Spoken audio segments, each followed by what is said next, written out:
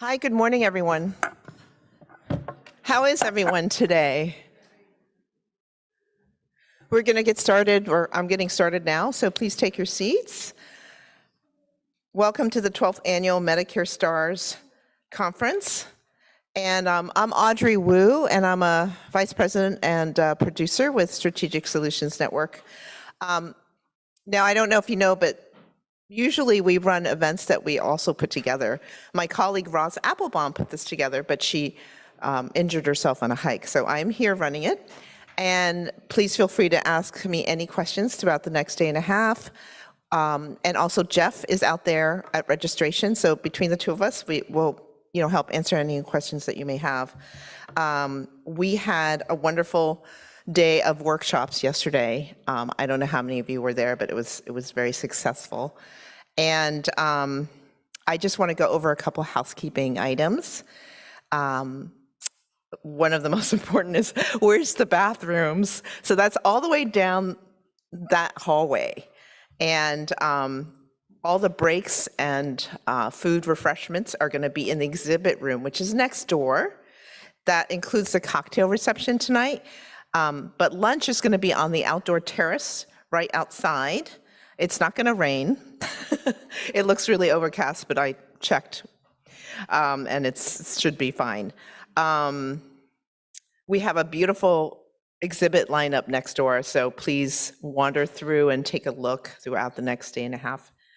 I know the Wi-Fi code is really important to everyone, so it is out there, but I'm going to give it to you now also. So the Wi-Fi code is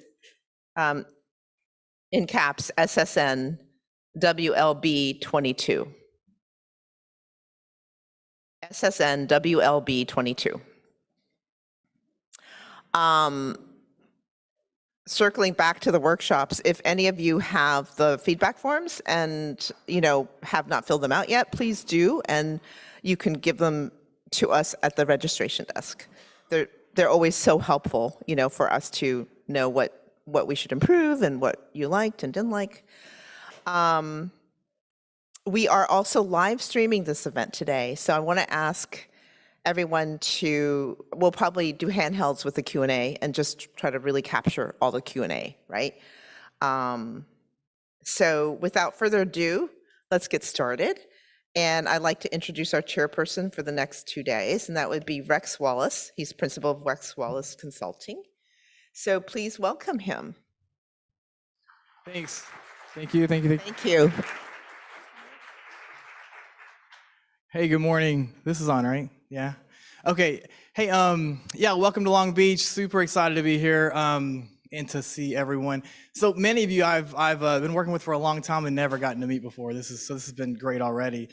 Many of you I've worked with for a long time and just haven't seen for a long time. So it's great getting back together. So thanks to HealthMind for yesterday. I heard that was a big success. So many things are going on, right? We can always learn more, and there's never enough places to go. And in fact, as quality and risk leaders, right? I just wanted to say a couple things before we jump right in. But 2021 stars. Who all here is in stars, right? So most of us, but some risk people, right? But so 2021 was kind of the last normal year we had, right? When half of us were 4 stars or more. And then COVID comes, and 2022 stars completely disrupted, but somehow because of the disaster relief and the better of, 20% of us walk away with 20% more of us walk away with 4 stars. So almost everybody was smiling last September and last October.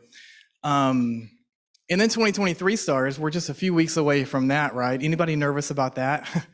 So better of, for the most part, goes away, right? The calculation is completely inverted this year going forward, where typically member experience is 40% of stars, 35 to 40%, now it's 60%. So CAPS is a whole new game than it used to be, right? And we're right in the middle of performance year for 2024 stars, so we're straddling all these things, right? So 2024 stars, a couple of new really important HEDIS measures that are making us kind of rethink and revamp our data exchanges with providers and facilities and ADT and and processes, and readmissions is back. Oh, and then there's this Tukey outlier deletion methodology. And if you don't know much about Tukey, you need to, because I don't know how much we'll get into it in this session or this conference, but it will, it's going to cause about 15% of us to lose half a star. It's going to help CMS save about $4 billion over the next few years in quality bonus payments that aren't going to come to us as health plans, right? So that's hands down, in my opinion, the most important thing that we need to be thinking about right now for 2024 stars. But it's just one thing. It's the intersection of all of these things that, that makes our lives so challenging. So in next year, 2025 stars, we think we will likely have a couple of new Part D measures in the opioid family, in the polypharmacy family. So things that we haven't really dealt with, on a stars level before. If you have Medicaid plans and, other lines, then you're pretty familiar with that, but it's a different game in Medicare. So there's a lot going on.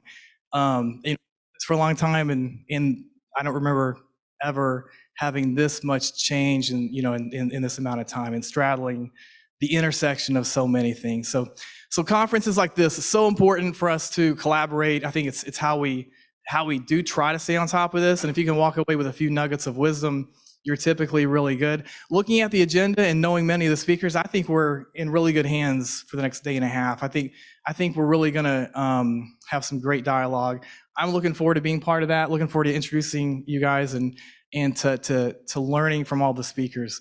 So with that, I think we'll jump right in. So our first speaker is the Executive VP of Consulting at HealthMine and led some of the workshops yesterday. So please welcome Melissa Smith.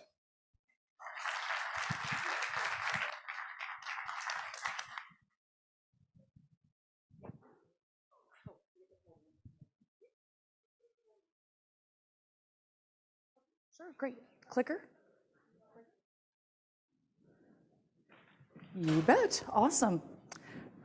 Ooh, we're about to have some feedback. Little technical change. You guys know I like to walk around, but I'm gonna try my best to stay put. And boy, thanks for making the trip and taking the time to come and spend the next 2 days with friends and colleagues and learn a lot. Like Rex said, I am the leader of the HealthMine consulting practice. I am a very self-proclaimed stars geek.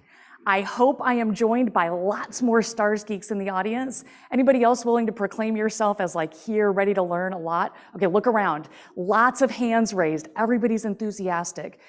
Everyone's enthusiastic because, like Rex said, we are drinking from a fire hose in Medicare Advantage and stars as we leave the pandemic.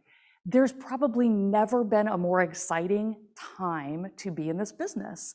I've been in the stars business since stars was in the demo days. So in about 2010, we first got the first notice. CMS was bringing stars to MA. We were going to be held accountable for performance on a lot of new measures. We had no idea what the measures were, long lists, and we felt like that somebody had moved the goalposts on us. We're in that same phase now. The pace and volume of change is utterly crazy. It is utterly crazy. Has anybody ever read the book Who Moved My Cheese? It's a little cheesy. Okay, a lot of you guys have read this book. So you know the story. These 4 little mice are running around, they're chasing the cheese, running through the maze, chasing the smell of the cheese. Somebody moves the cheese, and then the 4 mice have to find the next cheese. I use that analogy because I feel that that's how we are in stars. CMS has made not just a few tiny tweaks to stars, not just a few little measure adds or little methodology changes, though like Rex said, not that the methodology changes are small in any way. It is so high magnitude, it is like CMS has picked up the 4-star rating and moved the cheese on us.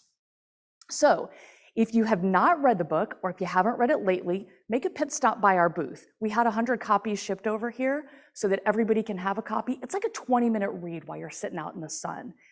Take a read as you're listening to all of our friends and colleagues. This is the time we're gonna have to decide who are sniff and scurry. Sniff and scurry are the ones that looked where the cheese got moved, sniffed it out, ran the fastest, scurried the fastest to find it. There are also two other mice in the story, hem and haw. Some of you might have some colleagues back at the office who maybe are the hems and the haws.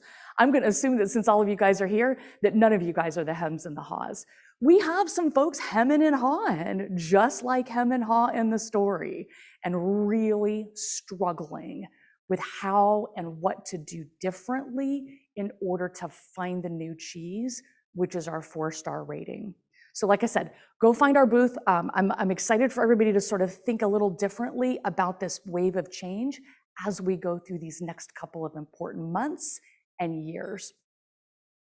So we're gonna do a couple things while we're together. We've got about 40 minutes. I'm gonna try my best to watch the clock carefully.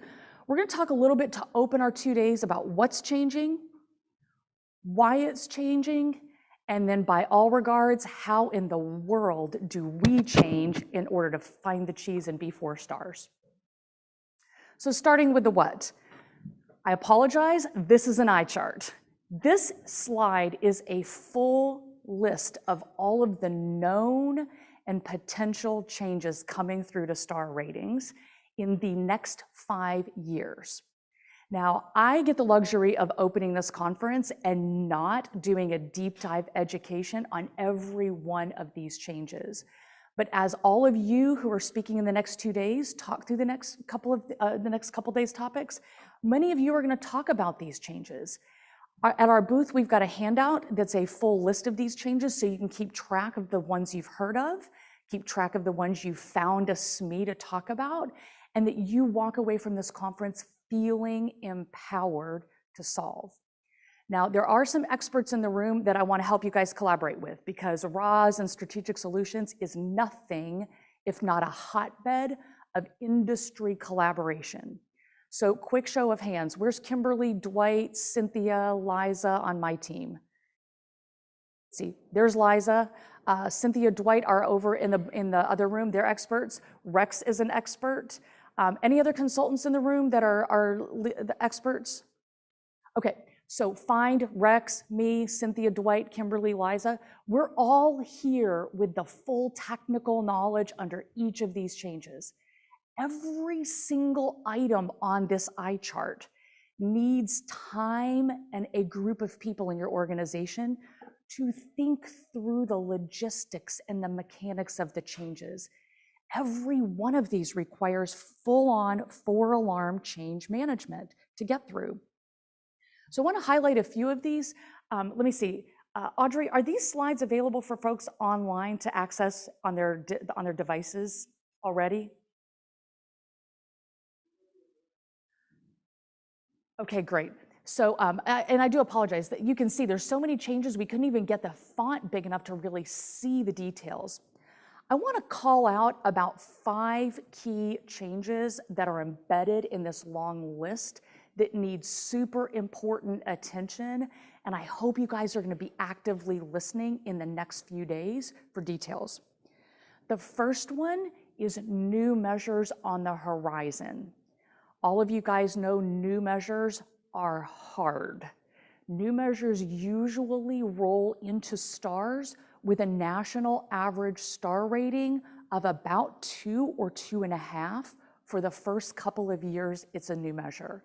We've seen it with SUPD, SPC, we saw it with MTM. It's a long-standing tradition of low ratings while people well, 2 things, while people learn, and of course, while everybody kind of gets caught flat-footed before they do the learning part.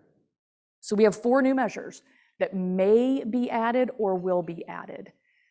2 new measures of improving or maintaining physical health are long-term, longitudinal patient-reported outcomes measures.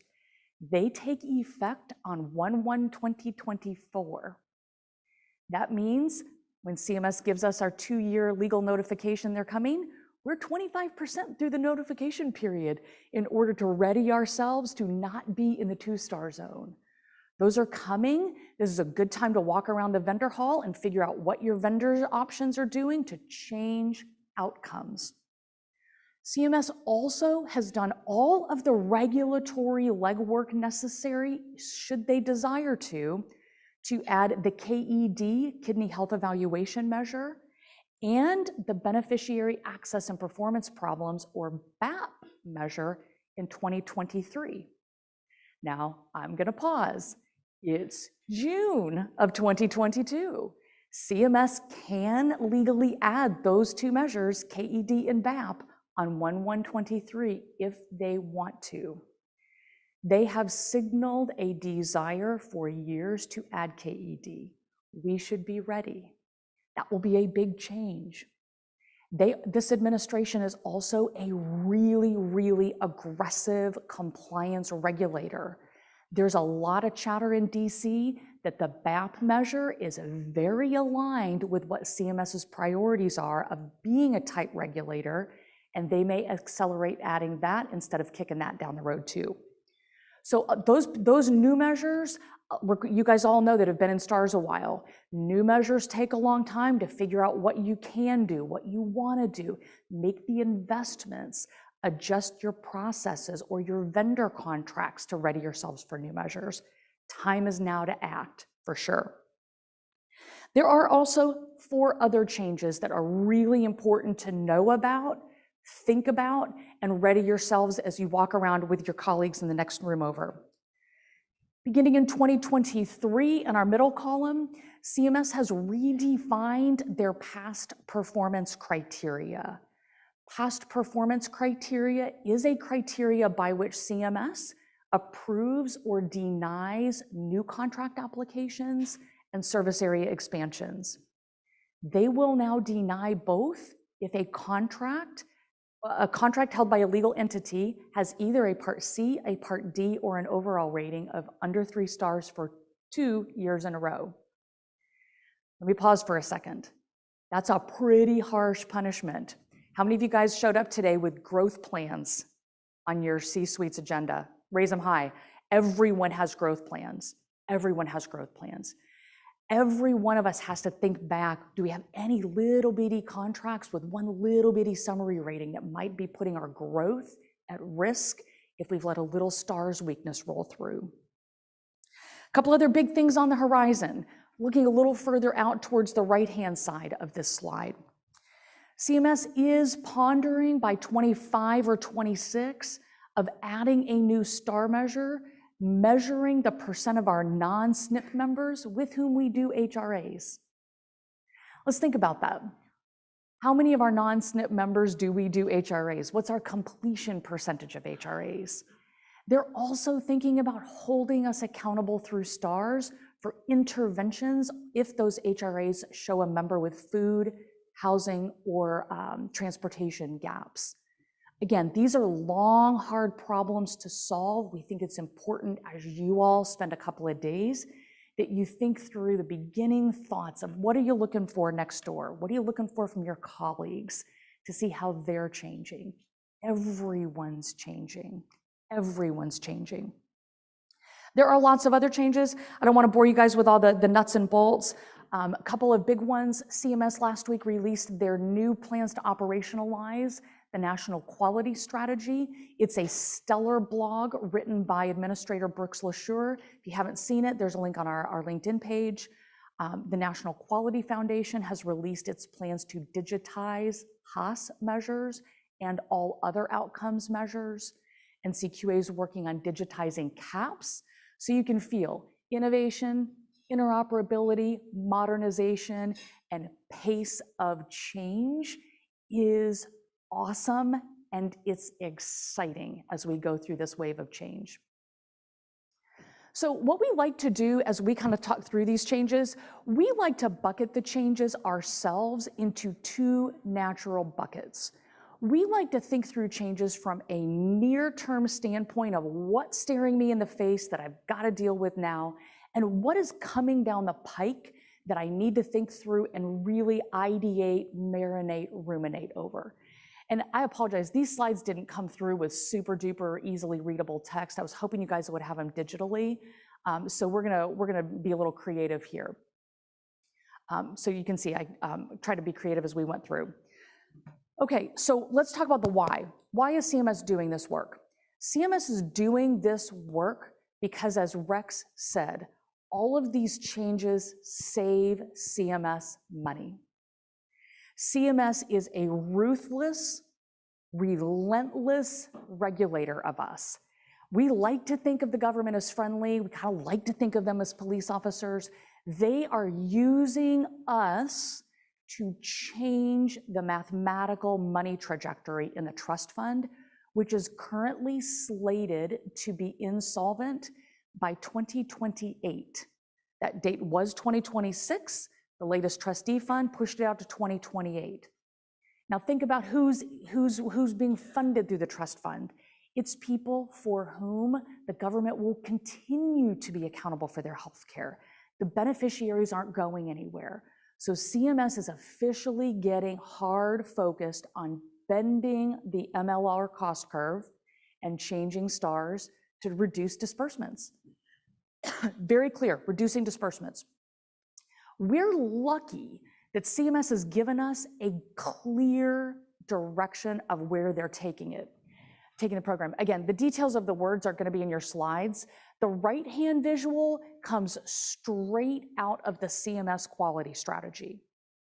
If you've not seen it, this is the time to go grab it off of CMS's website or grab it off of the slides and circulate it. As Rex said, opioids are in the crosshairs. We will see opioid pharmacy measures. Med adherence will not be the only measures we see on the Part D star side. Those measures are out of date. Those measures are stale. Everybody knows they're stale. There's too much riding on pharmacy for us not to see new measures flow in, probably 24, 25, 26, 27. CMS also in this right-hand side quality strategy also points out rural health. How many of you guys serve members in rural areas? Okay, look around. These are the people you guys want to find at cocktail hour. A lot of you guys in rural areas. We've got doctors leaving rural cities and counties in droves. Anybody ever lived in a rural county and tried to get healthcare in a rural county? It is ghastly. It is ghastly. You've got specialists flocking in for half-day visits and half-day this and a day of this and a lot of telehealth. Rural health is on CMS's agenda. I point that out because the National Quality Foundation has released its measure development roadmap to design new measures to evaluate specifically our rural health quality. We'll see those come into stars. Those are probably 25, 26, 27. It will probably take us 4, 5, 6 years to ready ourselves if we're thinking ahead. One of the best things about the CMS quality roadmap, they are adamant we are unleashing the voice of the patient. Unleashing the voice of the patient. If I go back in the last 5 years and I think about how we've tackled routine process measures within HEDIS, we have blocked and tackled the heck out of our poor members without necessarily caring what they had to say about it. We've pestered them with emails, postcards, mailings of all type, phone calls. Some of our plans have more than 500 or 600 outreaches to some of these poor members to try to block and tackle HEDIS process measures. CMS is on the record. They care more about the voice of the patient than they do the number of mammograms we block and tackle to completion. This means the way we do our work, the way we adapt our processes has to change to pull in the voice of the patient at every turn. How often are we asking the member, are you getting the care you need? Are you getting the drugs you need? Are you getting the information you need? Those 3 questions can be your CAHPS proxies. Now, I know CAHPS has 50 questions. I think 68 is the latest number. That survey instrument's ridiculously straight out of the 70s. If you focus on those 3 questions for CAHPS, are you getting the care you need? Are you getting the drugs your doctor's prescribed? Are you getting the information you need? You can ask that all the time, every time to start driving towards these CAHPS, the first wave of voice of the patient with CAHPS. But that is not all. CMS is moving towards digital outcomes measurement, which is an entirely new field immediately. Now, you guys, show of hands, who's been in STARS and quality for 10 years or more? Okay, 5 years or more. Okay, most people in for at least 5 years or more. A lot of you guys know most new measure development and significant measure adaptation has been slow. CMS, through our NQF, National Quality Foundation, has set a goal of digital patient outcomes measurement. The goal is 2026 for it to be live. Now think about that. That is as fast as is humanly possible in the measure development space. That is the NQF signal. They're hearing CMS caring about the voice of the patient. They don't necessarily just want us unleashing the voice of the patient. They actually have a vision that we're going to collect digital voice of the patient real time, all the time, and interoperably communicate that and exchange it with providers all the time, so that we and providers do not duplicate efforts as we chase this big vision. They're going to do it in a way that we can no longer keep bugging providers. No more PDFs to providers. They're expecting innovation, digitization on the provider side. At the same time, they're expecting it on the member side. And most importantly, they're doing it all with a tight lens on health equity. Every decision they make is made within the lens of how does this help me find a beneficiary in an underserved community, an unserved community, or someone who's slipped through the cracks over the years. I share those real words because those are the real words we are going to have to ask ourselves as we chase this big STARS vision. This is a transformative effort. Chasing this through the STAR measures that we're going to hear about in the next 2 days is going to require us to all have a spirit of transformation. It's going to be not just chasing little ideas, little tweaks. This is truly going to be a change management exercise. Remember what I said earlier, who moved my cheese? Who moved my cheese is a real thing. This is not any one of you or any one person in a STARS team. This is the whole organization, led from the top, executed top down, real time, all the time. It's also quite transparently going to require each of us to live our why to do this work well. As we sat with workshop participants yesterday, I think we had probably about 40 of you spend the day with us yesterday. First off, thank you for spending your time with us. We treat your time as precious assets. Time is our most precious asset, and we definitely appreciated all the insights all of you shared with each other. One of the things that we saw crystal clear yesterday, every one of your organizations has a different why for being in Medicare Advantage. Some of you are here in Medicare Advantage because your company or plan serves underserved members by your mission. Some of you are here because your leadership team is a profit-making, profit-seeking private company. A lot of you are in the middle. A lot of you have some middle zone of sort of kind of mission-driven why, a lot of focus on profit, you hang in the middle. Our clients have seen lots of variations of our why. We've got clients who are committed to provide Medicare Advantage to all members in whole states. We've got some plans that are committed to providing Medicare Advantage to all members in all 50 states. We've got clients who are committed to providing high quality care to SNP members in small neighborhoods.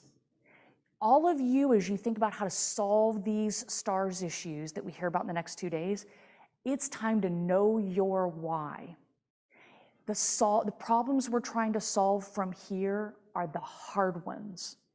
The numbers you see on the left are actually the full national CAHPS results. I don't actually have this year's, these are last year's CAHPS results. I share these because if you look at the top 2 boxes on the left, what you can see is our members already think pretty darn well about us.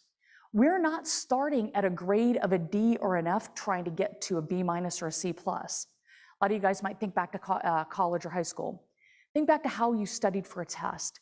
If you were trying to study enough to get a B or maybe a C, you know you probably could put in 50% of your time and effort to get to the C. If you want the A or the A+, you have to really hunker down and pull a whole bunch of studying, working, testing yourself. That's where these numbers tell us we are as a nation in CAHPS with an MA. We're sitting in the 9 zone on a scale of 10. How hard is it to get from an A to an A+? We've got to get from a 9 to a 10. We've got to get comfortable. Postcards and IVRs, those are not our way. We're going to have to start solving real problems for real people in real ways around helping them get the appointments they need. We were talking with a guy yesterday. It was my friend Steve Haggard here from LA Care. Are you here this morning? Oh shoot, I wish he was here. He had a really good example of this. He said in the last 12 months, as they've hunkered down and they've worked on CAPS and HEDIS, they learned most of their unreachable members were not just bad phone numbers or things we could just keep blocking and tackling. Their unreachable members were largely homeless. Think about that. How many times have you gotten that little unreachable list that flows to the enrollment department and you send them for a phone number scrub? Oh, there's Steve. I was just telling your story yesterday about your unreachable members. You could not possibly have had better timing. Thank you. Thank you. He's got a great story to tell. So literally, karma's great. Thank you for that. I say that because if we think about how in the past we've solved basic routine operations like unreachable members or bad phone numbers for HEDIS outreaches or pharmacy outreaches, now we've got to do like our friends at LA Care have done. We've got to ask, why do we think those members are unreachable? Time to go the 5 whys to get from where we are to where we want to go. Have any of you guys done the 5 whys exercise in STARS? Okay, it's one of my favorite ways to solve our STARS challenges. When you sit down with a measure that's underperforming, given where we are, ask yourself continuously, why is my rate off? Let somebody give you their answer. There's no telling what their answer might be. And then ask them, why did that problem happen? Why did that problem happen? Don't give up after 2. Don't give up after 3. Go the full 5 whys. When you get to the 5 whys, you start finding problems like Steve found in homelessness. It's not just bad phone numbers. It's not just blocking and tackling. This is time for us to really know our why, because it will drive what we do and how we do it. By way of a quick homework assignment, I challenge all of you on your way back home. Most of us have very long travel to get back out of California. Do a quick Google search on Simon Sinek, S-I-N-E-K. Simon Sinek has a great quick YouTube, I'm sure it's on TikTok and everywhere else, a YouTube video of finding your why. It's great. It talks about, it's like a quick, probably a 10-minute watch. It kind of helps us all take a pause and think about why we're doing what we're doing while we're helping our members get the care they need. I will also point out one really interesting nuance that came out of last year's CAPS data. The bottom left-hand corner of this slide is just a little bit of interesting experience data showing us who took the time to fill out the CAPS survey and wound up driving our CAPS measure ratings. A couple things you might notice: 90% of the members who took the time to fill out the survey, 90% had a hospital admission. Hot tip, 90% of our members don't actually have a hospital stay. The people who are sick enough to need a visit to the hospital are more motivated to fill out the surveys. Saeed in the back is a good friend of mine. He's gonna be talking a lot about that. How do you find the people who are most likely to respond so you can influence them and get ahead of the surveys? Keep going down the list. 93% of the members who took the time to fill out the CAP survey had a drug that they couldn't fill at the pharmacy. Think about that. Your copays in your formulary, the drugs that are on formulary, off formulary, your preferred pharmacy locations. When we create the business climate that causes a member to walk out the door without the drug, 93% of the people who filled out the CAP survey had a rejected drug. Again, hot tip. For the most part, you don't have 93% of your members experiencing these.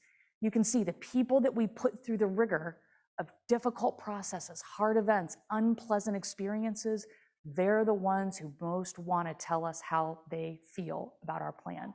So we got to go find them. As you listen in the next couple days, ask your friends and colleagues at the podium, how do you find these people? What do you do to support these people? That's what our team and Rex's team and the folks like us in the industry, that's what we do all day, is help find these pockets, fix these pockets, move on to the next big problem. Okay, so how is the question? How is the question? How? I want to go back to the comment I used at the beginning. How we solve these complicated, high-volume STARS changes will not be the same as we've solved STARS needs in the last 5 years. We've had very, very, very little change in STARS during the 5 years running up to 2020. It was a really odd couple of years. How many of you guys took your first STARS job during that period of stability? A lot of folks. A lot of you guys will know, we didn't see any new measures until calendar year 2022. We saw very few technical changes. And like Rex pointed out, we had a lot of gifts from CMS during the pandemic that made our data look really good and gave us a lot of happy news. The cheese moved. I contend that as you guys learn in the next 2 days and learn from each other and gather information, this is going to be as much a change management exercise in the next 3 years as it will be a technical exercise. I know, of course, there's tons of technical details that we have to know. We need to find in our organization when we go back, to go grab a copy of Who Moved My Cheese from our booth. We got to find who our sniffers are. Who's sniffing around for where the puck went? If any of you guys heard Wayne Gretzky's story about why he was such a good hockey player? He says he was such a good hockey player, not because he skated to where the puck was, but because his brain looked to where the puck was going, and he skated to where the puck was going, not to where the puck was. We got to find our friends back in the office who've got a passion for this work and who are comfortable skating to where the puck is, not just going to where the puck is going to be, not just where the puck is. So we got to have somebody sniffing. Somebody in the office has got to sniff it out. Obviously, we've got to solve today's challenges, but while we're solving today's challenges, we got to have some people that are scurrying. A lot of you guys work in organizations where traditional health plan speed and pace of change is slow. A lot of you guys may come from plans where it takes 3, 4, 5 years to make any big decision happen. We've got to find our friends that are the scurriers. We know there are people inside your organization at the leader level down to the staff level who are curious, passionate, willing to do new things quickly without being asked or prescriptively told. We found a lot of those folks yesterday in the workshops. Mark's one of my favorite people, new to STARS. I'm so glad that I get to shout you out, Mark. Mark's brand new to STARS. He has absolutely mastered STARS in a creative way because he's got that scurry, curiosity. We got to find folks like that to join our efforts and jump in with us. And then y'all, we're gonna have to deal with our hems and haws. Hems and haws exist everywhere. They're not going away. We've got to be patient. We've got to be empathetic. We've got to be compassionate. And we've got to appreciate that people that are going to be our hems and haws are indeed part of the team, and we're going to have to bring them along. So again, I contend that as we find our why, we're going to find our path through this. It will not just be technical. If you look at, after we wrap up, take a look at Administrator Brooks LaSure's blog last week. She expects we're going to innovate, digitize, modernize. She expects we're going to be working with every member in our whole population to move them through their care journey safely, unleashing the voice of the member. You can see we got big work ahead, not generally tiny little tweaks if we want sustainability. A lot of work is going to come on here. When we think about anchoring the work, we think about ourselves and our teams. We anchor the work in 8 general buckets. We start at the left-hand side these days because for the most part, most plans up until the pandemic were a little technically needing innovation. We all know this is going to require robust, digital, real-time, flexible, interoperable provider interfaces. If you haven't already heard the story, Epic Payer is on the move. Epic Payer changed the game. Epic Payer launched with Humana in 2019. As we went into the pandemic, they absolutely changed the game on provider interaction with no effort on the health plan side. My friends at Epic Payer are fantastic. I love them. They are what you would expect from Epic. They are structured. They are a strategic investment. They're not cheap. I share that with you because if you have not yet explored something like that or an alternative, reality check, now's the time to do it. Most of the nationals are on Epic Payer or headed to Epic Payer.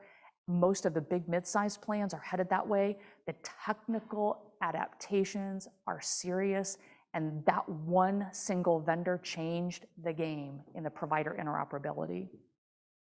We also believe pretty passionately that modernizing member engagement is a vital element of this. We cannot unleash the voice of the patient if we do not have the ability to bidirectionally interface with the patient real time, all the time, all members. A lot of you guys know I did most of my consulting days before the last couple years at Gorman Health Group. That's why I picked up my practice and moved it to a digital member engagement platform. I do believe that's the wave of the future. Personal bias completely open for everyone to know. We believe we're going to have to be able to use apps, smartphones, websites, all the time with all members to communicate back and forth on all manner of topics. HRAs, mini HRAs, caps, mini caps, pulses of all types. It's a vital element of this technical adaptation. This is going to require us to solve lots of other pieces and parts of our corporate cultures that transcend the STARS department. How many of you guys are still working from home? Oh my gosh, holy cow. Almost all of you are working from home. Let's flip the script. Is anybody back in the office? Okay, we've got about maybe 20% back in the office, maybe a little bit of kind of hands up both ways. As we've worked from home, a lot of you guys know we've really done a great job of teaching to the test. We found a way to get through. Because we've not had a lot of relationship culture and political interactions with a lot of our colleagues in the way we used to, we've not exactly got the proper structure ready to launch full-on whole person engagement through the full care journey for all members all the time. We've got a lot of folks struggling with meeting the competition. A lot of the stories you guys are going to hear the next 2 days are really inspirational. Your colleagues are doing great work. Staying competitive with people who are doing great work is going to require us to get creative for those of us who are going to be stuck working at home for quite a bit longer.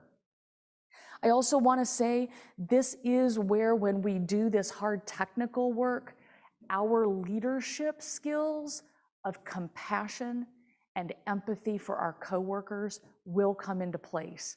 We're going to have to find the folks stuck in their home offices without the right knowledge to do what we need them to do. We're gonna have to find a way to upskill them if they're not able to get out of their homes. Upskilling's hard in a fully remote culture.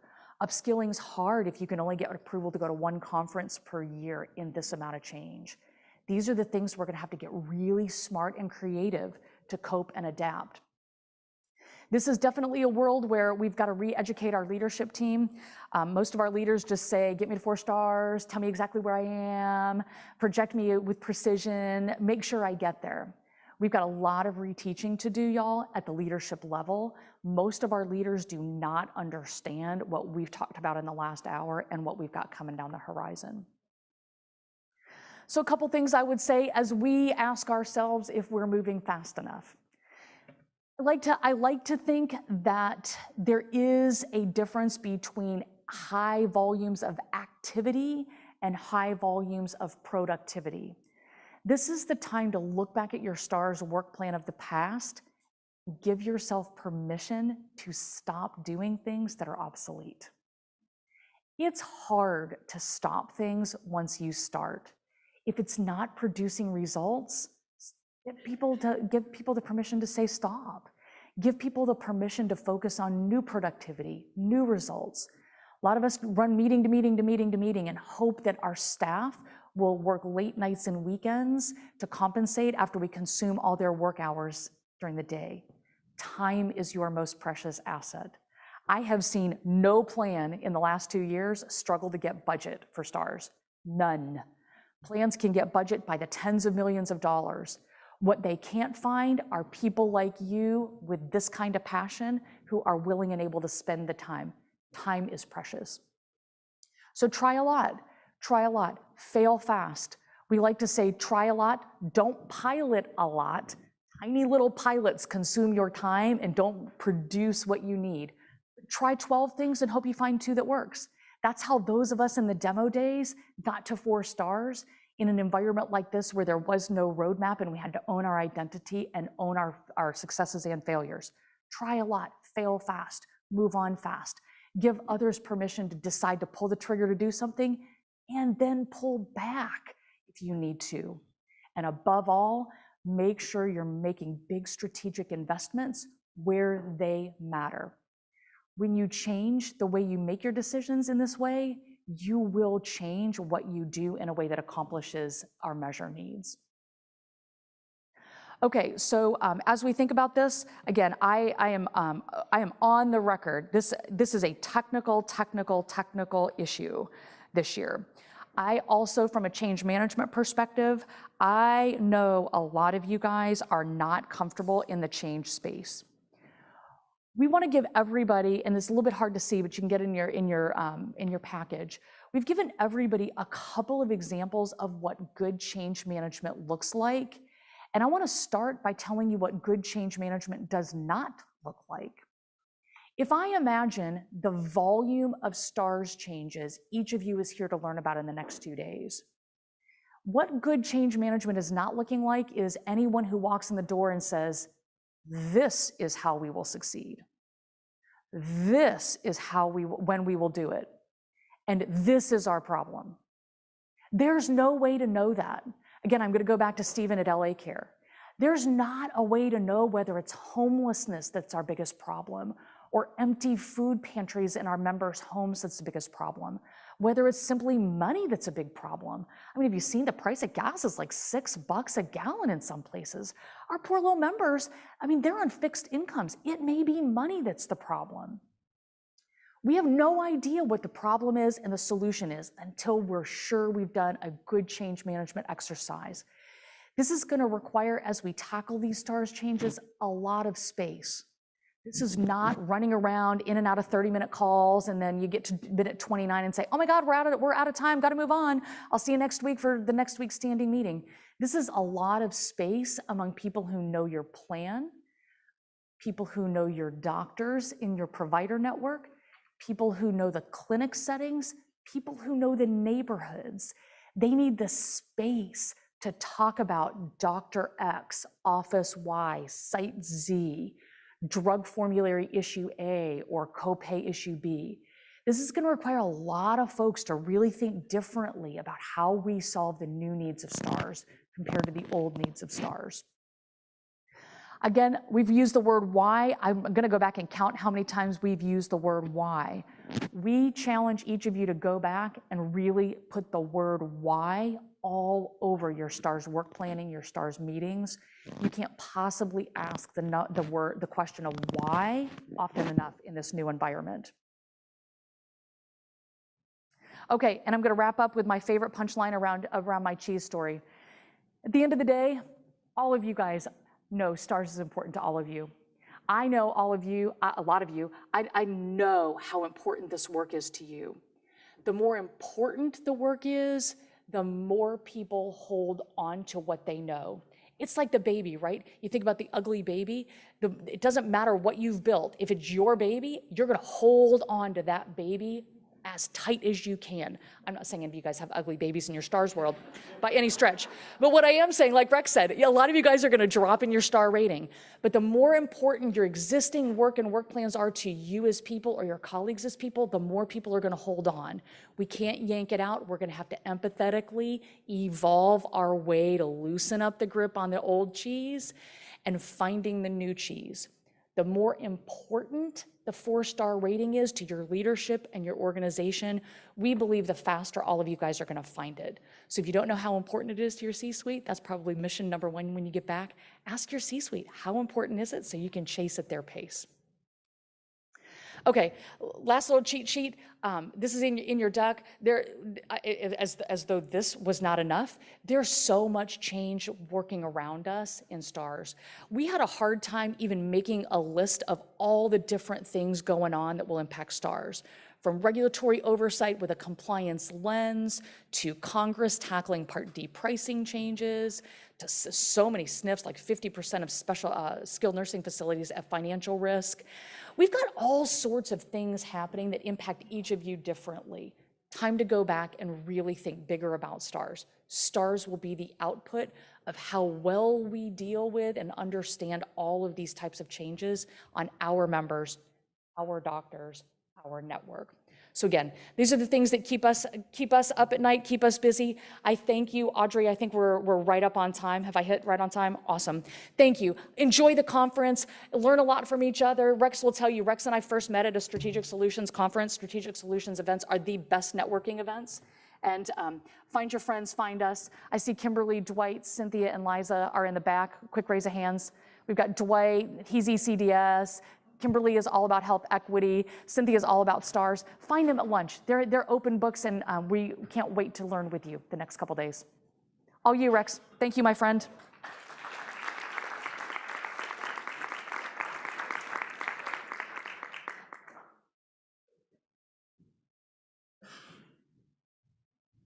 Great, thanks. Hey, thanks, Melissa. Great stuff. Yeah, really helpful. Good way to kick off the conference, and really good overview of all the change and all the intersection that's going on. We are going to jump right into the next session. So if the panel wants to come on up, and I'm going to ask. So I'll just introduce the moderator, and I'm going to let the moderator introduce the panelists, or let them introduce themselves. So, but this is a panel discussion on member engagement in a post-pandemic world, new approaches. And the moderator is Kimberly Swanson, the Senior VP of Consulting and Professional Services at HealthMine. Thanks.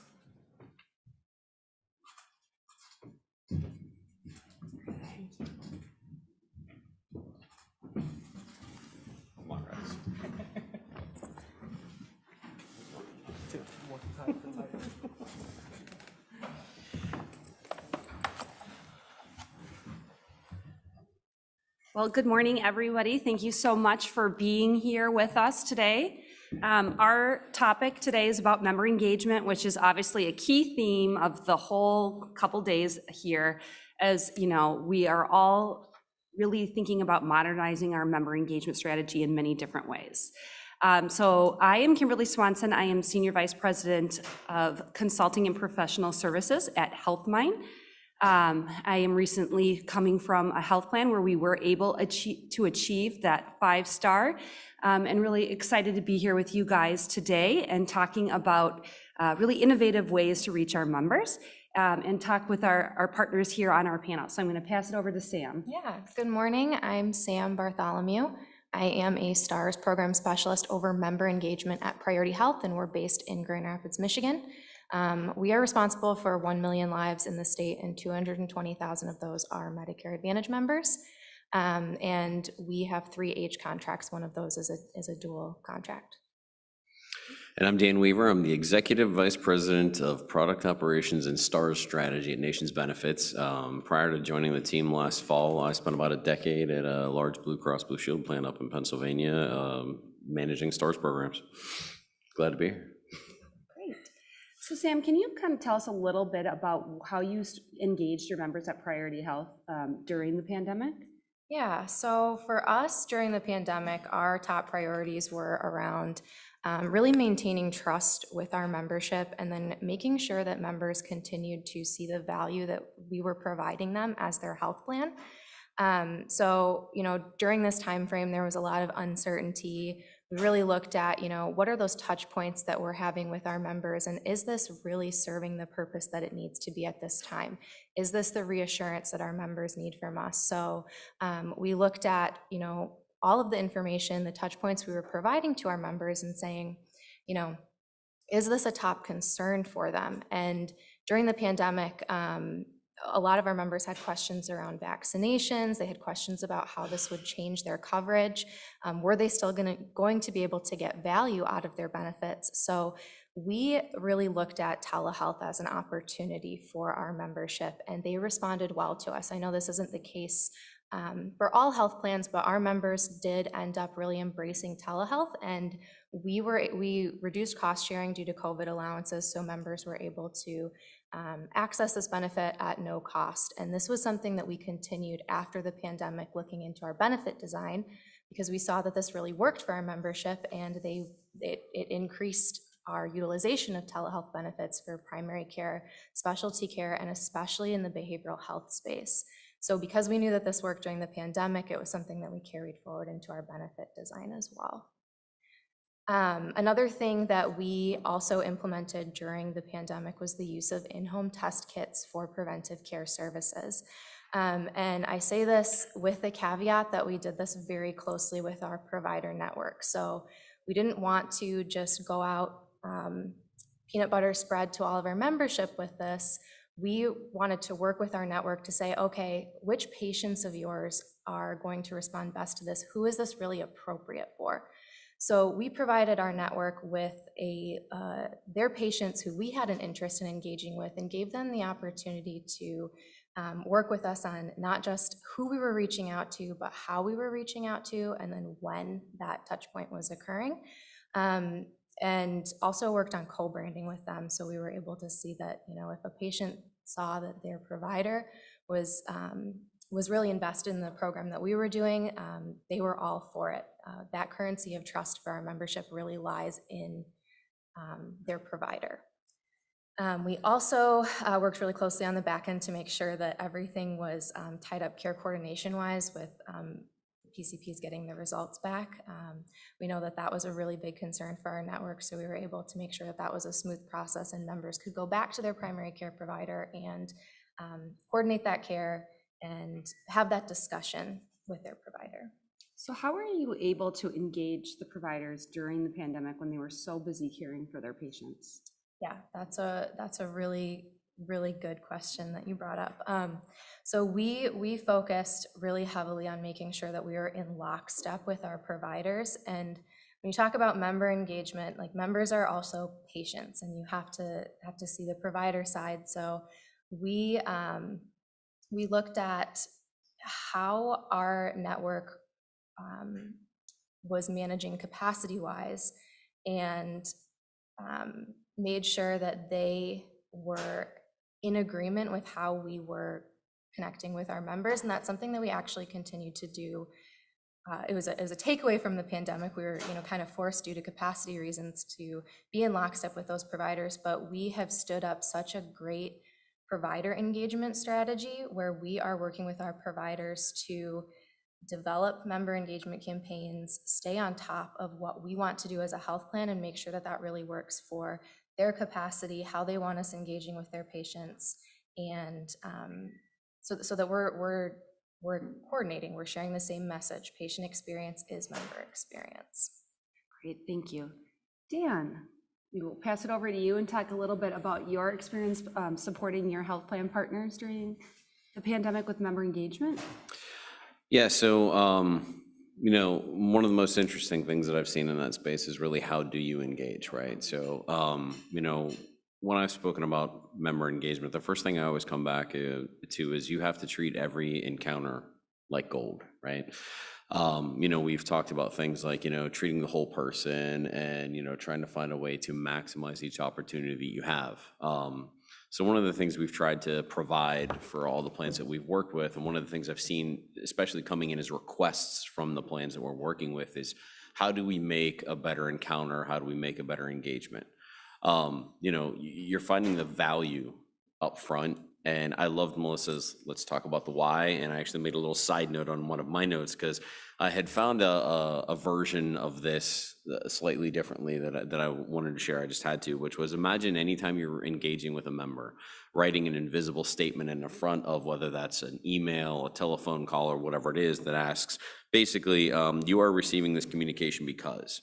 And if you can't answer that in a very definitive way with a value proposition that's targeted to that member, then it's irrelevant at the end of the day.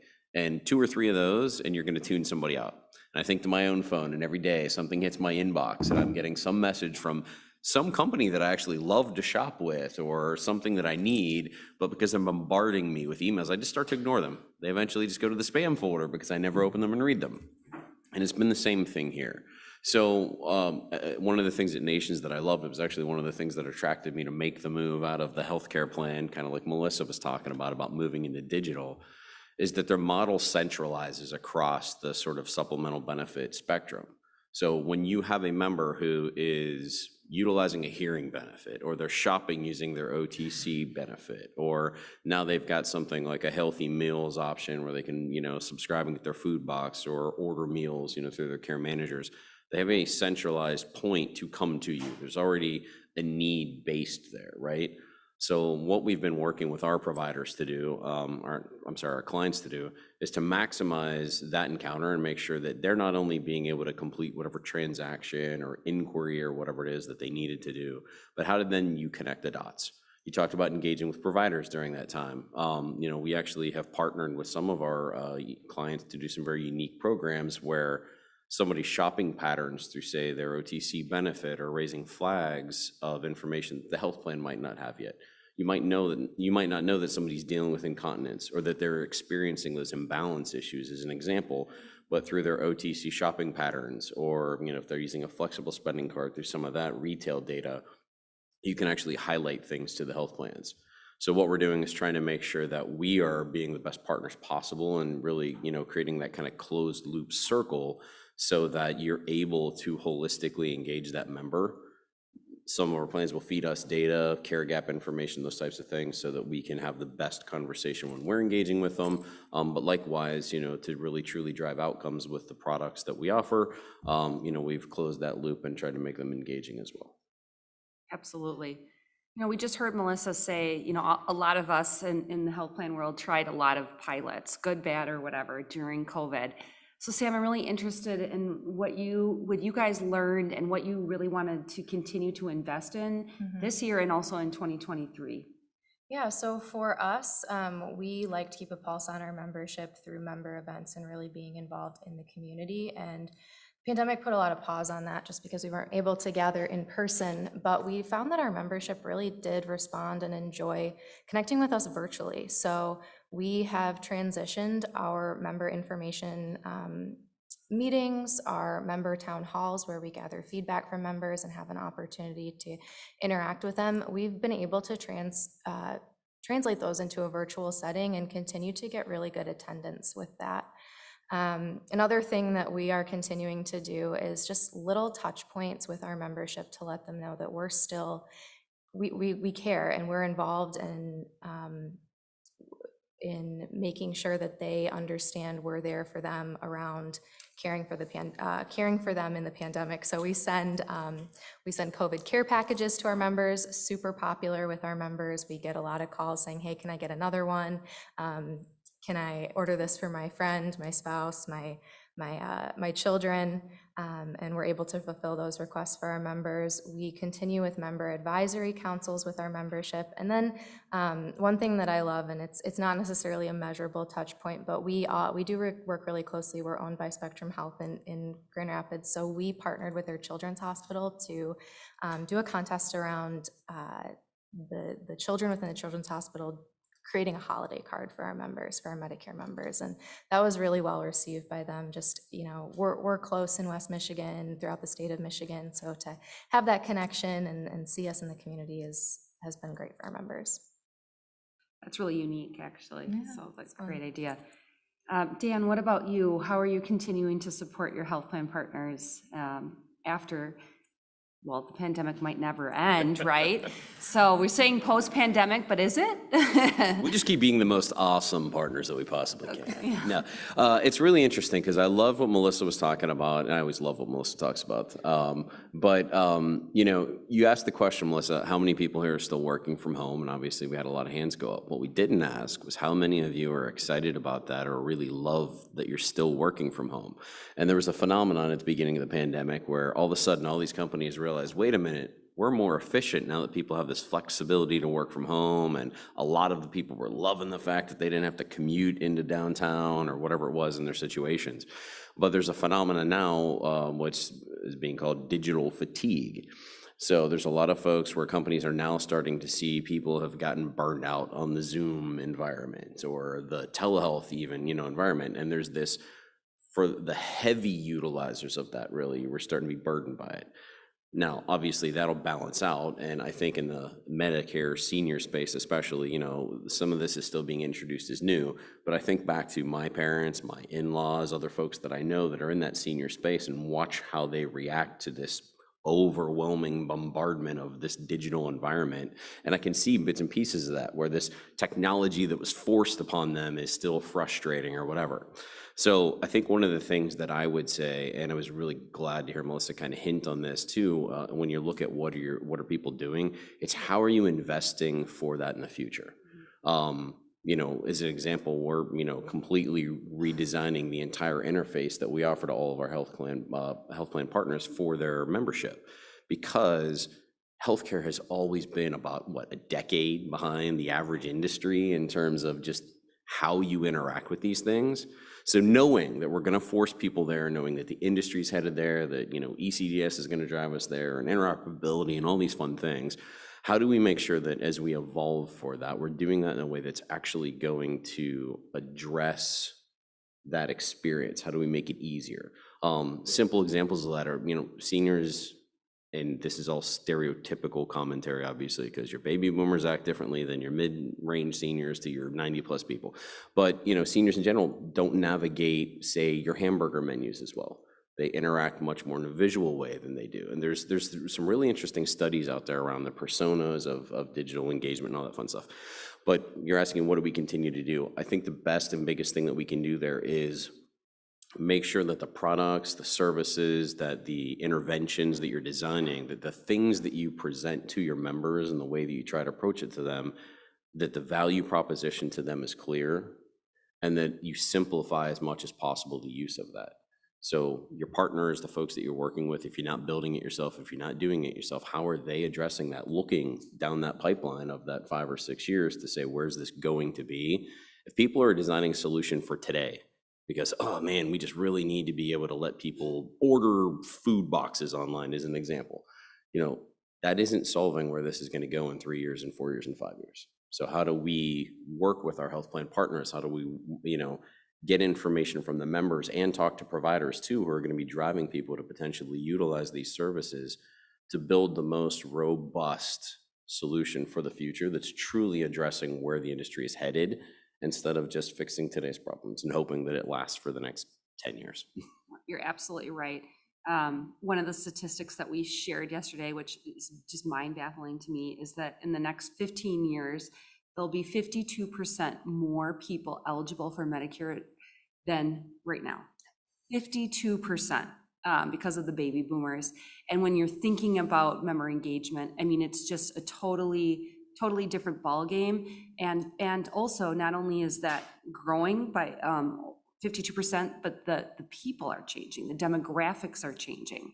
So, your engagement strategies in targeting and working with these different segments are going to increase because people are not going to engage in the same way. So it's going to be really exciting. And you guys are obviously both on the cutting edge of it. So it's interesting to hear. So at this point, we're going to open it up for some questions and answers from the audience for us.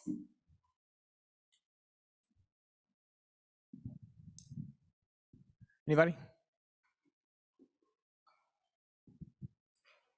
If not, I always have a million questions to ask because I just am a learner. So I'm going to pass it back to Sam. I mean, I'm just kind of curious, every health plan works with, agents a little bit different. Did you engage them during the pandemic?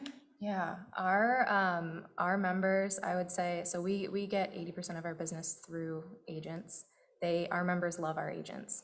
So during the pandemic, our members were actually like still meeting in person with their agents. They were willing to risk the pandemic really to meet with them and have this information sharing, this touch point, whether that was related to the social isolation that our members are experiencing, or just wanting to really get that information about their health plan from a trusted source.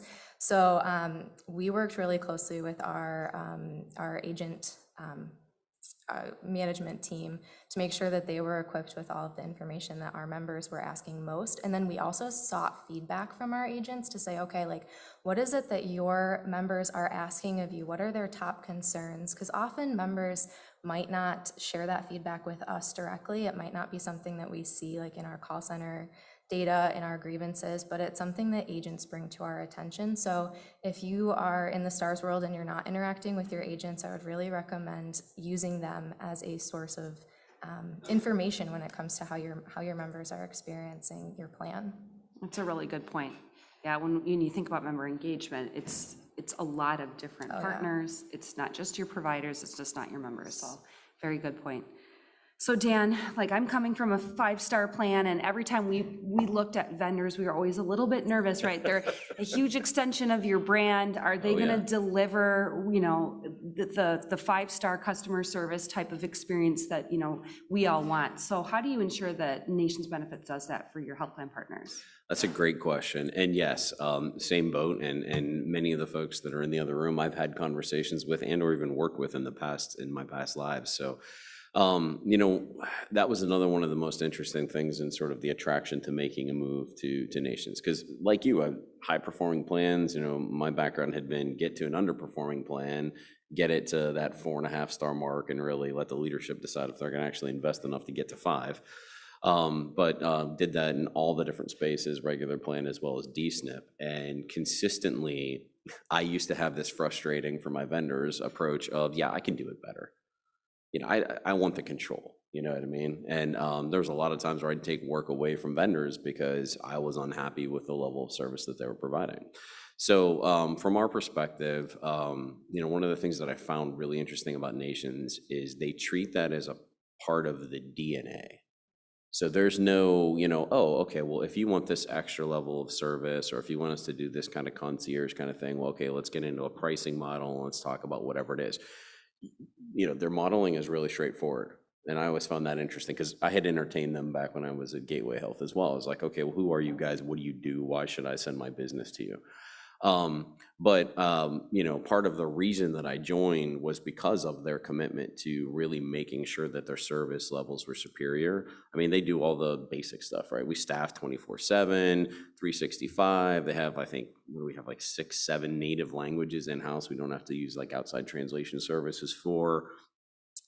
We go through all the different like empathy trainings and sympathy trainings and, senior training, sensitivity trainings, all that kind of fun stuff with our people to really make sure that they know what they're getting into, that they understand the benefits that we're offering. But one of the things that the company knew was an opportunity was, how do we make STARS, really that importance to our health plan clients that much more important? And so one of the things that, we've done is launch what I call STARS Academy. So, we've done sort of like a 3-phased awareness, education, and then advanced development learning program with our employees, where we're really taking that health plan lens of what is STARS, why is it relevant to us, what is an intervention, why do these measures matter, and helping translate and bridge that. And we've made this a mandatory program where we're actually putting all of our employees through this kind of what I would call STARS sensitivity training, to the point where that sort of professional development curriculum is actually going to be think of it like collegiate course level. Like, these folks are going to have to do, all their assessments and participate in this. And if they want to reach the highest level of the program, they actually are going to have to do things like design interventions from a health plan's perspective. How could I address these care gaps? How could I address these issues? As well as design solutions that a third party could bring forward. Like, hey, how could I solve this? And we're just starting to infuse those types of things really into the core DNA. So, tack on all your normal stuff, your client services, all of your SLA monitoring, your KPIs, good report and readouts with the client base, and really trying to make sure that we do that. I'm looking at it more from that like cultural and sort of baseline standpoint of how do we infuse what's important to pretty much every person in this room into the day-to-day DNA of every interaction that we have with our members and how we support our health plan clients.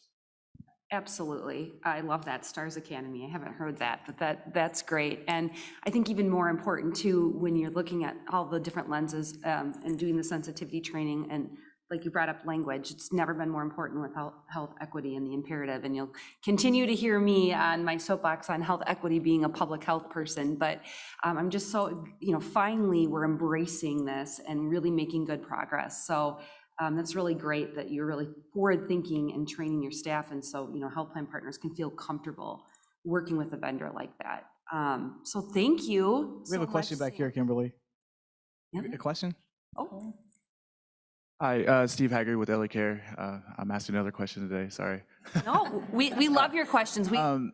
We often find that it's extremely difficult to get providers to carve out time to have proper provider engagement because they're so focused on clinical and seeing their patients. What are some best practices for really adding the importance or driving home the importance of carving out time to meet with the health plan, meet with your partners to have these discussions? It's extremely hard for us to do that right now because they're already spread thin as it is. So that's the question. Best practices for provider engagement. That's a great question. So in our case, we work with our providers from an accountable care network level. So we're really working with people who are involved in the quality space and kind of have that background and understanding of the importance of quality. For our independent providers, you're right, that is a really big challenge. And I would say we have been able to bridge that gap by using peers in the space. So not someone who's really coming from the side of the health plan, but a provider, having someone from our medical team go in, one of our medical directors, to help educate and demonstrate the value that it has to those providers. We work really closely with our value-based payments team, obviously, to have alignment with our STARS program. So we also want to, in our case, show the value that it has to the practice and to the providers for us to support them in member engagement efforts that also impact their reimbursement as well. So it's finding that balance between, yes, this is extra time and effort on their end to learn and understand and be involved in the work that we're doing, but there's also a benefit to them as well with the way that we've structured our incentive program. The other thing I'd add to that, and this is pretend I'm not sitting here as a vendor for the moment, and just I'm Dan from the health plan. The thing that always worked best for us, and it comes back to what I just heard her finish, which it's the value proposition, right? So every one of those providers is struggling with time, obviously, because they're focused on clinical. And, sort of one of the pitches we always made to our providers was, look, we all know you're trying to do great work. We all know that you have the patients first and their best interest at heart. How can we help you? So some of it's bringing a value equation to them that's going to be beyond, you may have an incentive program, some type of fee for service or incentive for them to perform well across your STARS measures.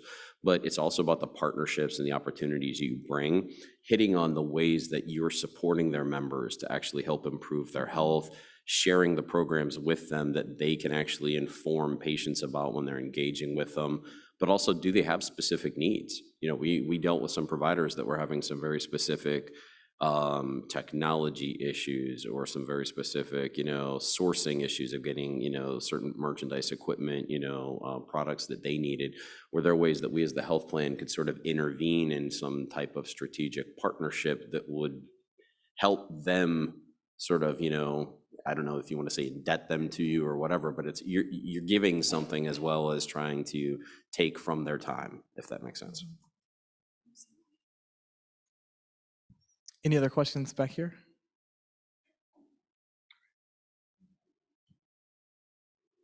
Well, if not, thank you so much for letting us come up here today and talk about member engagement. And, feel free to hit us up later if you have any other additional questions. Thanks, everybody. Thank you.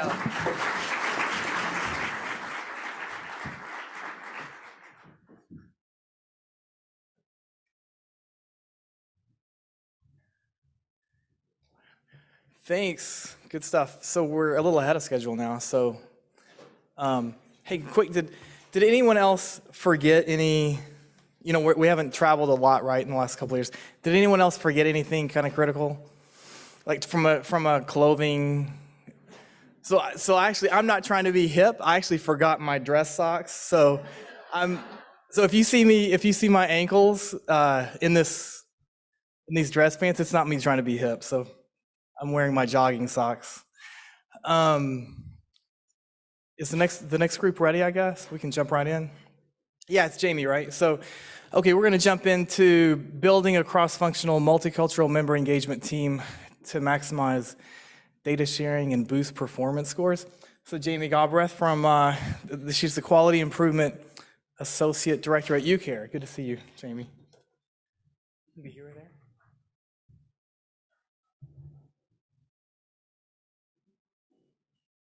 Which one?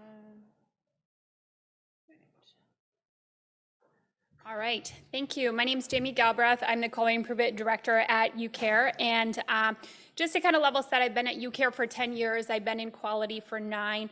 And then I have 18 years of experience working with our severe and persistent mentally ill, as well as individuals who are chemically dependent.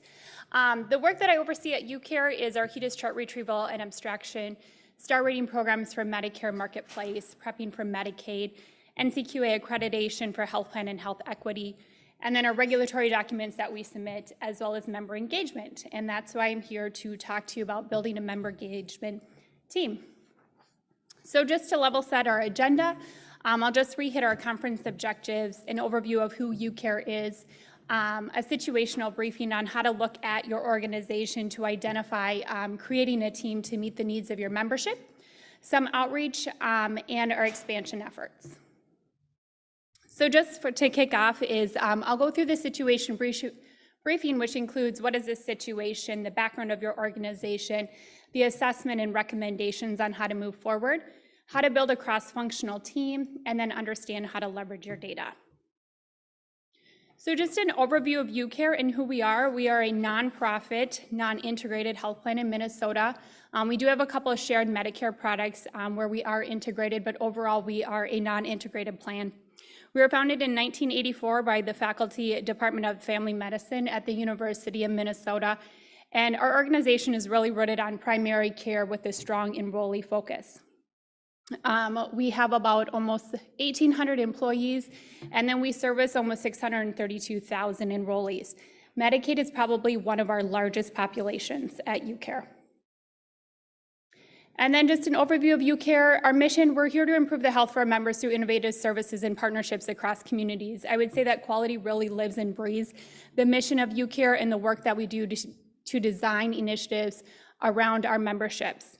Our vision is that we're a leader in providing all members a path to the best health of their lives. And then you can see that our values are based on integrity, community, quality, flexibility, and respect.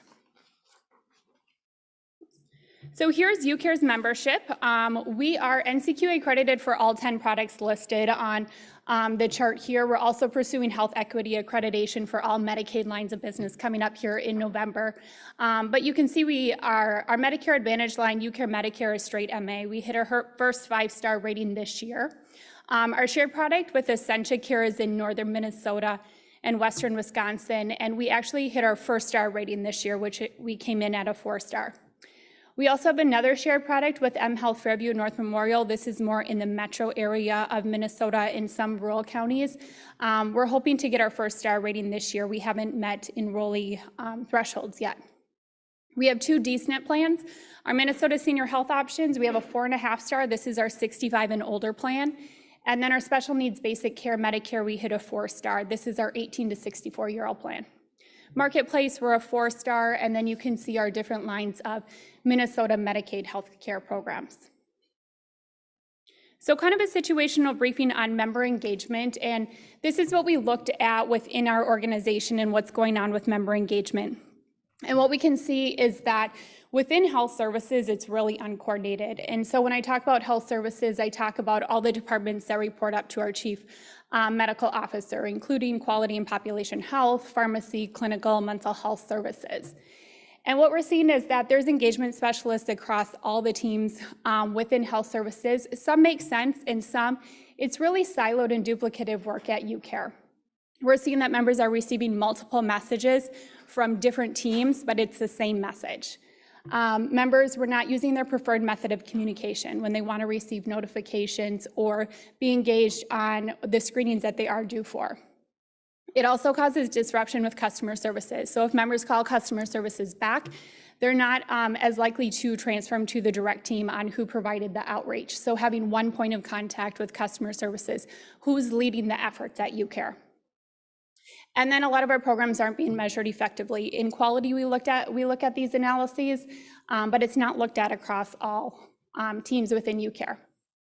So different background information, we have several strategies to support member engagement. A lot of these strategies make sense. They will continue moving forward, but it's about looking at their strengths and their challenges. Most people have various strategies that includes your vendors, community providers, as well as your internal staffing. And then really several engagement team strategies, they don't address the member as a whole. For example, within clinical, if we're looking at doing HRAs, we're not always educating the member on the preventative screens that they're due for. So how do we take a step back and work with the member as a whole? We also have a community response team that we created during COVID that is working on COVID vaccines. And so when we're calling adults about COVID vaccines, we're not educating on preventive screens. So then quality stepping in and doing that additional touch point and outreach. And then there can be a lack of communication across teams. Who's doing what? So in addition to the assessment on building an engagement team within UCare and how it can help support our organization, making sure that it's centralized, NCQA accreditation. Because we are accredited for all our products, we have to follow those population health standards, really knowing your communications and making sure that your communications tell how the member became eligible, what resources are available to them, how do they opt in and out. Not all teams work on NCQA accreditation, so they don't always have the standard at the forefront. Our member engagement team can help support the continuity of care coordination measures within NCQA, also within the health equity reports. And then really to align and prioritize to meet regulatory requirements. For our DSNP plans, we have withholds for DHS that we need to achieve within a year, and so we need to work on those. RFP readiness for our DSNP contracts, really having a centralized team that aligns with our population and preparing for that RFP. And then what we're here, more importantly, STARS, to improve preventative and screening measures, but also to really hit member experience, leaving that member with a good experience, that good touch point from the health plan. And then the recommendation is to develop one health services member engagement team within the quality team, which would support all teams across the organization. It would help align with our strategic plan, and then we're centralizing member engagement, as mentioned, within one team. So why? I kind of hit on some of these, but as we look at member engagement, how do you identify your low engaged members to your high engaged members? Your low engaged members more or less need that touch point in the beginning of the year. Your high engaged members are more than likely going to do it on their own, or they're going to go that incentive mailing that was mailed out. That's their prompt to go in, that postcard reminder. So how do you kind of stratify your populations throughout the year to work on them? We use Carrot Health or United's Next Best Action List, and we can incorporate that. Quality oversees that relationship, so we can work with healthcare economics on pulling the correct data. In addition, we can triage calls. So we can assign our data action list by our engagement specialist, cultural background, race or ethnic, if language spoken, gender, if they want to work a specific geographic location. We'll look at addressing the member as a whole. So if we're calling on mammograms, is there a gap in care in colonoscopies?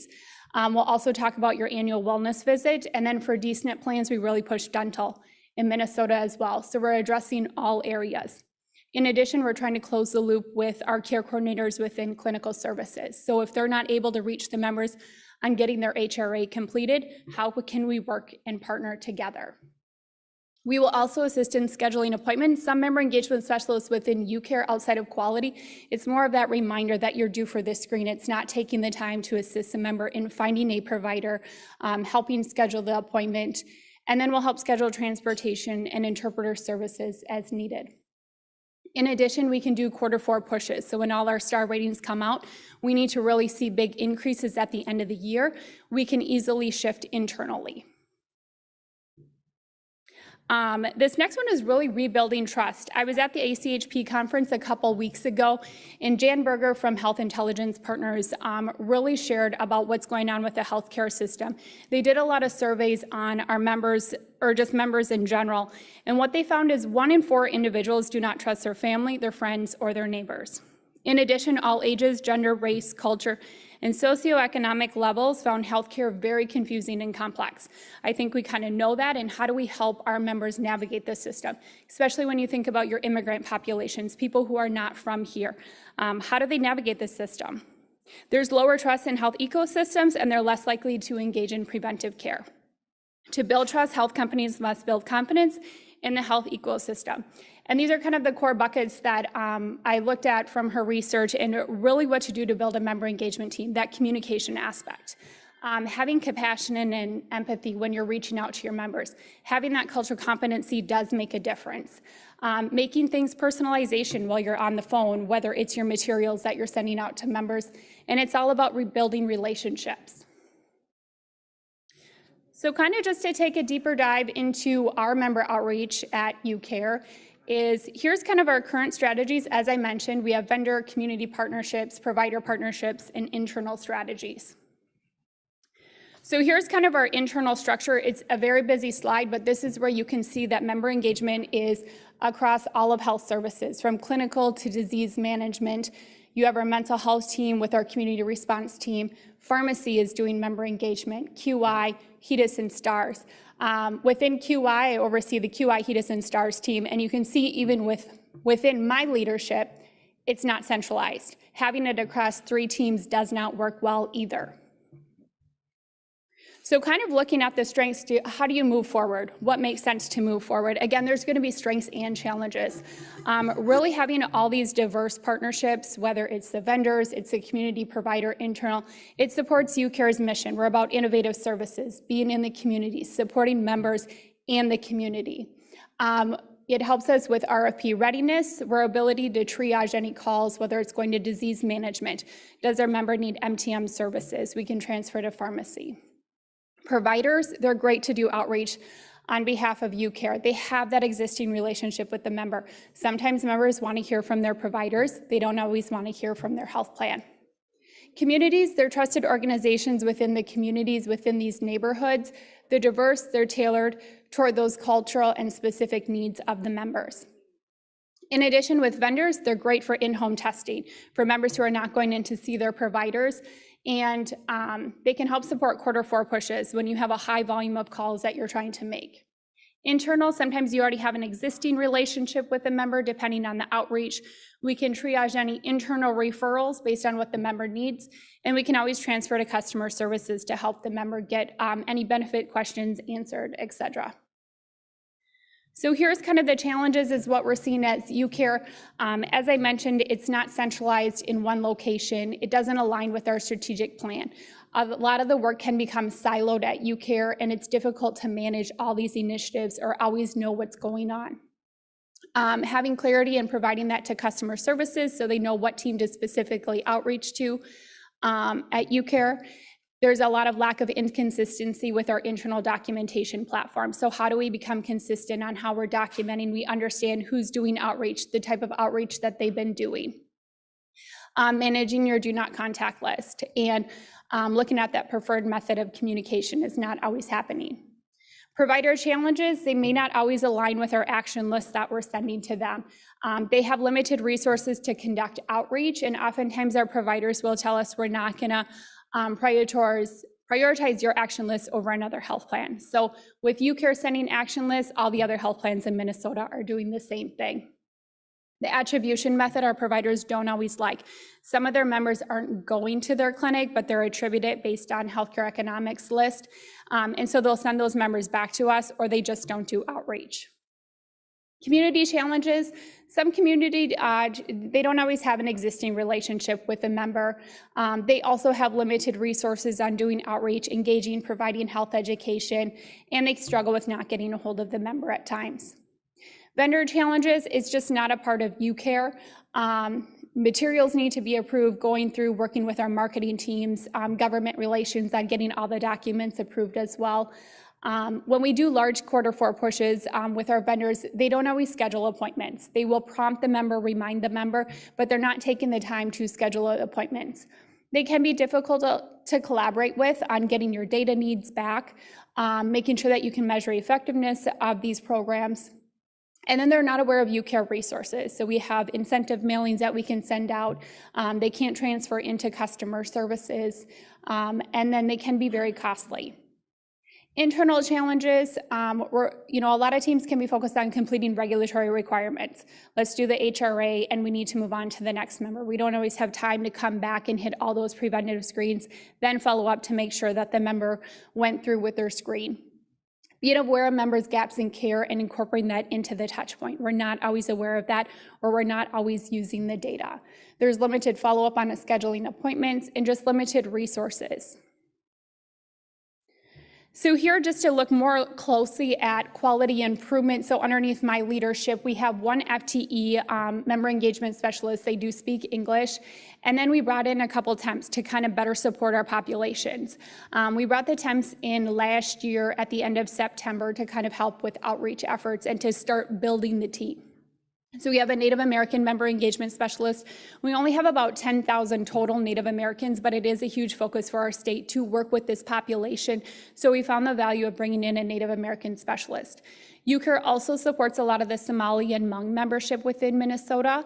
And these two temps were put underneath the STARS team due to another partnership project that we have with our adult daycare centers. So they were in conjunction working with the adult days as well as with UCare.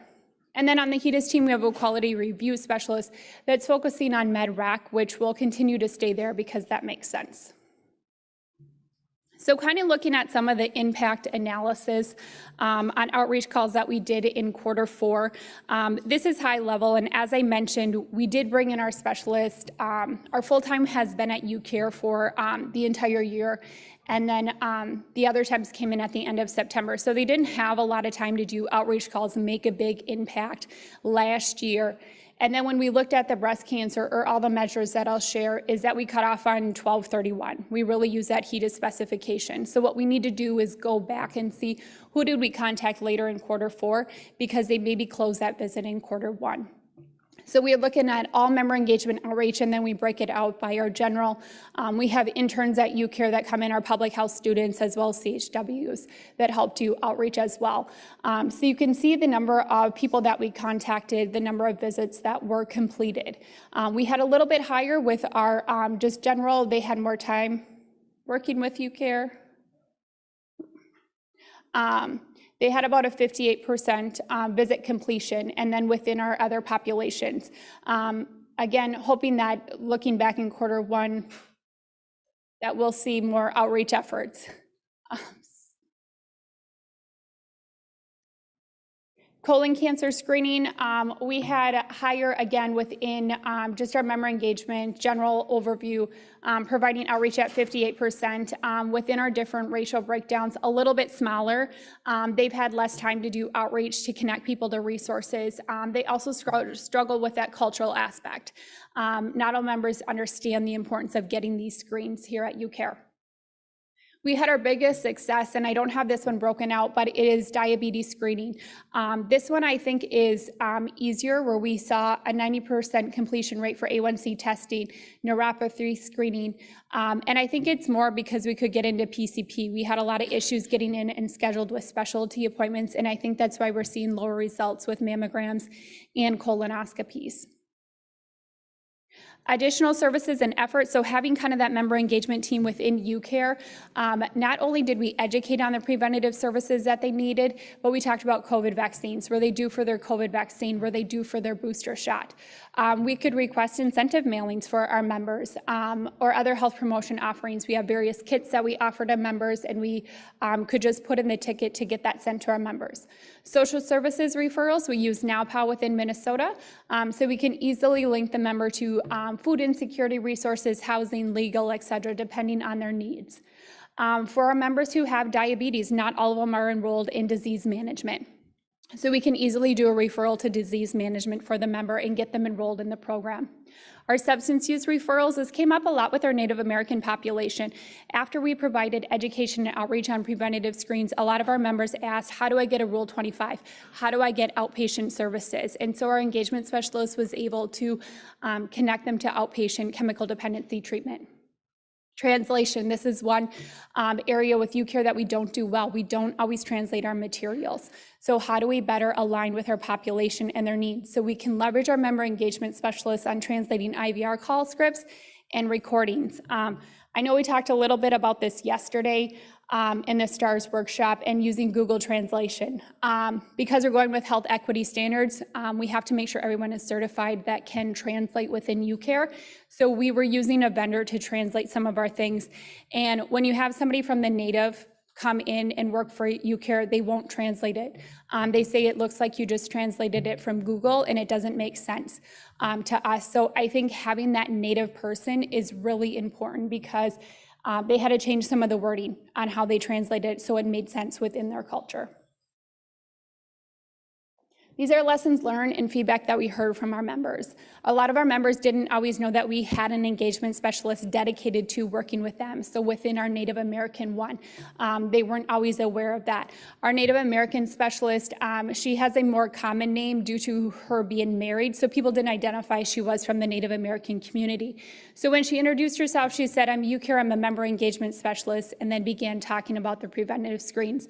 The longer she stayed on the phone with a member and they found out she was from the Native American community, they talked about more about their cultural beliefs, their preferences.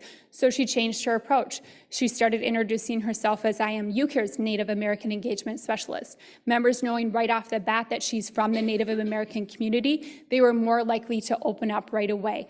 Whereas with our Somali and Hmong populations, they can start talking in their spoken language.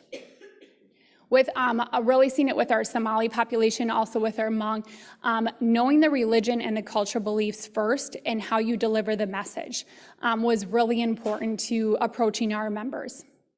They can decomplicate long academic words, so how do they break it down better so that the member understands the importance of their preventative screen, why they should be going in, the frequency of going in for visits.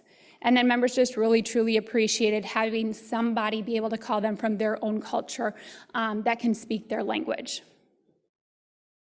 So other lesson learned and barriers, I think this is common for everybody, is that invalid or disconnected phone numbers, long wait times to reach a clinic. So if we did help schedule the members, our clinics have long wait times. Some clinics requesting an order or referral for a mammogram, which they should not be. So that's a good point where we would bring back to our provider relations and contracting team to better help and work through that piece. Some members thinking UCare is spam, lots of spam calls going on, so not really sure if it's UCare calling or not. We're seeing members are still fearing the pandemic, and that's why they're hesitant to go in for preventative screens. They want to wait. And then some clinics, I think, overburdened, burnout, resources. They're seeing a lot of sick patients, not necessarily COVID patients, but people are coming in who are sick. And so they don't have times for people to come in, and they're really encouraging them to wait if it's non-emergent. Member success stories. I won't read these, but they will be in the slides. But just members, we're seeing that oftentimes members are calling us back, letting us know, I went in to get my screen. They're excited that they got their screen, they took care of their health, and they feel they want to reconnect with the engagement specialist. One member went in for their annual wellness visit, found out they had prostate cancer, called the engagement specialist to help find another provider for a second opinion. He was really happy he had a great prognosis because they caught it early. And he felt that if they didn't have that touch point, they probably would have never gotten in. So kind of what is the future state? So right now here in 2022, we've made some changes. So within HEDIS, we'll continue to keep the quality review specialist as is because they're working on MedRec the second half of the year. For a UCare Medicare, it makes sense. Within QI, we have our English member engagement specialist who is a full-time. The Native American one already reports to myself. The Somali and Hmong engagement specialists were on the STARS team. We're gonna move them underneath the QI team. So it's one leadership overseeing all of our temps. And then we're gonna bring in 5 additional temps here within the next month that align with our populations. We have a lot of work to do. We have a lot of membership, and so we need more help on doing engagement calls. I think one important thing to note is that when we are doing engagement calls, We have a lot of value-based contracts with our providers, so we are excluding them from our outreach. We're hoping that our providers are going to do the outreach. Any of our community partnerships are excluded from our outreach. So we're really trying to hit first our unattributed members or members who are not going in to get care. So these are our harder to reach populations on how we're segmenting. We'll shift the focus in late quarter 3 or quarter 4 if we need to kind of reevaluate who needs a touch point still. And then our interns will continue to support us as needed. So here's kind of, I'm hoping approval for later this year or in 2023, really looking to expand to create an entire team under QI to support member engagement outreach. So having a manager that's going to oversee the entire operations.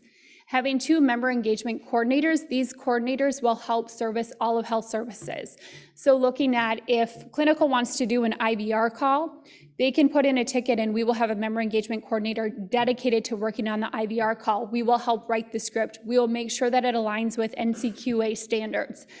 We will help with recording, translation, or we will just help triage each of those components. We can launch the IVR call, we can get the data back. Same with any communications, email campaigns, letters, etc.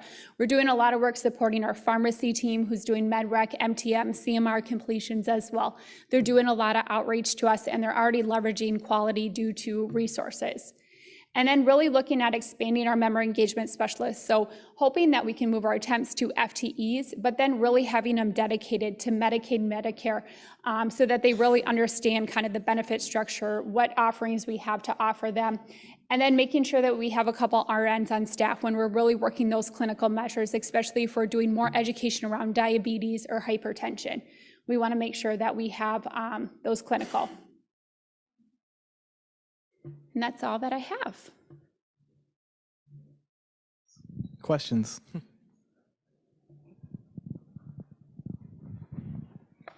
Great presentation, Jamie. Thank you. I'm Pooja Nathani from Clever Care. I have 3-part question, and they are totally unrelated, or you can relate them if you want to. So were there any differences in the outreach strategies you were deploying from your MA to your DSNP membership? So for our straight MA is Caucasian population. It's probably 95% Caucasian. For our DSNP plan, that's where we see the diverse populations. Native Americans, Hmong, Somali are probably our biggest population. So our engagement specialists right now probably have a larger focus on DSNP than our UCare Medicare. Okay, sounds good. And then you mentioned next best action. So how are you landing up with that information? You mentioned Carrot Health. So what exactly is being done in that regard so that you can land up with that information and accordingly tweak or engage your providers, members? Yeah, so we're using it internally. So Carrot Health helps produce the action list, and what they can do is really help identify who's low engaged, typically based on their logarithms and stuff that they have. So who should be targeted first at the beginning of the year as you work your way? Who's more highly engaged? So we're working on incorporating that for our Medicare, DSNP, lines of business to kind of based on and triage and segment your calls throughout the year. Okay, sounds good, thank you. And last one is because you have so many people doing the outreaches or trying to engage the member. You have your team, you have providers, you have vendors, you have community partners. So how were you, what things you have in place or checks in place to avoid member aberration? Yeah, so for our healthcare economics pulls our data action list. So they are going to eliminate people who are already in our quality initiative. So I talked a little bit about we do value-based with our mental health providers. So we're excluding those. We're excluding any other community partnerships. And then our providers who participate in value-based. So they actually have all the information because they pull our action list for those partners too. So they'll match it up against who has gaps in care and who needs outreach. So we heavily rely on healthcare economics to pull our data. And then I have one QI specialist who's dedicated to splitting up all the action list amongst each of the temps. So I can't do it all. And so the team, I have a great team of people willing to jump in and help. So one point person that will get the data, will get the return data as well. So then what we can do is the next month, send it back to healthcare economics and say, we outreach to this many people, because your lists are thousands and thousands long. And then, so please exclude them because we don't want to outreach again next month. So we're kind of hitting everybody throughout the year. We might refresh the list Q4 if we get down to kind of nobody because we keep pulling people off. Sounds good. Thank you.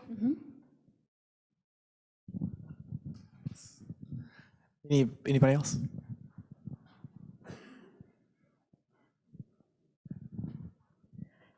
I have this question for anybody in the room, more as a consumer than as a health plan person, but how will we all stop members from thinking we are spam? Because we talk about this in our company too, how we want to be more digital focused and we want to be able to communicate with members the way they want to be communicated with, but I don't know how you all, but I pretty much ignore anything in my phone that I don't know the number and I'm just wondering, how are we all going to solve this? Because you mentioned that was one of your feedback.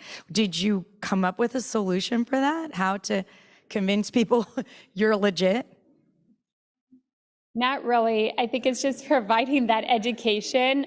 When our numbers go out, it does say you care. So I think for most people, it shouldn't say spam. It might ring up as, potential spam, but it does have that it's you care calling you.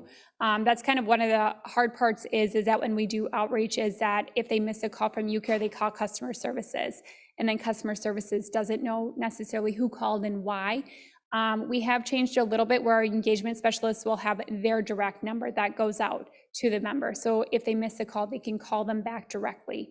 And we got feedback from our members. If they're in the car, they can't write down the number. They don't want just the general UCare number. I want to just press the button to call you back. So we've changed that a little bit with our engagement specialists. Anything else? Any other questions?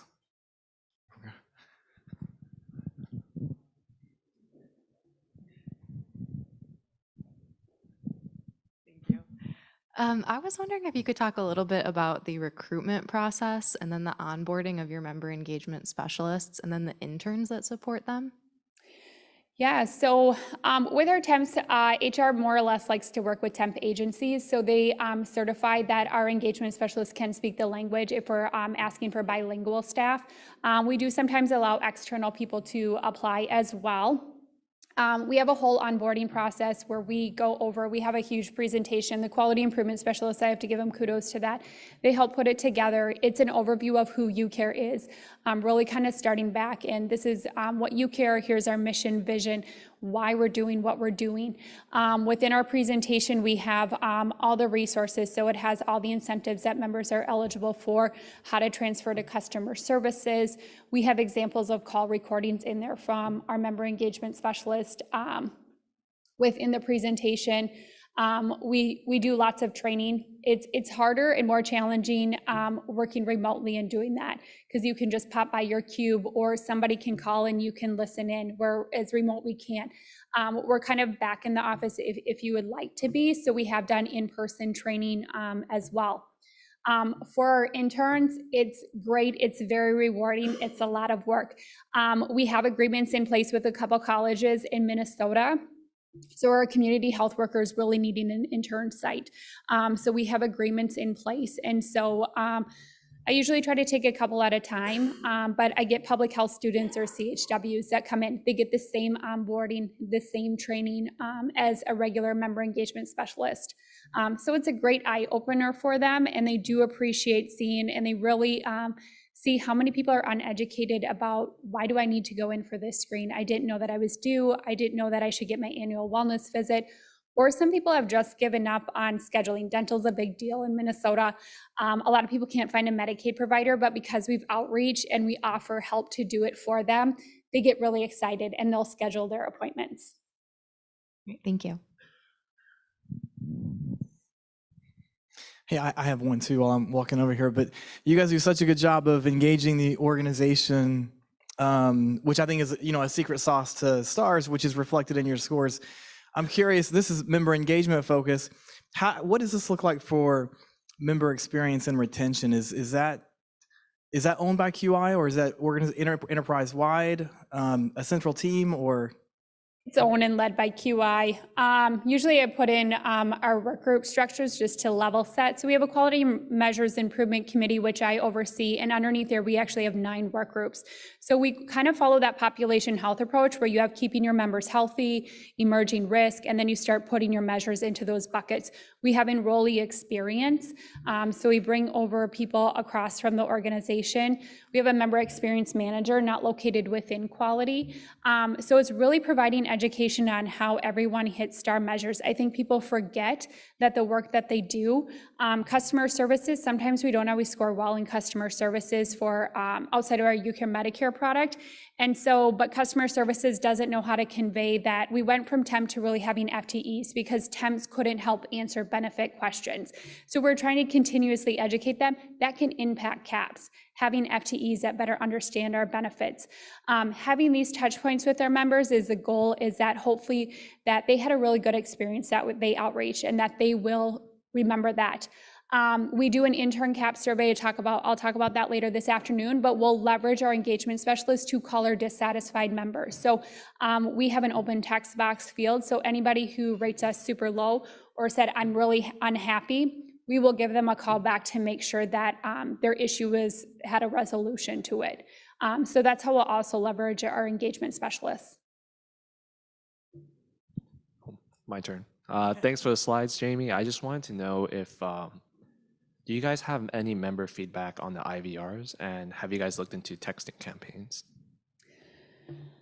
I think it's just the whole member abrasion where people don't want to get so much from UCare. So sometimes with certain measures, we'll try to hit it 3 times, maybe IVR, incentive mailing, telephonic outreach. I mean, there's so many people with gaps in care, so they might only get the IVR incentive mailing.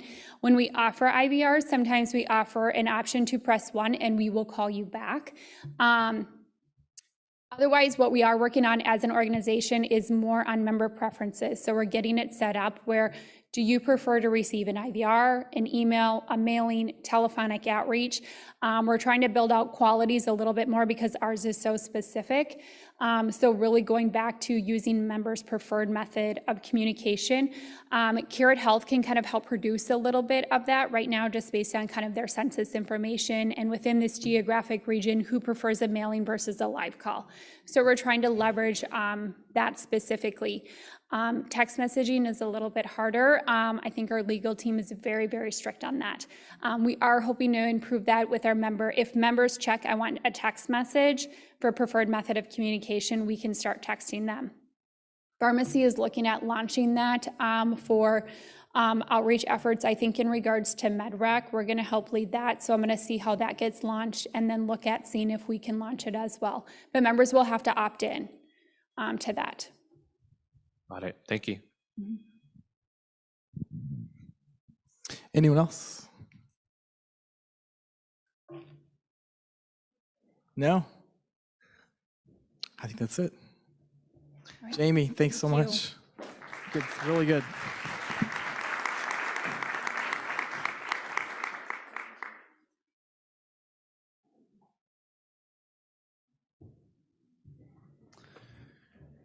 That was great. Lots of nuggets in that one, and lots of nuggets coming in this one. So if you want to know how to lift caps, then this is probably your session.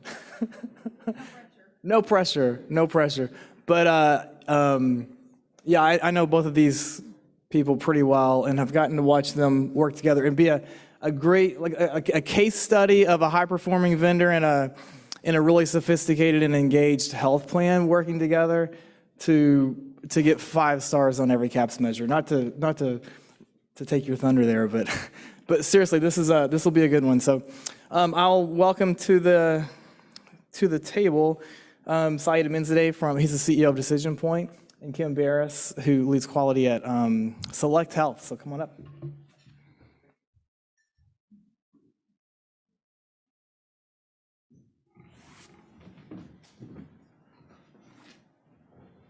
Is this our clicker? I think you press the green button to advance. Okay. Sorry, guys. I need a little training. The middle button goes forward. This one here. Just Okay. avoid the one that has. Avoid? Yeah, tell me which one to avoid. Okay. Just the the green button. I think we just canceled out that sophisticated comment. Sorry for that. So thank you all for letting me come today, and I enjoy doing things like this. I hope the payoff is what Rex promised. Again, my name is Kim Barris. I'm the Director of Clinical and Outcome Management for Select Health. One of the areas that I oversee is our STARS team. So today what we're going to focus on for our time and our case study, we're going to walk through some of the challenges that Select Health had for our CAPS and member experience measures. We are going to share how we were able to make CAPS transparent and have some really actionable data with the help of our partner Decision Point. And we'll talk about the results of all of that work, our outcomes and our learnings. We have a couple of repeat slides because we all love to talk about this for STARS, so we won't spend too much time. We all know about the change in weighting for our STARS measures, and we're all super excited to see those switch from a 2 to a 4, right? Why not? So much fun. This is a slide that we've used a couple of different graphics. We really like to use these when we work with our leadership. These have really spoken to them to help us get the approval for resources and support that we need for our STARS program, and especially for our CAPS. Percentages are a little bit different on here than what was mentioned earlier, but if you think about all of our plans are in a little bit different place with which measures are in or out. Do you have a SNP or not? So the big point is just kind of look at the ratio. The percentage numbers are a little different depending on the plan and which measures you're accountable to. So really the punchline, we all have to have an enhanced effort towards our patient experience and focus. And I'm not sure Melissa is still in here. So Melissa, you like ingrained this in my head in all of these STARS conferences leading up to this weight change. As soon as we knew this was coming, Melissa kept telling us all, you're not investing enough in member experience. We've got to switch, right? We had that big movement from that HEDIS that we've all been focused on so much to this member experience. And one of our other speakers this morning also said, you know, every experience can be gold. I think it was Dave. Every experience is important. That one phone call they make to the plan, that one visit to a provider might be the entire experience they're rating us on this year. So we try really hard to focus on that. So we also expect an increase in cut points regardless of the measure. If we're always expecting an increase, then we're always putting forth the effort that we should be. And then this is not exactly the way Melissa says it, but this is a Melissa-ism also. I'm a fan, Melissa, sorry, you get woven into my talks all the time. What got you there won't keep you there, right? Even with decently high scores, you can never rest on your laurels. Everyone else is chasing the high ratings as well, so we've always got to be working to improve and evolve. So just a quick note on Tukey, which we've talked about a bit already, so I won't spend a ton of time here. But we have been paying attention and noticed that Tukey's coming, so this is something that we've been talking about at the plan and trying to plan for and work towards. So implementing the Tukey in 2024, which means this year's really important. And we did have noted or mentioned earlier today that 15% of contracts will lose a half a star point. So I can tell you how much fun this is. So we're part of Intermountain Healthcare integrated system. All out our dirty laundry. We went from a 4.5 to a 4 a couple years ago. Having to explain a half a star drop, not only to my plan leadership, but to the entire Intermountain leadership was not fun. I never want to be there again. So we work really hard anytime we feel like we're at risk for that half a star drop. I never want to be in front of that panel like that again. The other thing that I wanted to note that's on this slide that I'm not sure the dollar amount was mentioned earlier, but the anticipation is a $4 billion reduction, right? Melissa talked about the goal is to reduce that spend. This is one of the estimates of how much they think Tukey is gonna reduce by 2030, is that $4 billion. Okay, so we're talking about our challenge here. So looking ahead, knowing that CAPS is becoming ever increasingly more important, member experience, we're pretty lucky, member experience is really important across our plan. So this doesn't take a lot of arm twisting by the various departments. Did take a little bit of arm twisting for resources when we needed some extra help and attention for that effort. We had an overall average of 4.5 stars across our CAPS measures. We had some that did really well. We had some that really didn't, but overall we had a 4.5. We had an 11% voluntary disenrollment rate, which we were not happy about. So those two are really our focus. Member complaints also would be in this bucket. That we were performing really well. That wasn't the issue, so we spent our time focusing on these two. And so what do? Right? You have the brainstorming in-house. You talk to all your teams. What could we do in-house? What processes? What changes could we make? Where do we need to focus? And what partners could we look to help us make some improvements?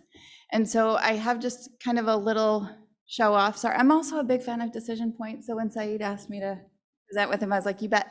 So we've been working with Decision Point for quite a while. They have been helping us with targeting our members for care management. They helped us target our members that were high risk for COVID complications. We wanted to make sure we were reaching out to those members and they didn't feel lost. Their whole healthcare world had changed, how they accessed care had changed. We wanted to be really proactive for that. They helped us identify those members so we knew who to reach out to first. They also help us with targeting members with high risk for gap closure and social determinants of health. So STARS is one of the groups that I oversee. I also have our HEDIS and NCQA teams. And so social determinants, health equity, high risk for gaps, those are all really important. We have a little over 1 million members total, about 40 for our Medicare. It's really important to have some help figuring out how we whittle that down so it's manageable and we know that we're reaching out to the right people first and we don't lose them. And so then why wouldn't we look to Decision Point for help with CAPS and what could we do to help protect that rating? With that, I'm going to turn over to Saeed. I'm going to let you introduce yourself.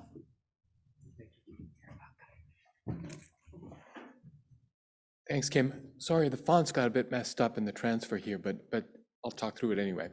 So before we kind of jump into the Select Health Decision Point collaboration, I thought it'd be interesting to know who we are, what it is that we do, kind of like what lens that we're looking through when we talk about CAPS. The lens that we're looking through is an analytic lens. We're an analytics company. We work with health plans. The goal, improve performance by optimally engaging members and doctors. So we have our approach, our analytic approach is all about predicting member behavior. So when Kim was talking about working in the care management space, we're trying to predict which members would benefit most from care management. So which members are going to likely have falls, avoidable hospitalization, avoidable ED visits, readmissions, and how can we slot them into the programs that would benefit them the most, like ED mitigation programs, complex case management, community health worker programs. So when they came to us about collaborating on the CAP side, we're pivoting, right? So it's not, we're obviously always concerned about avoidable admissions and falls and things like that. But here, the primary goal would be to make CAPS transparent, to really try to help Select Health identify individuals that likely have CAPS issues. CAPS is tricky because it's not transparent. You don't know who's getting targeted for the survey, who's responding positively, negatively. But here the goal is which members are ones that are likely going to rate you negatively for getting needed care, getting appointments quickly, ratings of the drug plan, ratings of the health plan, each of the CAPS measures, and who's likely going to respond to the CAPS survey if targeted. We have no idea who's going to get targeted, but are you a likely responder or not? That'll come in later, right? Do you want to pull that lever or not in terms of identifying responders versus non-responders? So that's the goal, is to figure out who should I engage, when, and how. So we, as a company, like to use machine learning and AI to predict member behavior. And all machine learning and AI is pattern recognition. Right, is what we're doing is basically saying, let's take a look at the entire member journey and figure out whether this member looks like members that respond negatively to, for example, getting needed care. So you're trying to look at disease history, utilization patterns, social determinants of health, interactions with the plan, interactions with the doctor, HEDIS completion rates. We're trying to look at the entire journey, appeals, grievances, all that stuff, to be able to say, does this member look a lot like members that respond negatively to CAPS? We assign a score to that, right? This person has a 90% chance of responding negatively to getting needed care, ratings of the plan, whatever the case is.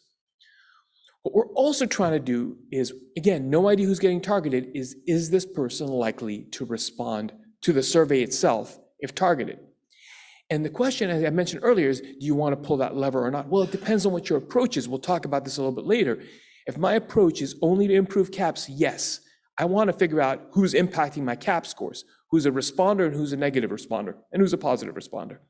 My goal is to improve member experience. Maybe I don't care about whether they're going to respond to the survey or not. I just care that they have access issues or provider issues. So what we're also trying to do is look at the entire member profile to make predictions, including social determinants of health. And so what kind of data feeds this stuff? Again, the more data, I hate saying the more data the better, but more data gives you more observations about this person's journey, right? That's the only, that's my only sort of comment on that, is administrative and claims data is bread and butter stuff, but there's some rich information in there, right? Disease history, utilization patterns, engagement with doctor, engagement with specialist. There's some Z codes, not like social determinant issues. You can identify those. You can also enrich that and identify other things. How far are you from your doctor? How far compared to your neighbors? How far are you from your pharmacy compared to your neighbors? Do you have fractured care in that you're getting care through the ED as opposed to from your primary care and specialist? So things you can enrich the claims data with, but then you can keep layering on other stuff, other data. HEDIS data. Have you been filling out your HEDIS gaps in the past? Are you adherent with your meds? Have you filled out surveys before? How have you filled them out? HRAs, satisfaction surveys? Do you have an active or historical appeal, grievance, complaint? And then you can marry that with outside sources. Outside sources like census data, other public domain data about the neighborhood. Do you live in a high crime area, high poverty area? And then information about the person, right? What's your net worth? What's your net income? Do you live alone? Do you live with others? What are your interests? You bring all this stuff together and you're hoping to be able to make some sort of valid determination on a person. And all this goofy slide does is say, this is a visual depiction. Here are my members. It tries to make CAHPS transparent. It tries to treat it almost the same way as some of the HEDIS measures we're really good at closing. I know at any point in time who has a gap in care. There's some claim lag issues and so forth. We're trying to create that same transparency with CAHPS. So what that will do is drive interventions. And Kim will talk about this in more detail, but what we recommend to Select Health and also to all of you guys would be to think about outreaches to members as both tactical and strategic. So tactical, I'm going to repeat something Melissa said as well, is, if you will, learning to the test, right? CAHPS and member experience are used synonymously, but CAHPS is really just part of member experience. It's not the same thing. CAHPS is something you're being graded on. So it's important to do well on that test. But it's also important to be able to excel and learn the subject. And that's what these strategic outreaches are, the bigger circle on the right.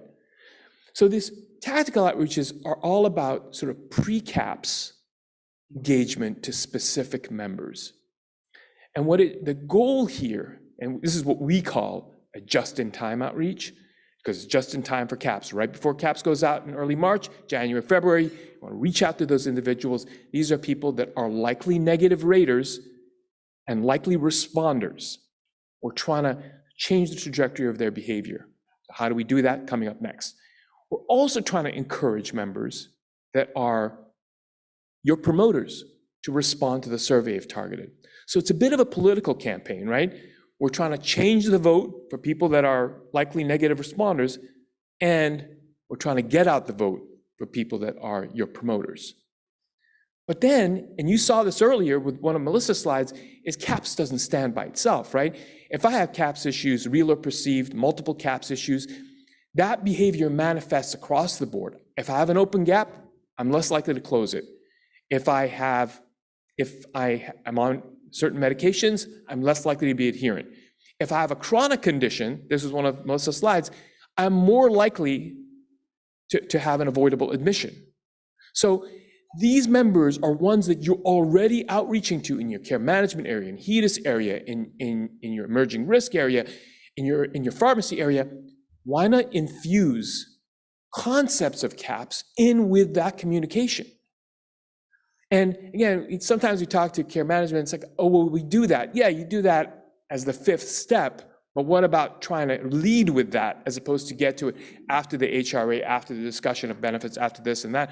How about leading with that? So that's another way. But also, from a provider perspective, how can you create transparency or awareness, really is a better word, and accountability on behalf of your providers?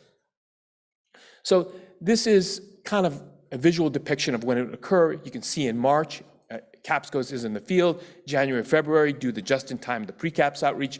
And then over the course of the year, be smart about it. Be smart about outgoing outreaches to members. Leverage CAPS insights to reinforce gap closure, care management initiatives, retention campaigns, and so forth and so on. So this is like this just-in-time. This is the tactical outreach I talked about. And essentially, this is your member pyramid. The people at the very top, these are members that are likely negative responders and likely responded to the survey. We recommend a live call. They can use other communication channels, but these members are struggling with member experience issues.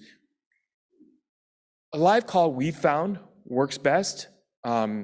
We found that you have the highest engagement rates, highest reach rates using live calls. We also recommend a mailer to members that are likely positive responders. People that, kind of like getting them going, asking them to respond to the survey if targeted. And so the question is, what's the live call about? What's the mailer about? But before we do that, it's important to kind of look at who these members are in general. So I hate generalizing, but I've done that here. But because it's like not all members fit this category, but it's good to kind of see what the persona is, and it differs plan to plan, but generally this is the persona we're seeing. So members with access issues, access includes getting needed care, getting appointments quickly, getting needed prescriptions. Generally what we're seeing is unengaged and uninformed. So you're seeing relatively unengaged with the PCP, high rates of PCP switching. You're seeing significant health literacy indicators with this population. You're seeing these individuals that are more likely to be of a minority, race, ethnicity. Then you have members that are high risk for plan satisfaction. Those are customer service issues, ratings of the plan, drug plan. He's unfulfilled and unconvinced, right? So predominantly male. A lot of them are likely non-responders, mind you, but nonetheless, relatively new to the plan, higher rates of appeals and grievances, about as sick as everyone else.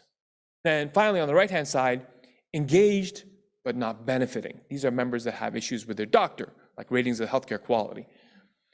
High readmission rates, high prevalence of chronic conditions, low engagement with primary care, higher prevalence of social determinant issues.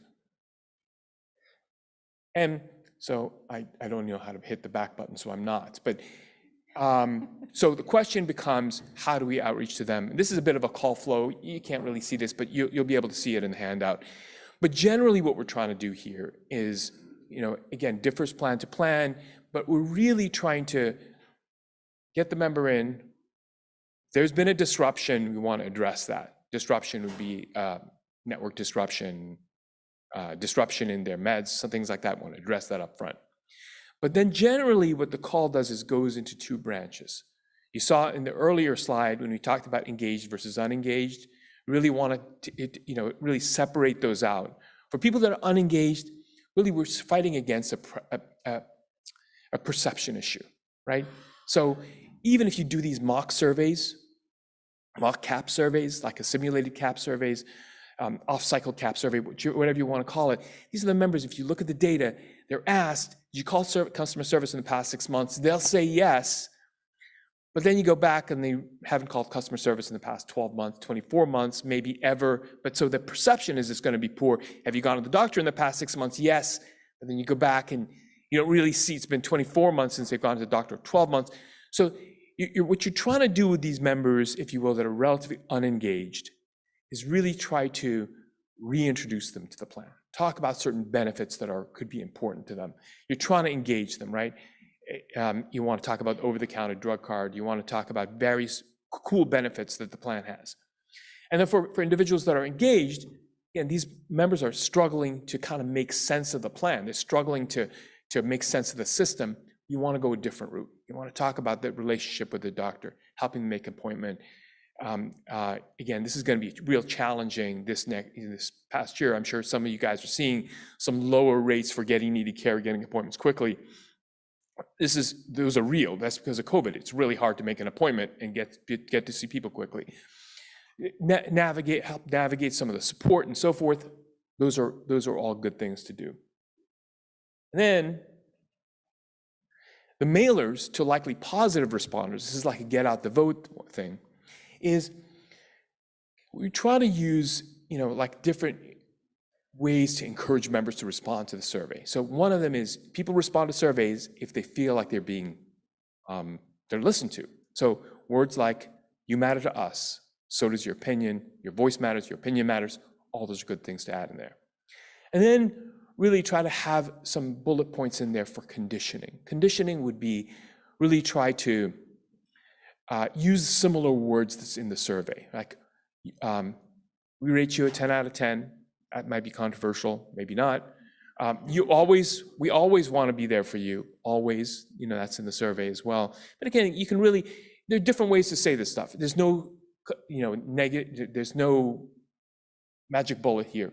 But the result, if you look at the mock surveys later on, is in fact all this stuff has benefits, right? You're seeing a 20 to 30 something % increase in responders of these are your promoters.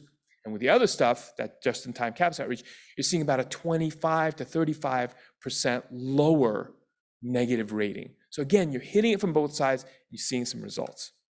And I think that's where you come back in. Yeah. This is very steep, by the way. What's that? This is very steep. Yeah. Balance is good. All right, so back to who should we go and visit with besides our internal friends, our Decision Point partners?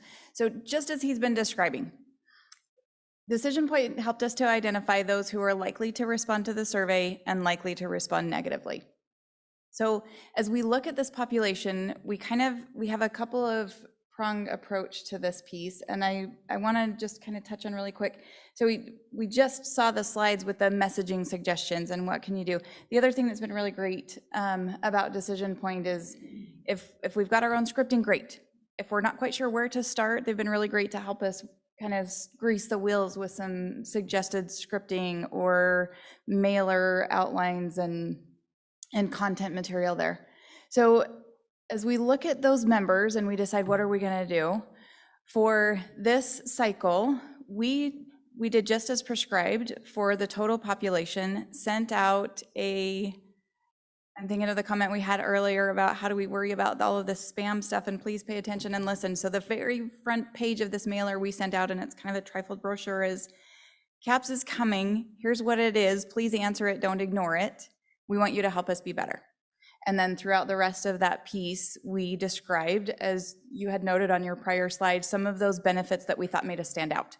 Some of those things that we would love our members to be utilizing and taking advantage because they help them with their health outcomes. And then we look to the rosters that Decision Point was able to pull for us. And we had about 1,500 members that were in that highest risk that we were going to reach out to for live calls. I would add one more disclaimer on there, at least for us. I did not want to use an outsourced phone center for these. I made sure that we were able to use in-house. A comment another speaker made earlier, if they can't solve the problem, it was kind of a wasted call. We just bothered the member to tick a box, but we didn't solve anything, and we probably did not help our CAPS. So in our 1,500, the other great thing about this is Decision Point could help us with a hint to the driver of what the negative response might be caused by. And so we split our list out across 3 teams. For those that the driver was really probably a pharmacy issue, we had our pharmacy customer service team reach out to those members. For those that it was probably more driven by they haven't been on the plan very long, we had our sales team reach out to those members. And then the rest of them went to our customer service teams. And so that's how we kind of broke them out to try to put the best resource, not just in-house, but the best in-house resource to try to solve whatever issue this member may have. And then we had some additional outreach with mail and email. We're still working on email addresses. We talked about text earlier. We're hoping to be there really soon, but we're working on that too, right? That multi-channel. When we talk about that member abrasion piece earlier, for us, we're really looking to multi-thread. For the member experience calls or for any calls to our members, I don't know about y'all, but for us, our campaigns, we might get 30% to answer the phone. If we do nothing else, we've left out the other 70% of the members that we were trying to get a message across to. So for us, we're focusing a lot on the multi-channel and the preferences and gathering all of those pieces so that we're ready to go when all of that's built up. And then the other thing I didn't think to share earlier when the question was thrown out to the group, but I'll share now. The other thing that we do in-house for our, try to help our customer service teams out, because same thing for us, right? Any team calls out, they get the customer service line to call back into, and they're like, what in the heck are these guys calling for? In our plan, we have a communication record process.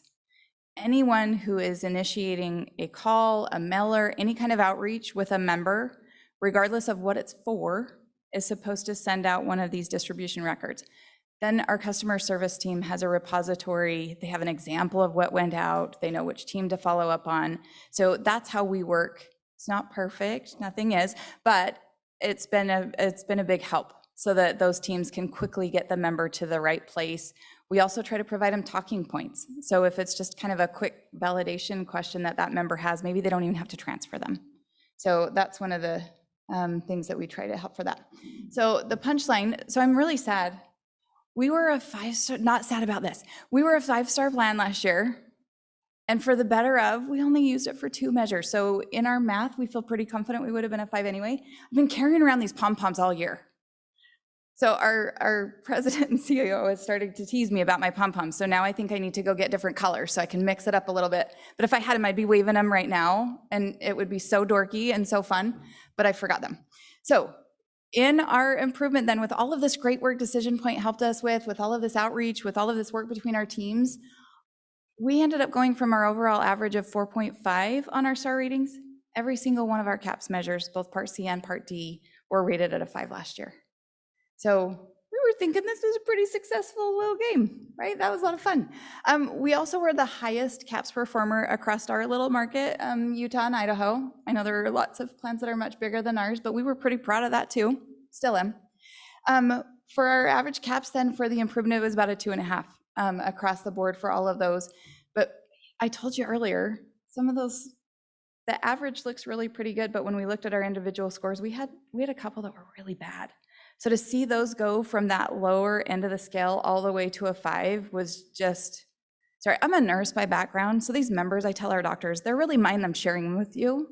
So to see their experience jump up like that, could not be more thrilled. So reduction in our voluntary disenrollment also had a 27% improvement. A lot of that, I think, is that sales team reaching out to those members, right? Early to the plan, don't understand how things work, get frustrated, don't know how to find a doctor.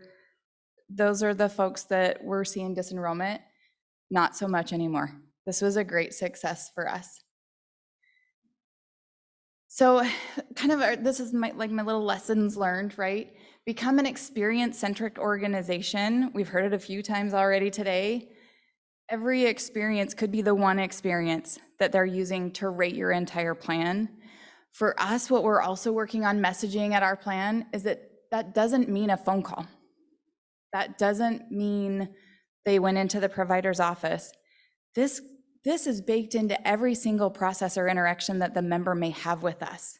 So if we've got hangups in our claims processing, if we have things that are airing out and causing delays, we need to look at anything that's going to impact that member perception of our plan.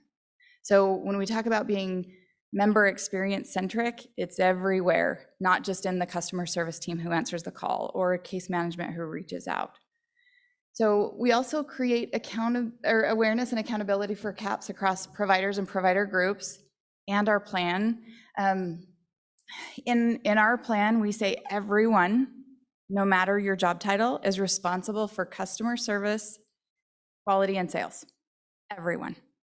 So we create kind of that accountability within the entire plan. We have some teams that are more responsible for driving and pushing and making sure we have the radar, but that's everyone's job. When we go out to our providers, we try to push that same kind of idea, right? You're on our provider network, you're our partner, right? We need a partner relationship, not this kind of adversary relationship, which I think sometimes is a challenge with some providers, always working on the fee schedule and all of those kinds of things. But what we have also found in our markets, which I think is probably likely across the board, if your providers are not kind about your plan when they're working with a member for some kind of benefit coverage or a prescription medication they're trying to prescribe that maybe is on a lower tier, we've got to really work with the providers to find out what are the hiccups and challenges that you're having.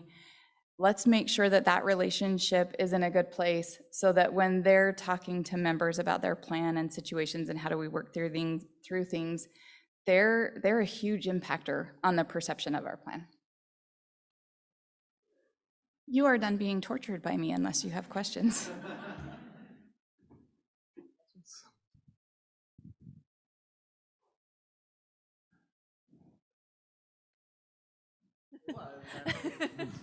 I can probably talk louder. We can hear you. I can hear you. I was curious how many members tend to fall into that negative responder and positive responder that you've seen on average? On average, it's between 5.5% to 7.5% of the negative responders. That's the top of the pyramid. It can trend higher if you're really at the bottom end of your cut point. So it's based on the goal, right? If my goal is to move from 85 to 87, it's easier than moving from 85 to an 89. So it depends on the goal and how far you are from the next cut point that's going to determine that. But it's roughly about 5.5 to 7.5. The percentage of that get the mailer that are positive responders you want to get to, it's roughly 15% or so that we want to send mailers to. So that's kind of the way it plays out generally. Sure. Hi, Said. Molly Bonneville at BMC HealthNet. Hi. I just had a quick question about your, you go back and you check to see if a member actually did see their PCP after they say on a mock survey that they did visit the PCP. Is that strategic for outreach, or is that more to just kind of figure out what kind of outreach to?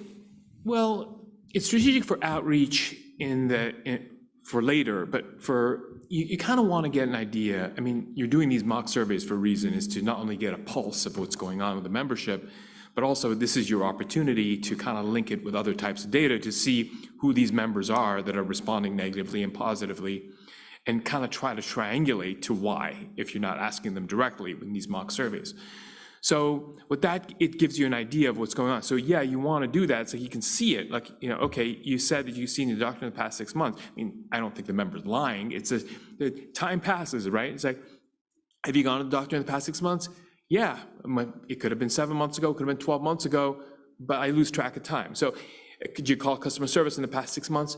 You never really know. Yeah, I did. They could have called customer service at Comcast. You kind of mix things up. It's, did I call them or not? So it all gets mixed up. So that's important to know in terms of the profile, but in the mock survey, you're only surveying like a small percentage of members, and even a smaller percentage respond. Even if you survey everybody, not everyone's going to respond. But then later on, what these machine learning models are trying to do is to basically find people so it's not like one type of person. It's like a whole bunch of millions of different types of people that are out there that are potential negative responders. What it's trying to do is find that. That could be one thing, right? These are unengaged members, that bucket, if you will, that have certain experiences that would lead us to believe that they're negative responders. Thank you. Anyone else? think that's it. Excellent. We have a break, right? We do. Thank you.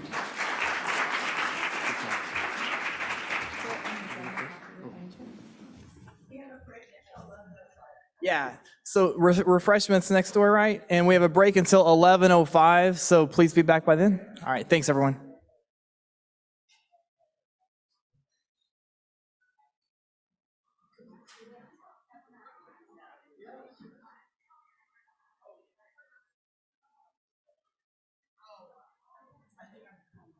Yeah, no. It's, I just, like, if I'm not in the room or whatever. So, well, I don't have this is forward, this is backward. It's really intuitive. Yeah. You know, but this is backward, so just tell people that. Yeah. Hi.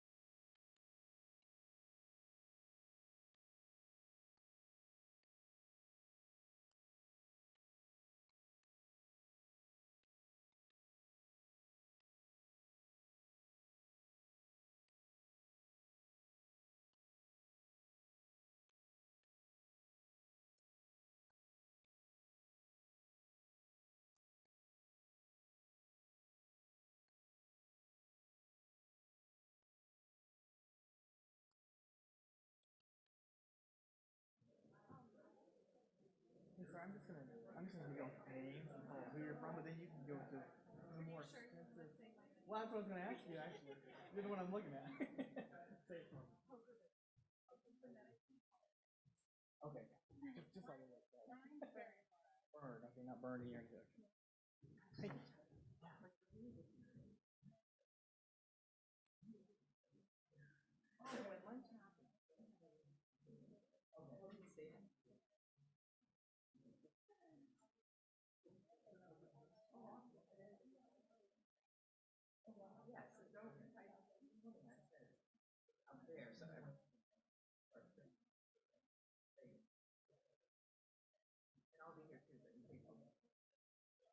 Okay, that's great. Okay, thanks. Yeah, it looks great. It looks great.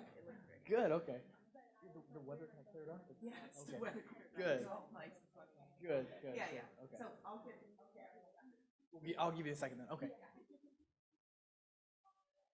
She can go grab it.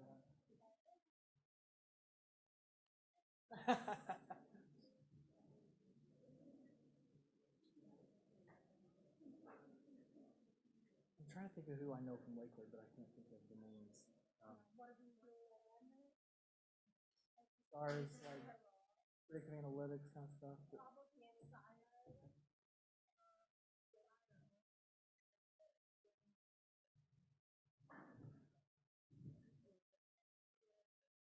Yeah, I think she's saying that.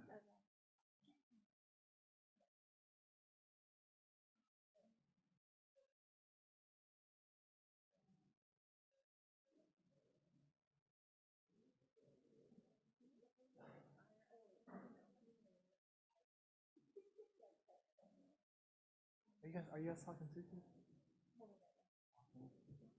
Done a lot of work on that. Yeah.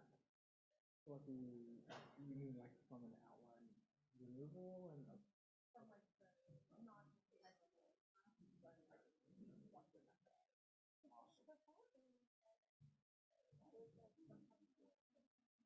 yeah, 6 years or so, yeah.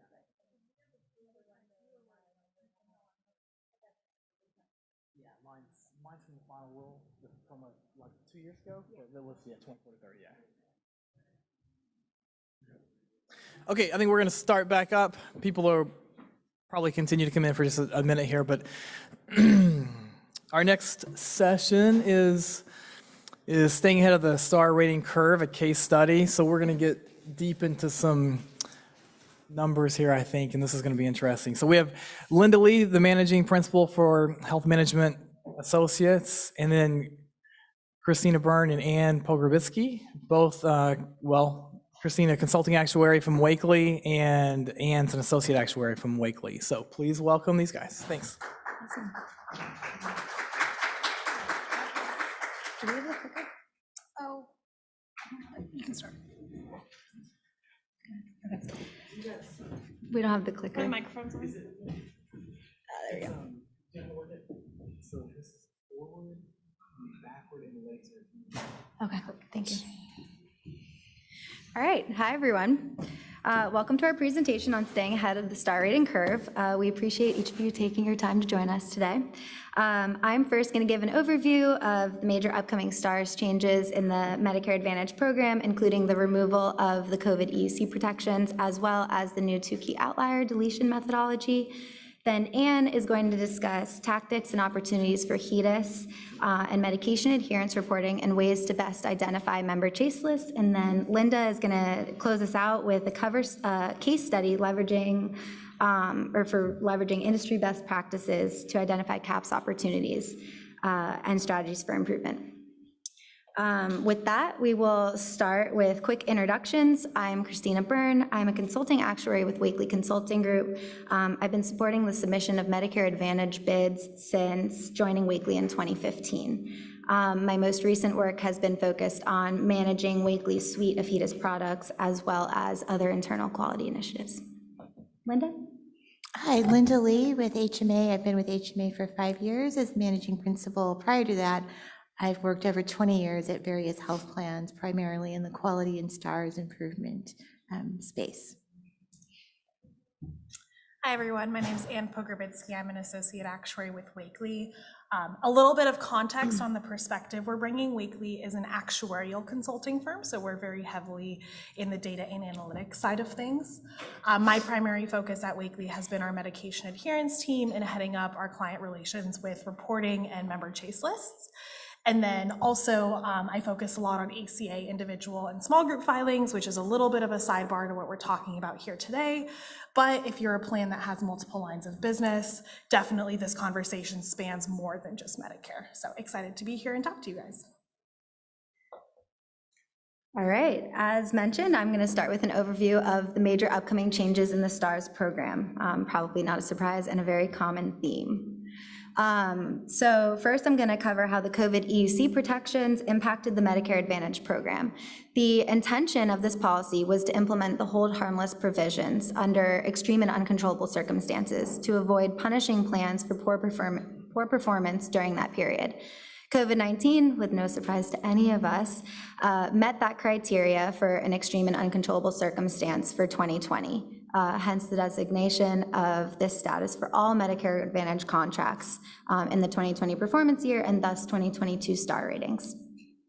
As a result of this policy, all contracts received the better of logic, so better of their current 2020 or prior year 2018 or 2019 performance in almost every measure. Wakely studied the impact of this change and found it to be substantial. Although the impact varied from contract to contract, it resulted in the highest ever star ratings for Medicare Advantage.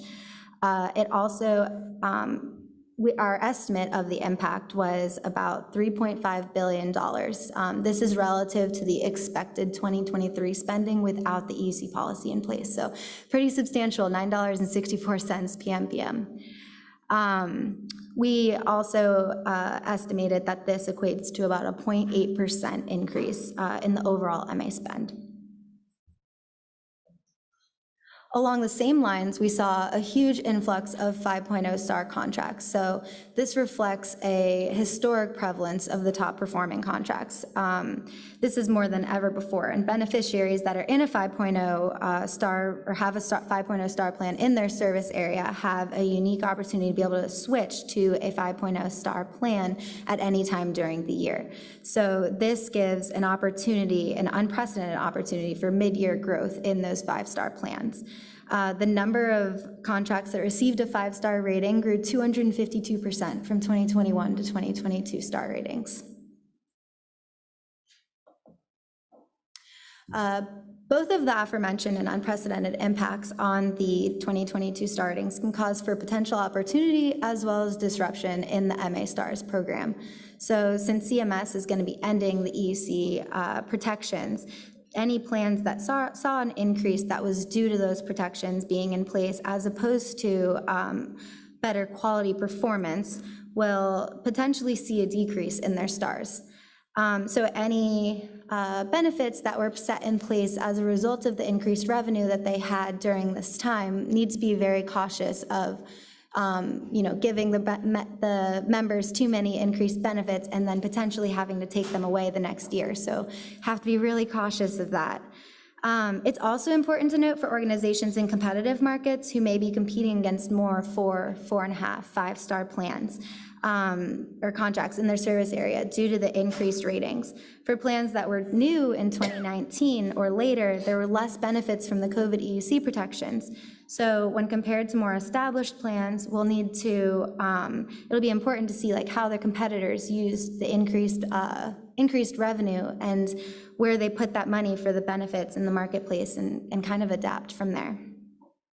Regarding the 5.0 star contracts, if your contract shares a service area with a newly minted 5.0 plan, you have to be aware of the potential enrollment change and uncertain financial impacts.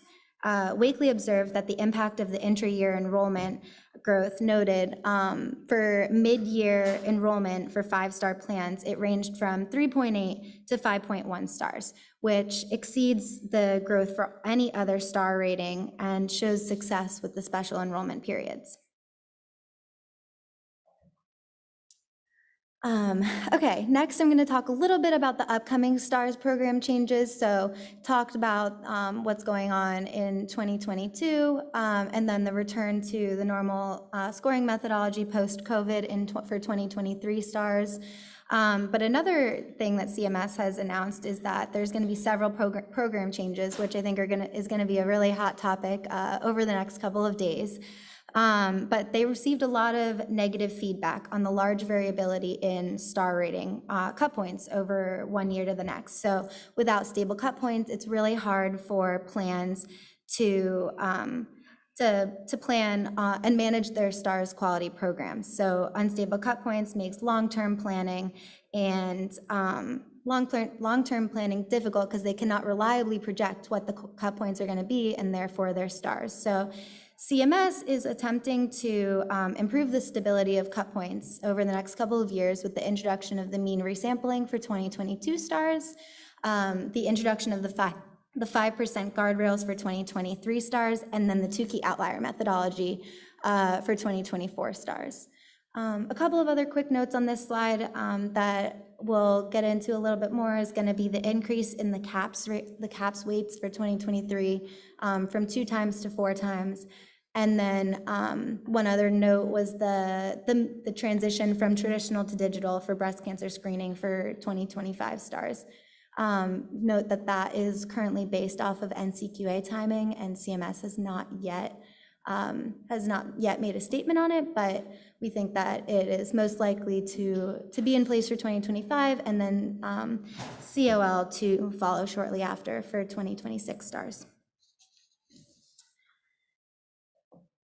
All right, so being actuaries, we like the statistics behind all of the Tukey outlier methodology that CMS is introducing. So I know that this has been brought up a lot of times. It's pretty indicative of how important and how much focus should be set in place on this new methodology. So as mentioned, this is set to impact 2024 star ratings. CMS is, like I said, trying to improve the predictability of non-CAPS measures. So trying to create stability in the star rating cut points and focusing more on how to create stability. So thinking colloquially, oh my gosh, gonna skip that word, all right? Rather than trying to capture every data point within our clusters, the new methodology will ignore the extreme values and focus in on the majority of the data values.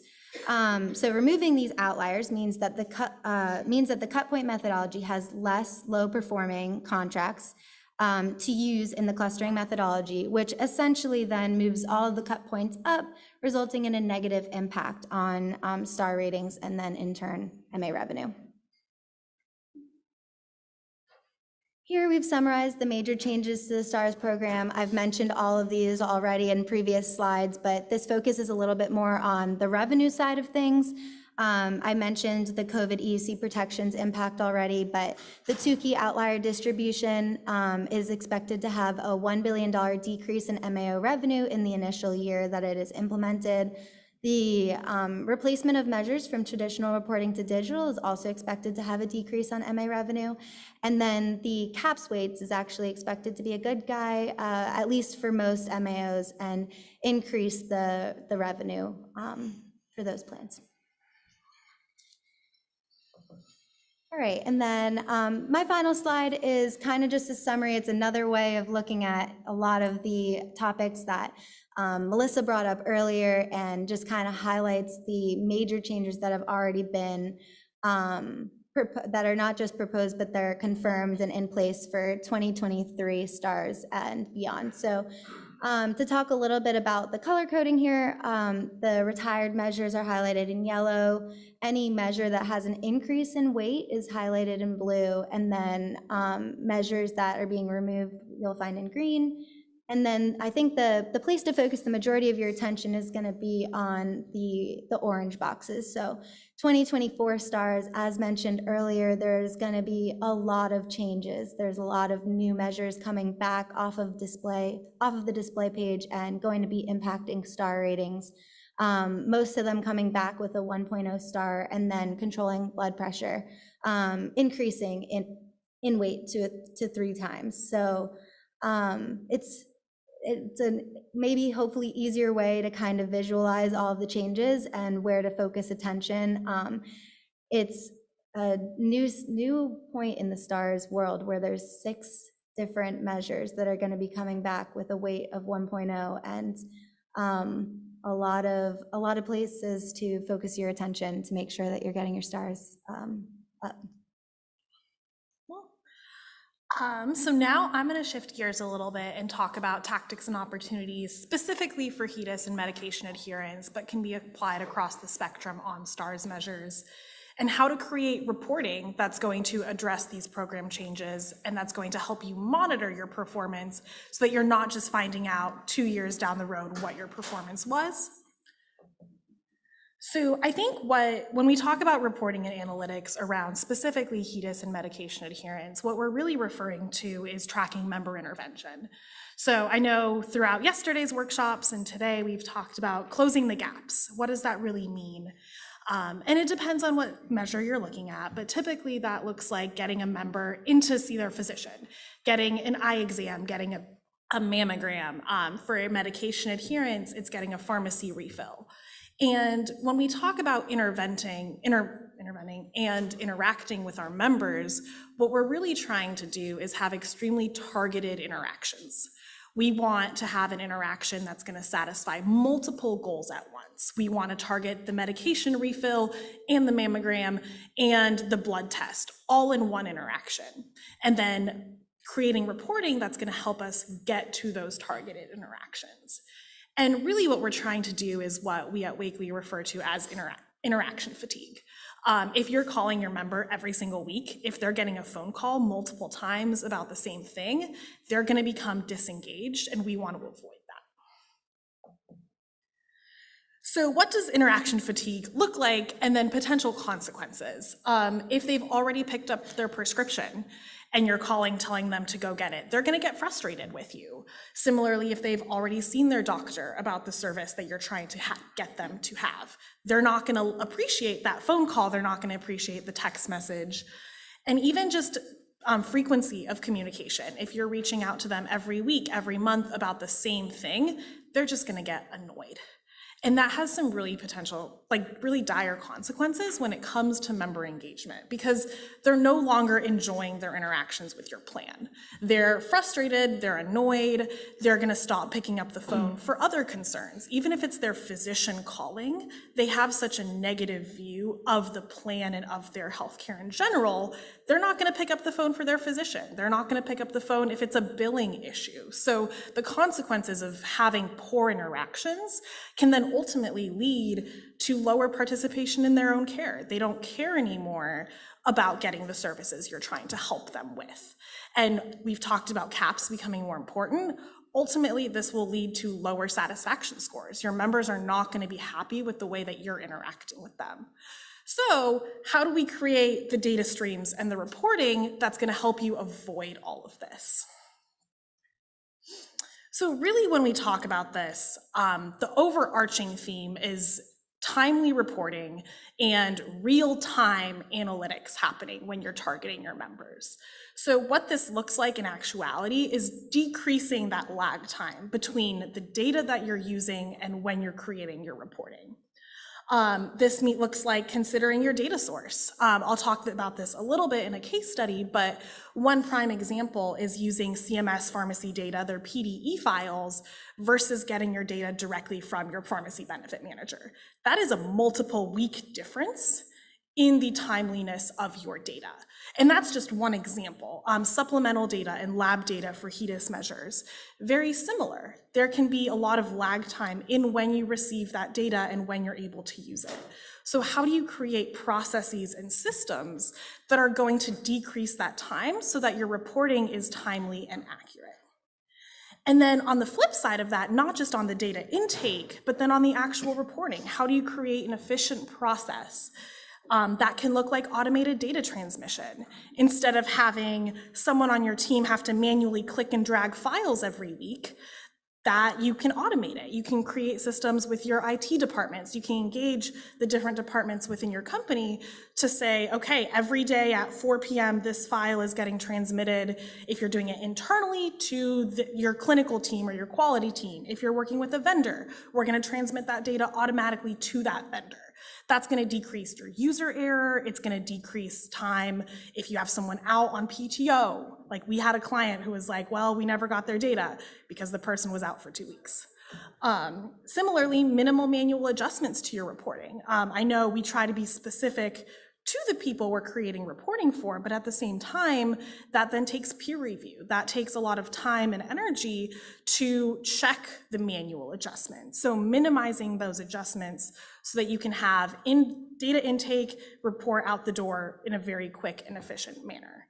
And again, all of these things just coming back to, we want the data that we're acting upon. When we're reaching out to our members, we want that data to be as accurate and as real time as possible to avoid those interaction fatigues.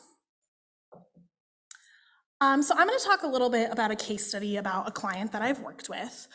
They've been a client with us for a number of years, but their quality team came to us with the goal of improving their medication adherence. And we can go on and on about the importance of medication adherence and the impact on overall health spending, but talking specifically about STARS, we're talking about the 3 medication adherence measures to diabetes drugs, to hypertension drugs, and to high cholesterol drugs. But they also had us look at other clinical categories as well, adherence to depression drugs, adherence to HIV drugs, et cetera.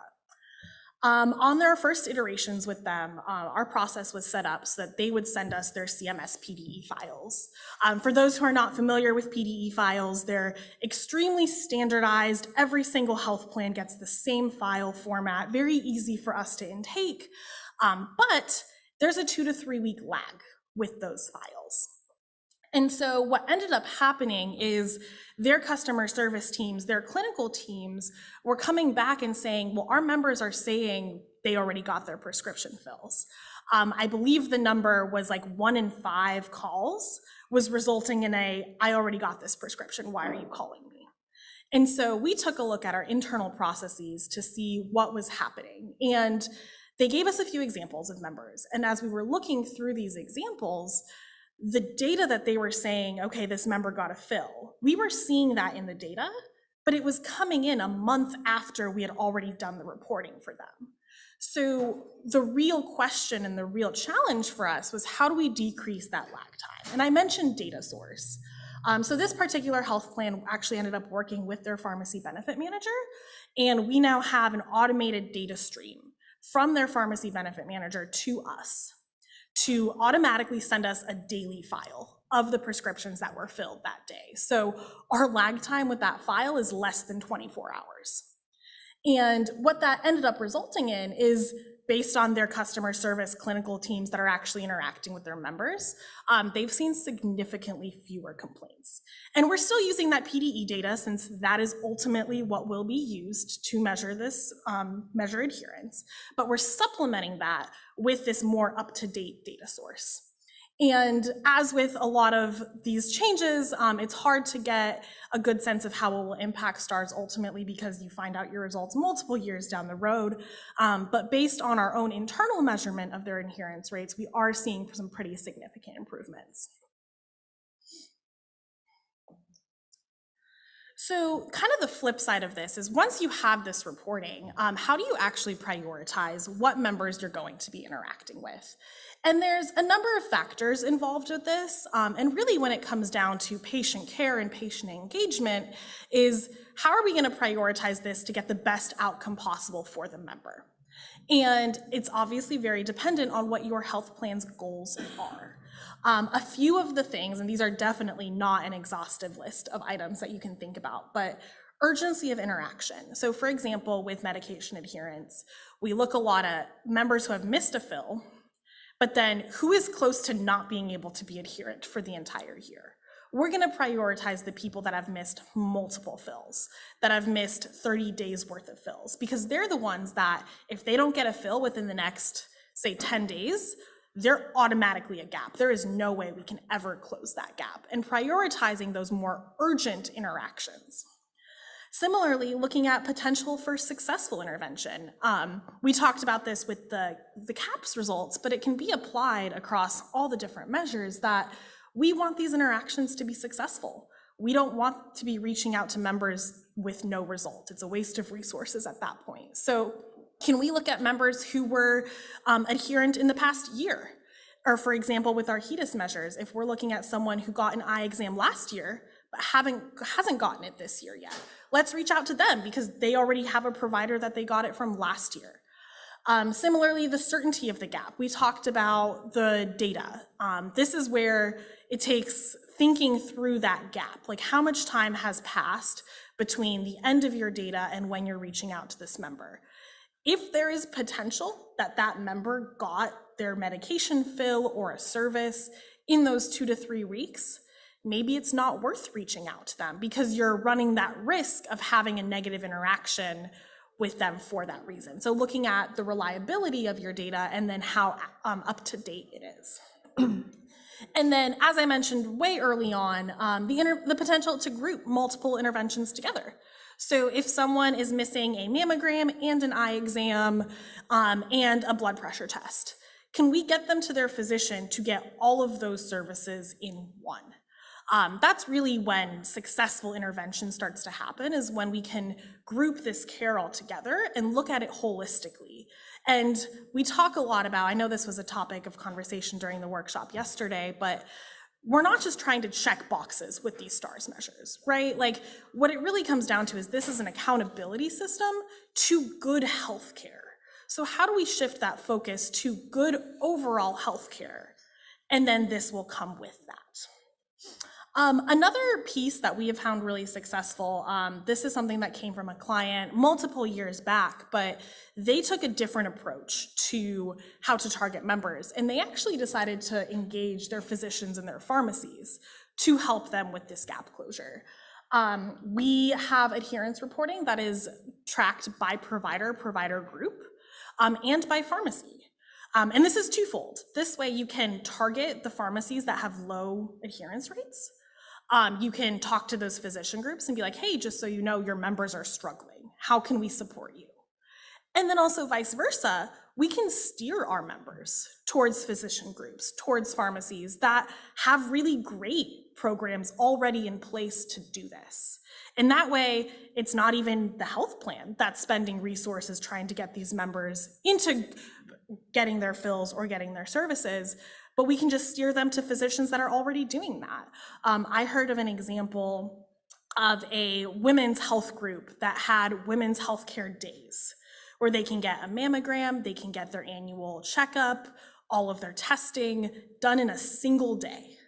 They just have to sign up for it the day before and they can come in and get all their services. How do we get our members into those programs so that we're not trying to chase each one of these items individually?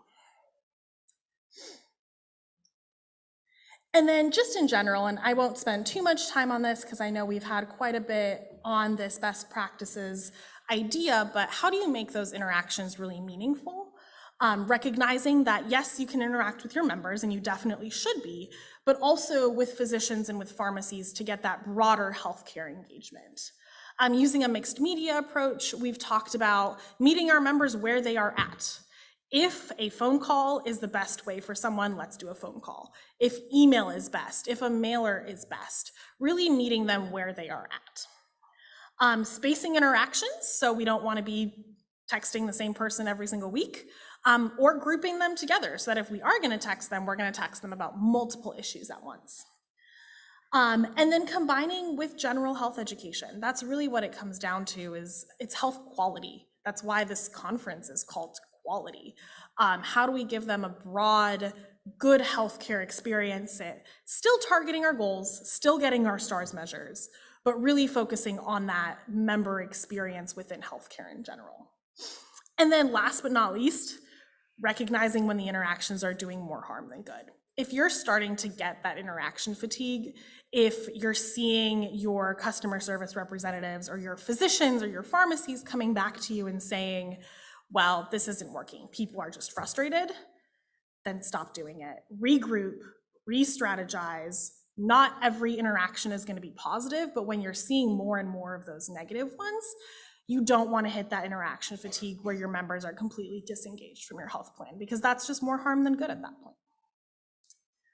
Now, Linda's going to take it away.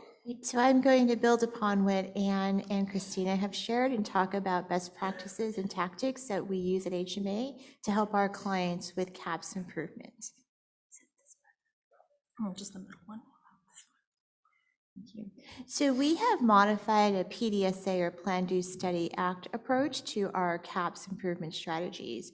So we take a strategic and operational approach to investigating all of the operations across a health plan and data to identify areas for CAHPS improvement and to develop initiatives to create incremental year-over-year changes. So our model is based on starting with strategic analysis, followed by identification of opportunities, development of actionable interventions, and measurable outcomes to continuously test the impact of the actions and interventions that we've developed. So diving into the strategic analysis that we do, what we have here on this slide is an aggregation of strategic analysis that our clients who are the highest performers have done. And so this is best practices across many clients who are at the 5-star level and the types of analysis they do on a regular basis. So they first identify trends in their own historical performance year over year, as well as outliers in their own plan scores. So, many of them are trending upward or have sustained improvement, and then one year they see that their STARS performance in a particular CAHPS category has dropped. And so I've seen that with a client on call center, TTY, foreign language interpreter, and what happened was they had a huge increase in membership, and their call center had a limited number of lines that they could put sort of on hold or call volume coming in. So when that happened, the calls were automatically dropped. And so that year, their TTY bottomed out to 1 star. And they just didn't know that their call center had this limitation on the volume of calls. So it's important to trend your own analysis and look at it from year to year to try to catch these things that are happening. The other thing they do is, Christina and Anna both mentioned, is to review cut points to try to predict where those cut points are going to be, your own year-over-year performance to see if, even if you're improving year over year, you're not keeping pace with benchmarks, that your performance is going to drop relative to the market. Understanding the impact of weight. So we've talked about the CAHPS impact of weights changes going from 2 to 4 will have a significant impact on star ratings, particularly in Part D, where there's a smaller number of measures. So the relative impact of individual CAHPS measures on your Part D rating will be increasing as the weights go to 4. The other thing is to look at the creation of data feedback loops. So what data do you have that's real time that can give you insight into member satisfaction month to month, day to day? So that could be call center interactions, care management interactions, complaints and grievances, and even information that's being gathered at your provider groups. And then finally, to look at your resources that you have allocated to see where you can target resources to have the biggest impact on scoring. So then we go to identification of opportunities. So plans that perform well on CAHPS, they analyze their own performance on specific measures and then build targeted interventions. And we encourage our clients to use the fishbone diagram to identify root cause and to link interventions directly to those root causes that are part of what's happening to impact lower satisfaction in their own plans. To do a survey of industry best practices. So for the STAR or CAHPS measures that you've decided to target, what has worked among plans that are similar to your own, both in size, geography, member composition, to try to leverage those things that have worked across payers that are similar to yours. And then identifying those areas in the health plan that contribute to interventions and that you can align your messaging with, and then aligning measures that are priorities for the state and federal government, as well as your own internal goals.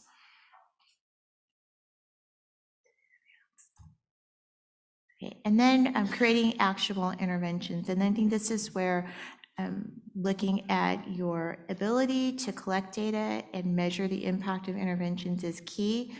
We encourage clients to develop interventions that are specific to individual measures, but also, as Anne said, to aggregate interventions together so that you don't bombard members with multiple touch points and experience intervention fatigue. So one of the tools that our clients have used is a CAPS improvement calendar to schedule interventions monthly and to target them to the extent possible with HEDIS interventions. So one of the things that we've done is to target flu interventions with medication adherence, and I'll talk about that a little bit later. The other is to identify those areas across your health plans that can be catalysts. So your care managers, as they're interacting with members, to have them put out CAPS messages. Also, your member services call center, your hold messages can be used to promote your CAPS messaging. And then finally, measurable outcomes. And we recognize that CAPS is difficult because it's an annual year measure. Many plans are doing mock or off-cycle CAPS surveys. Some of the other strategies that we see that have worked are after call surveys, so a brief 2 to 3 question survey done after a member calls into the call center. Another one of our clients uses an after visit survey, so they query their claims data to identify members that have gone in to see their PCP or specialist, and then they send either via mail or email a brief after call survey to see, or after visit survey to see what the member's experience was with their actual doctor visit. So I'll switch gears here and talk about 2 interventions that we've used with clients that have had success. And some of these have resulted in significant CAPS improvements, plans going from 2 to 3 stars in 1 year up to 5 stars the next year. So the first is in flu vaccine. This is a 1-weight measure, remains a 1-weight measure. But some best practices that are used commonly here are on-hold messages during flu season for how to get a flu shot. Sending thank you cards to members to remind them that they got a flu shot, so when they get the CAPS survey, they remember they got a flu shot, and they can say that, yes, I got one. The other is to identify at-risk members. So these are your members who have high-risk conditions, and to do targeted outreach to them to encourage them to get a flu shot if they haven't already had one. I mentioned coupling your flu reminders with med adherence calls. So if you're doing monthly or targeted adherence calls during the flu season, to use that reminder call for adherence and add a flu reminder on it. We've done bag tags with pharmacies to have, when you pick up a prescription, to have a flu reminder attached to the bag for members who are picking up refills. Tell members where they can get a flu shot and remind them they can get them at many places, your local pharmacy, drive-up flu clinics, and then work with high-volume providers to put posters in the office. And I think sometimes we think these posters don't work, but I myself was at the doctor's office the other day, and they had a poster for a Well Women's Clinic, and I was waiting for the doctor to come back, and I read every word on that poster, and I was like, I should schedule that. I didn't, but I should. And then the next area is customer service. And so here we're talking about how to engage the member and to help identify members, as I think Decision Point said, who are most likely to rate you favorably, and try to intervene on those who are most likely to rate you negatively. So one of the things is to test your member services on benefits and plan offerings. This could be done during the TTY call center audit timeframe. We regularly monitor those calls, create scripts, create a log for member services staff to know what questions are being asked so that they can provide the right information. I have a client who, when their member services staff or care management staff needs to explain a benefit to their member for each plan product that they offer, they don't have that embedded into their care management system. So the care managers have to go out of their system to another portal, look up their plan products, and they have like 30 of them, and find the right one. And so that's prone to error. It takes time. And so the more seamless you can make that information to your front-facing staff, the easier that it is for them to provide the right information to members in a timely manner.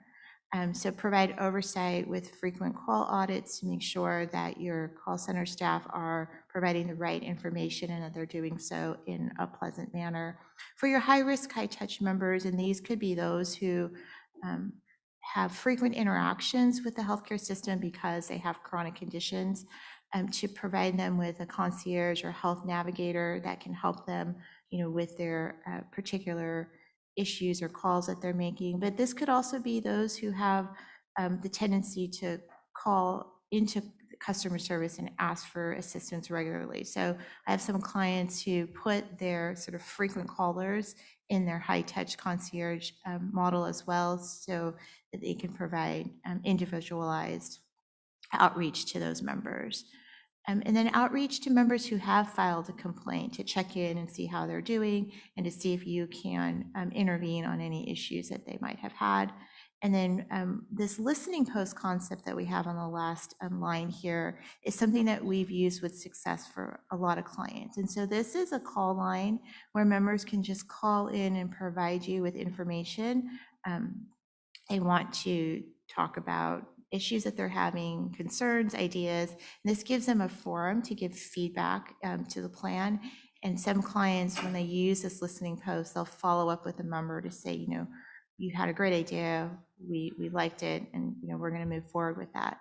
Some other best practices, one that I don't have here on the slide, is to make sure that if a member does call in and they have an issue, to reduce the number of times that you transfer the member. So you can do this by IMing another department for the information. So for example, one of the frequent reasons members call customer service is for their pharmacy benefit. So rather than transfer the member over to pharmacy where they might have to explain their issue over again, I have a client that uses IM. So the call center rep will IM a pharmacy tech, get the answer, and convey that immediately so that there's no need to transfer and no delays.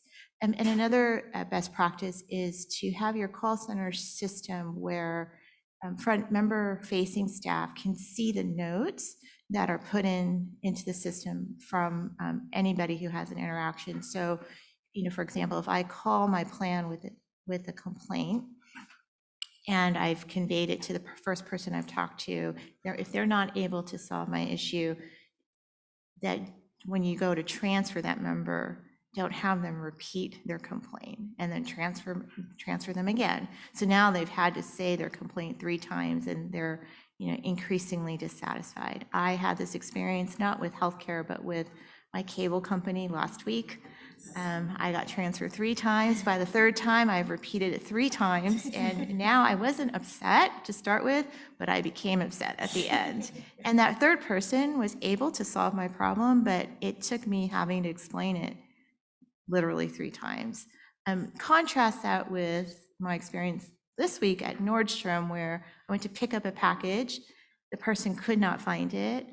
A manager came over. He knew my name. He knew that they were missing my package, and he ironically found it in the same place the first person could not find it. But I was not unhappy when I left because I didn't have to repeat it. He was apologetic. He apologized right away when he saw me. So I think we can create this type of high-touch experience for our members in healthcare, and sometimes looking to other industries to do that. So I will close with that. I think we're at time, but maybe we have time for a couple of questions. I think we're right at time, but we do have a booth in the room as well. So if you do have any questions on anything we've talked about, please come and find us. We'd love to talk more with you guys. Okay. So no questions here? We can take them if we we can have take time. them. Any questions before we do transition? Quick one or two? Okay. All right. Thanks so much.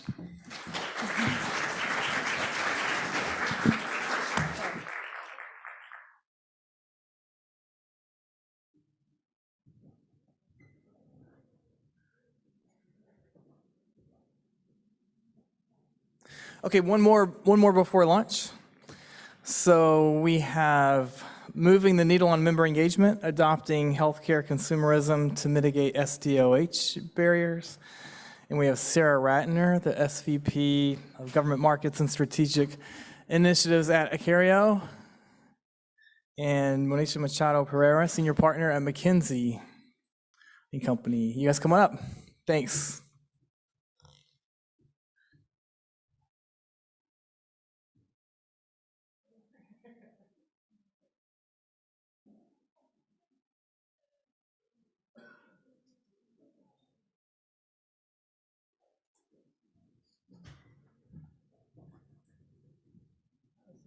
Yeah, it's forward, backward, and laser.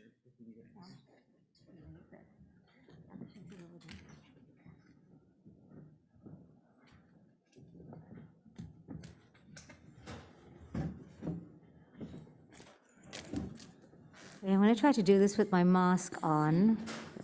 And you can all give me the thumbs down if it doesn't work. But I don't see any thumbs, so I'm assuming it does.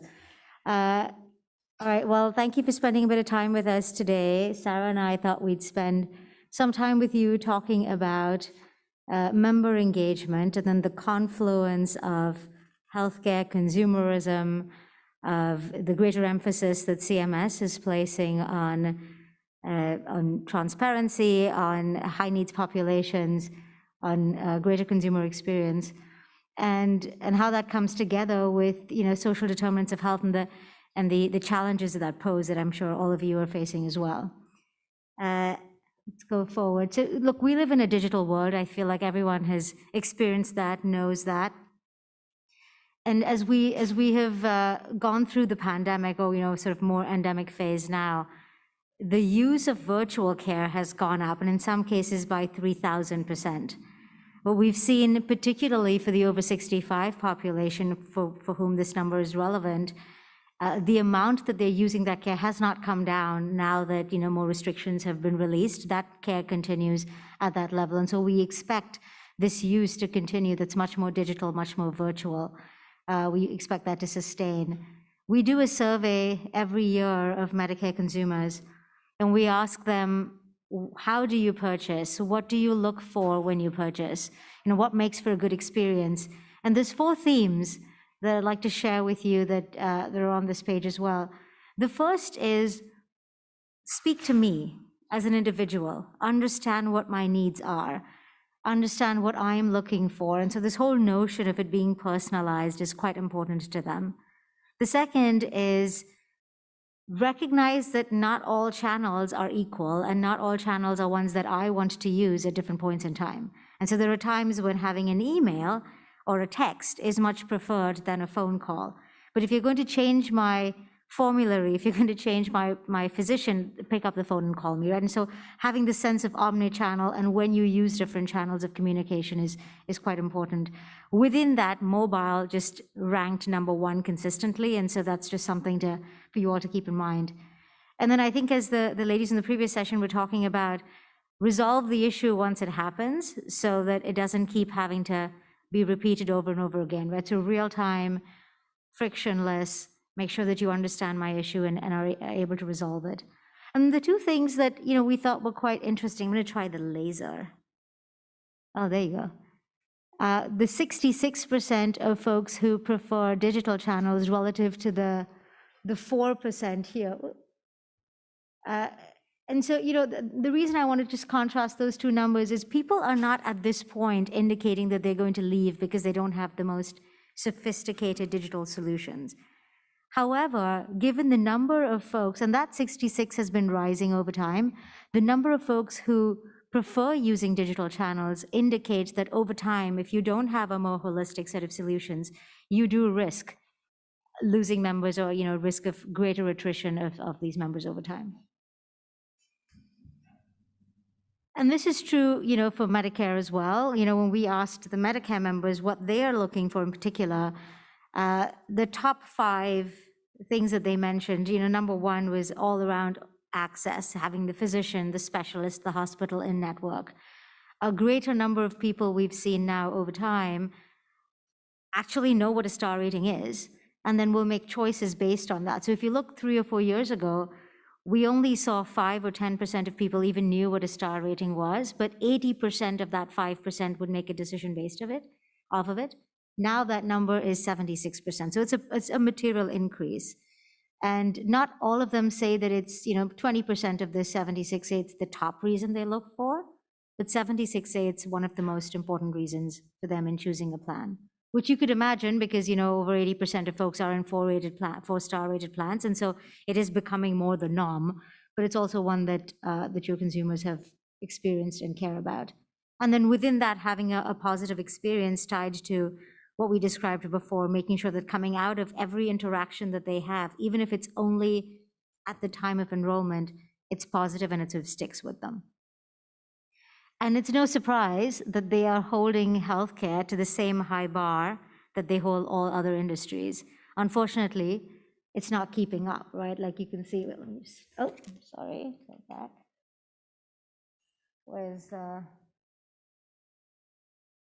There you go. My payer is here at -2%. Interestingly, my hospital is here at 27%. These are NPS scores. And we probed into that one a little bit to understand, well, typically your experience at a hospital isn't stellar. And so what's driving that? And so you know, when people say it's my hospital, they're thinking about the place that they go to most frequently. And so it's often conflated with my provider. So they don't always think of it as only sort of a healthcare system. And so there's a bit of conflation there. But look at the difference between something like airlines, which is right after, Amazon and Apple. Why has that increased over time? That used to be at the far end of the spectrum. And it's largely digital engagement. It is personalization. It is the ads that you get are actually tied to what you want and how you use. So if you've flown a certain segment, when they target, and you've only chosen nonstop, when they target you, it is about nonstop options at a discounted rate to that segment.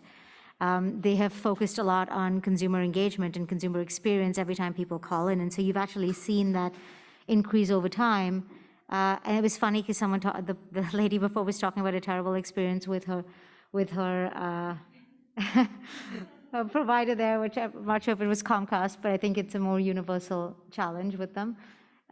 And so, as you can see, when we ask consumers, what are your expectations of a healthcare company, and that is defined broadly, they don't hold healthcare to a different bar, at least not anymore.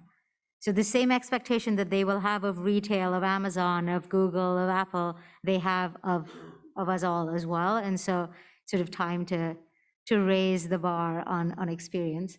And while this is true for the Medicare population, I know Sarah will start to talk about the growing, more challenging duals. Should I just move to? There you go. The green button. Okay. So an area where we're seeing a lot of focus on the member experience is with duals and SNP plans. So as everybody knows, there's a large number of Medicare lives, 64%, 63 million about, and 42% are enrolled in MA plans. Similarly, 75 million Medicaid lives, 2/3 are in managed plans. But the intersection of that are duals, and there's 12 million, almost 13 million now, duals, and 3.7 million are in a D-SNP plan. A portion of those individuals are in HIDE-SNP plans, which are highly integrated plans, and these are really offered by an MA plan. There is some coordination. Plans have to offer behavioral health, LTSS, and then there's FIDE-SNP plans, and these are fully integrated plans, completely aligned, offered by the same Medicare, Medicaid organization, and really provide a great deal of care coordination to the member. So there's about 1.4 million in HIDE-SNP plans and roughly 300,000 in FIDE-SNP plans. Also, if we think about SNP plans, there's two other types. One is the I-SNPs and one is the C-SNPs. much smaller populations, but interesting become sicker. There's going to be more focus on the C-SNPs because what we're seeing is a lot more beneficiaries will fall into that category once they realize they're actually eligible for those plans. So the reason why we're seeing a huge focus with our clients is because the 13 million duals, only 3.7 are in a SNP plan. So there's a huge opportunity for growth in covering this population and getting more of those individuals into these coordinated plans. As many of you know, final rule came out. Lots of interesting things were addressed. Lots of focus on the SNP population. There's a couple that I'll mention in particular. The first is the notion that these plans need to have an advisory committee now. And that has to be particular to the state. And these have been really successful with MMP plans. And so I think it will be interesting to see how plans start to operate these advisory committees, the makeup of them, the diversity that's needed and required. So more to come on that. The second is with respect to social needs assessment. So C05 is the HRA requirement for D-SNPs. An initial assessment has to be done within 90 days. An annual assessment has to be done every 365 days. That now needs to have a social needs assessment as part of it, which measures food insecurity, transportation, and housing.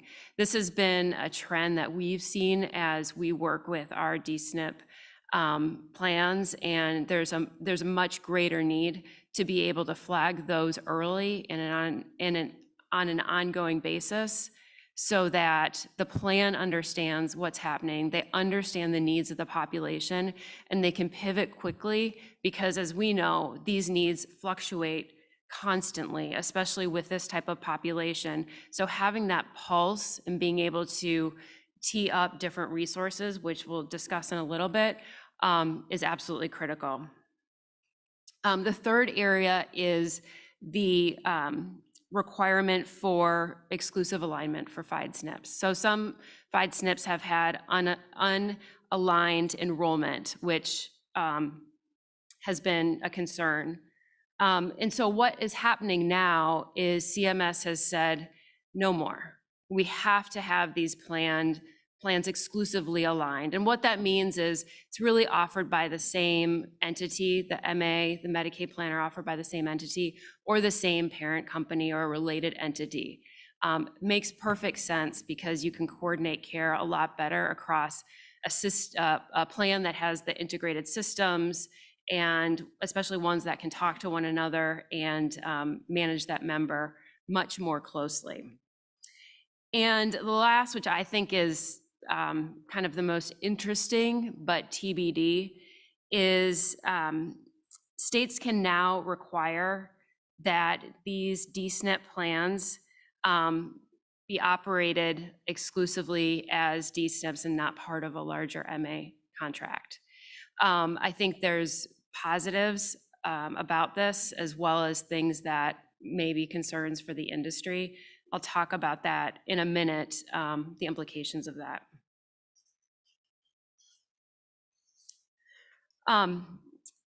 Also, in some of the research that we've looked at, there are significant SDOH barriers and frictions that exist in certain populations, duals and non-dual Medicare beneficiaries. For instance, we all know that the ADL's activities of daily living, there are many more for these populations. And what we're seeing is that plans are starting to leverage more and more the supplemental benefits that we're all familiar with in order to address some of these. And they're being creative about them too. You know, bathroom needs, shower supports, things like that, that typically you wouldn't think of as a healthcare type of product are now becoming healthcare products. We're even seeing companies like CVS leverage some of the new really interesting designers out there and create consumer-friendly products that are covered by Medicare Advantage now. So lots of focus on that. Obviously, these members have really poor health. And so one of the benefits of the exclusive alignment for FIDE SNPs is in managing these members, it's a lot easier to coordinate care. The third area is education. And I think this is really interesting now as we're talking about health equity a lot. Lots of these members don't have high school diplomas. And so when we think about communicating with this population, we can't communicate from our perspective. We have to think about what that beneficiary needs, what their language requirements are, what their race is, what their ethnicity is, where they're from, are they rural, are they urban? All of that matters now. And high school diploma plays a huge part of it in terms of measuring their level of education and their healthcare literacy. Obviously, a large part live in an institution. And the last, which I was actually surprised about, is the number of people who are duals compared to non-duals living with relatives. So lots of housing support that is now offered. But one of the things I would mention that we're seeing pop up in the industry is support for caregivers. This has been a very large industry that's grown immensely. We're seeing point solutions for this. Early stage companies are popping up. So I would say that's going to be an interesting area to watch. But as plans think about how to manage this population, really important will be to also think about the caregivers and how the plan is supporting those members, those family members as well. This is not a surprise, but I think it's an interesting discussion, especially in light of the CAPS conversations that I heard earlier. So contracts with a higher SNP population have a lower star rating. But if you look in the middle there, CAPS, that stands out with a stark contrast between the 3.4 and the 3.96, obviously recognizing the rounding that can occur. And so those plans that have a much larger SNP population are going to see a greater difficulty in driving their CAPS performance. And there's a couple of reasons I think that we're seeing this. The ratings really don't take into account how different this population is. And when we're surveying them and asking them questions, they're going to have much different answers and much different responses and a different type of expectation in the care and benefits that they're getting. Also, before the improving mental and physical health were removed to this display page, those measures were not well matched with this population. And so it will be interesting to see what happens and how that is paired with the DSNP measures when they come back. The SNP membership has not really allowed any stratification, which skews the results. And this is one area where when we look at the final rule and the ability for states to pull out these DSNP MA contracts and force them to operate separately or be measured separately, I think we'll see a stark contrast to how these plans perform versus how regular MA plans are performing. And so I'm curious to see how CMS responds and if there's, what adjustments they're going to make for these plans in the future as states begin to take advantage of that.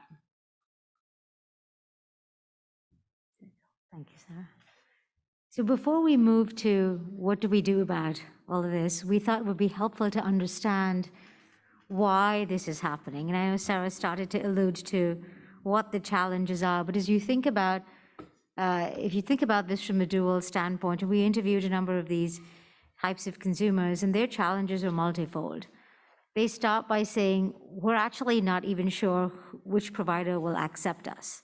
So when we go to a provider, we're actually not sure if they're going to take us or not, if they have an appointment to begin with all this, talent shortage that we're seeing in the clinical side. So that's number one. If they do take us, we're actually not sure who will provide what types of benefits, and if they do provide it, who'll pay for it. And it's just this convoluted, complicated billing and navigation system that, while you have a number of point solutions, as Sarah referenced, to help with caregiving and help with navigation, it's not been as accessible to this population. And then as enrollment changes happen, and as they have options to choose different plans or use agents, use brokers, it's just been this plethora of information that's coming to them without a clear sense of clarity on where to go and what to pick that will be best aligned to their needs. And so, as you put yourself in their shoes, there oftentimes, I know I spoke a lot about digital to begin with, but this population may not have access to that as much. You're seeing a bunch of federal funding coming in towards broadband to be able to address the digital divide, which will be great and helpful to this population in particular. But there are certain things that are within the hands of plans and of providers to be able to help with some of these. And so let's talk a little bit about that. As you're trying to reach this population, what we found in our work with clients is you have to have a multi-pronged approach to address the multi-pronged challenge. And so what you have to do here is think about, how do you understand who these people are and what they need, how to find them, how to give them access to your information. How do you come up with a really agile innovation model so you can continually test and learn, because not everybody in this population is the same or reacts the same? And then how do you track to make sure that this is working and you can quickly pivot to solutions that do work? And so, what we found is having a broad base of data that you collect. You have the claims data, you have the consumer experience data. Oftentimes, I think you've all lived this pain where you have multiple disparate systems within your own entities that don't often talk to each other. But how do you create connectivity between that so you can pull the most relevant information and make sure the frontline has it, the providers have it, the care managers have it? How can you combine qualitative and quantitative information in a way that you can create personas within that population, being very, very cognizant towards personal information and not violating any of those rules? And then how do you use your analytic engine, machine learning, AI, to be able to then target different types of products to members that will need it and value it the most? And that's sort of the first tranche. And I'll just give you an example. We spoke about the airline industry before. Southwest has done this particularly well. So they wanted to always be at the forefront of consumer experience and consumer innovation. And one of the things that we actually helped them do is come up with a segmentation approach across all of their members. So what they would do in the past is, if a bunch of folks had a delayed flight, everybody would get a coupon. Now, not everybody cares about a coupon. Not everybody wants a coupon. The business traveler is, they don't need the credit because they're probably expensing the flight. The convenience traveler or the vacation traveler, well, that really matters to them, but maybe the amount you've given them is insufficient. And so really understanding who these consumers are and being able to create a communication, an incentive, and an engagement platform that addresses each of their concerns, and then addresses it at the level. So what Southwest did was they looked at it at the level of each segment. So for a Boston to New York segment, or a San Francisco to Chicago segment, how does that differ? So getting to that level of granularity is quite important and quite helpful. And as Sarah mentioned, with this population now being looked at separate from, the duals population looked at separate from, the entire Medicare population, being able to really understand them and not conflate their needs with the broader needs is actually quite important. The second tranche there is the agile pod that I was describing. How do you create room for failure within the team so that you're rewarding innovation, you're rewarding action versus only outcomes? Now, of course, you want to have a combination between those two, because each innovation, uses resources, both financial as well as human. but how do you create a bit of that engine so that people feel comfortable trying? So, where would you send a text message or an SMS versus, calling a person? Where would you use a community resource versus using a provider? And how do you understand what message to send out with each of those? One of the plans that we served saw a great influx of their med sup into MA over time because they got really efficient at the messaging. And if you think about it, they had all the information available to them. They had a lot of those people who were in their group plan, so they knew what they used over a longitudinal period of time. So they were able to create personas, they were able to create real interaction models. So when someone called in, you were able to say, Mrs. Smith, I know that, this is the kind of care you have received over time. This is where you've had challenges, and here's the plan that we think can really help you. And that personalization, that message really resonates. And so you saw a lot of those people converting at the right time when it was profitable for the plan, was also profitable for the member to then convert to MA. And so there's real use cases and success cases that you can see if you can get to that granularity of data and then bring it out to the front line who the folks are who are communicating with every day. And then this tracking, and I often find this is the piece that's missing.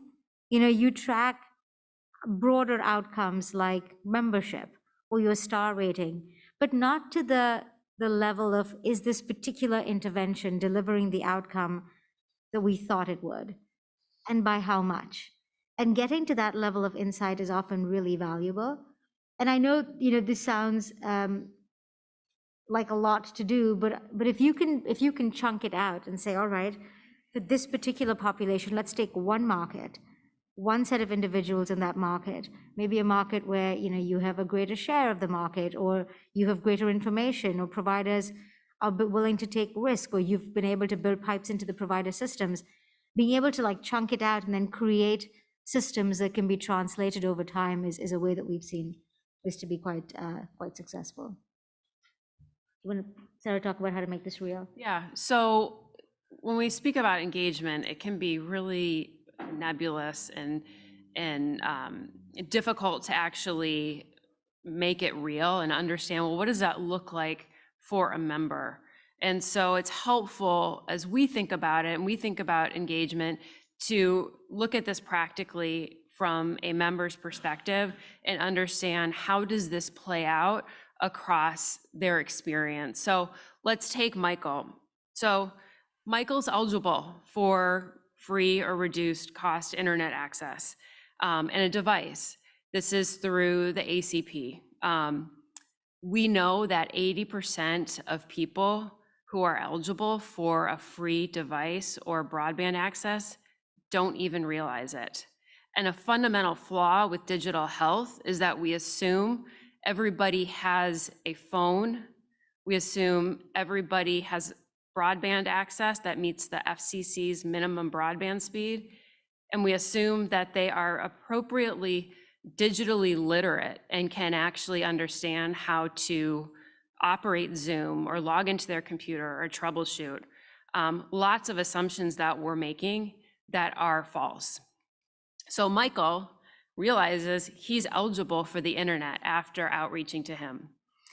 He's able to get a hotspot and a computer through federal funding, or plans are starting to offer that instead of going through the federal funding route, which is really complicated and bureaucratic, not surprising. Plans are starting to offer it as a healthcare benefit. And I think that's a really unique approach. And actually, when you look at the amount of money a plan spends on broadband access and giving that person access to telehealth, the ROI on that investment is rather large. So a great shift that we're seeing. Now Michael can engage on Zoom. He can connect with somebody who can give him the right care. He has the support with the provider to answer questions, to troubleshoot. If he can't get logged in, he's got a resource to help with that. That tech support, we don't plan for. I mean, we in our lives don't think about that enough. And then we also don't think about, well, we can troubleshoot relatively easily. We can call our IT department. We can ask our spouses. We can ask our kids. This population does not always have that luxury. So that tech support for people, when you want to encourage utilization of digital health, has to exist. So now he's able to actually engage.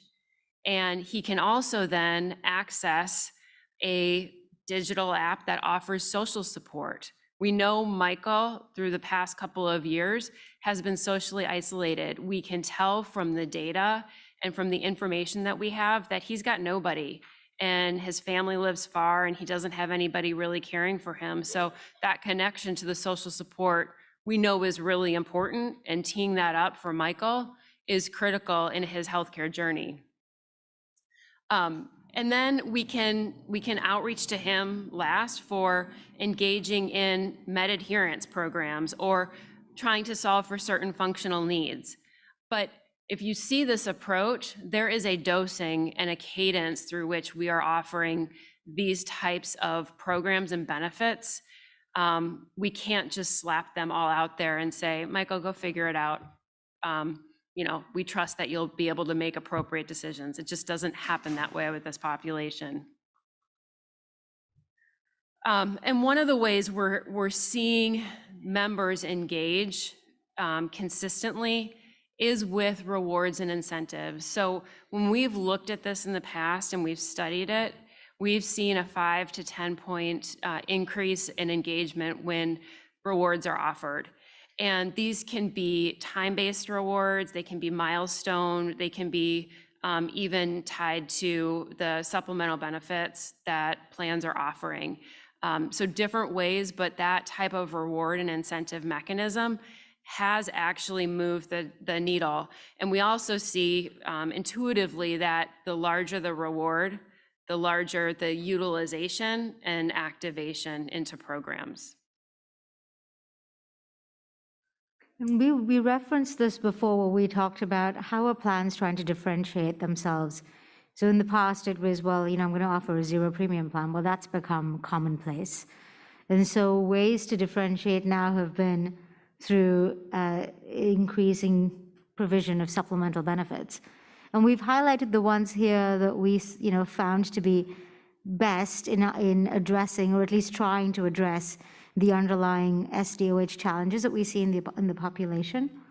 But again, this is also becoming a pretty prevalent condition that you see, right? I mean, you go out and you look for a plan. We've often gone in and just done the comparator. There's not that much differentiation.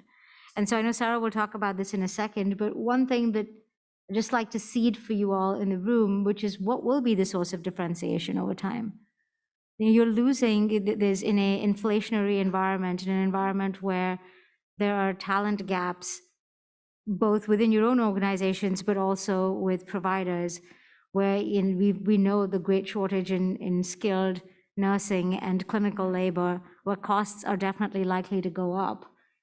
There are a lot of levers that are not within the control of folks within the healthcare system. And so it really does feel like it's timely to say, but what do I control and what can I really lean into? And experience is one of those things, where every time there is an engagement point with you, there is an opportunity to influence that in a way that is positive for the member. And while we see a plethora of these, we also see that not all of them are well used. And so you can see the increase, the plan growth, the column there over 2021 is what we're seeing today as an increase over time. But what we haven't mapped is the use of those. And so how do you, back to the point of education and the chart that Sarah showed a few slides ago, where are you talking to the right people? Are you talking to the caregiver? Are you talking to people in a way that they understand that they actually have this benefit and they can use it at no cost to them? And then are you tracking over time, not just the expense and how much you pay for it, but what is the outcome that you see from having this? And is it even worthwhile? I know when I talk to plans, what they do is they will do a competitive exercise. They'll look at what other plans had over the last few years compared with what they have and then match it. But there isn't always the more thoughtful underlying exercise to say, well, does it really matter?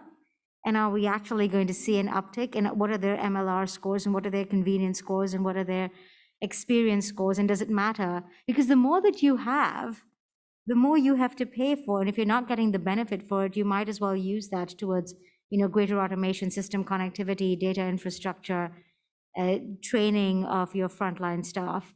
And I know, Sarah, you had a point about proliferation to no end, so I'll let you make that.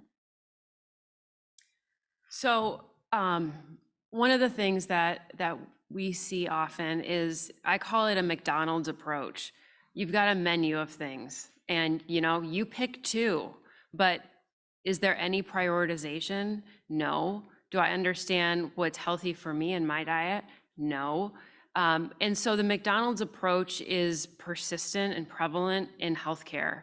And I always wonder is, how is it that we can have a banking system that is highly complex, highly regulated, and any one of us or any of the DSNPs can figure out how to actually, function in that world? How is it that we can all buy a house, a highly leveraged transaction, one of the biggest purchases we can make?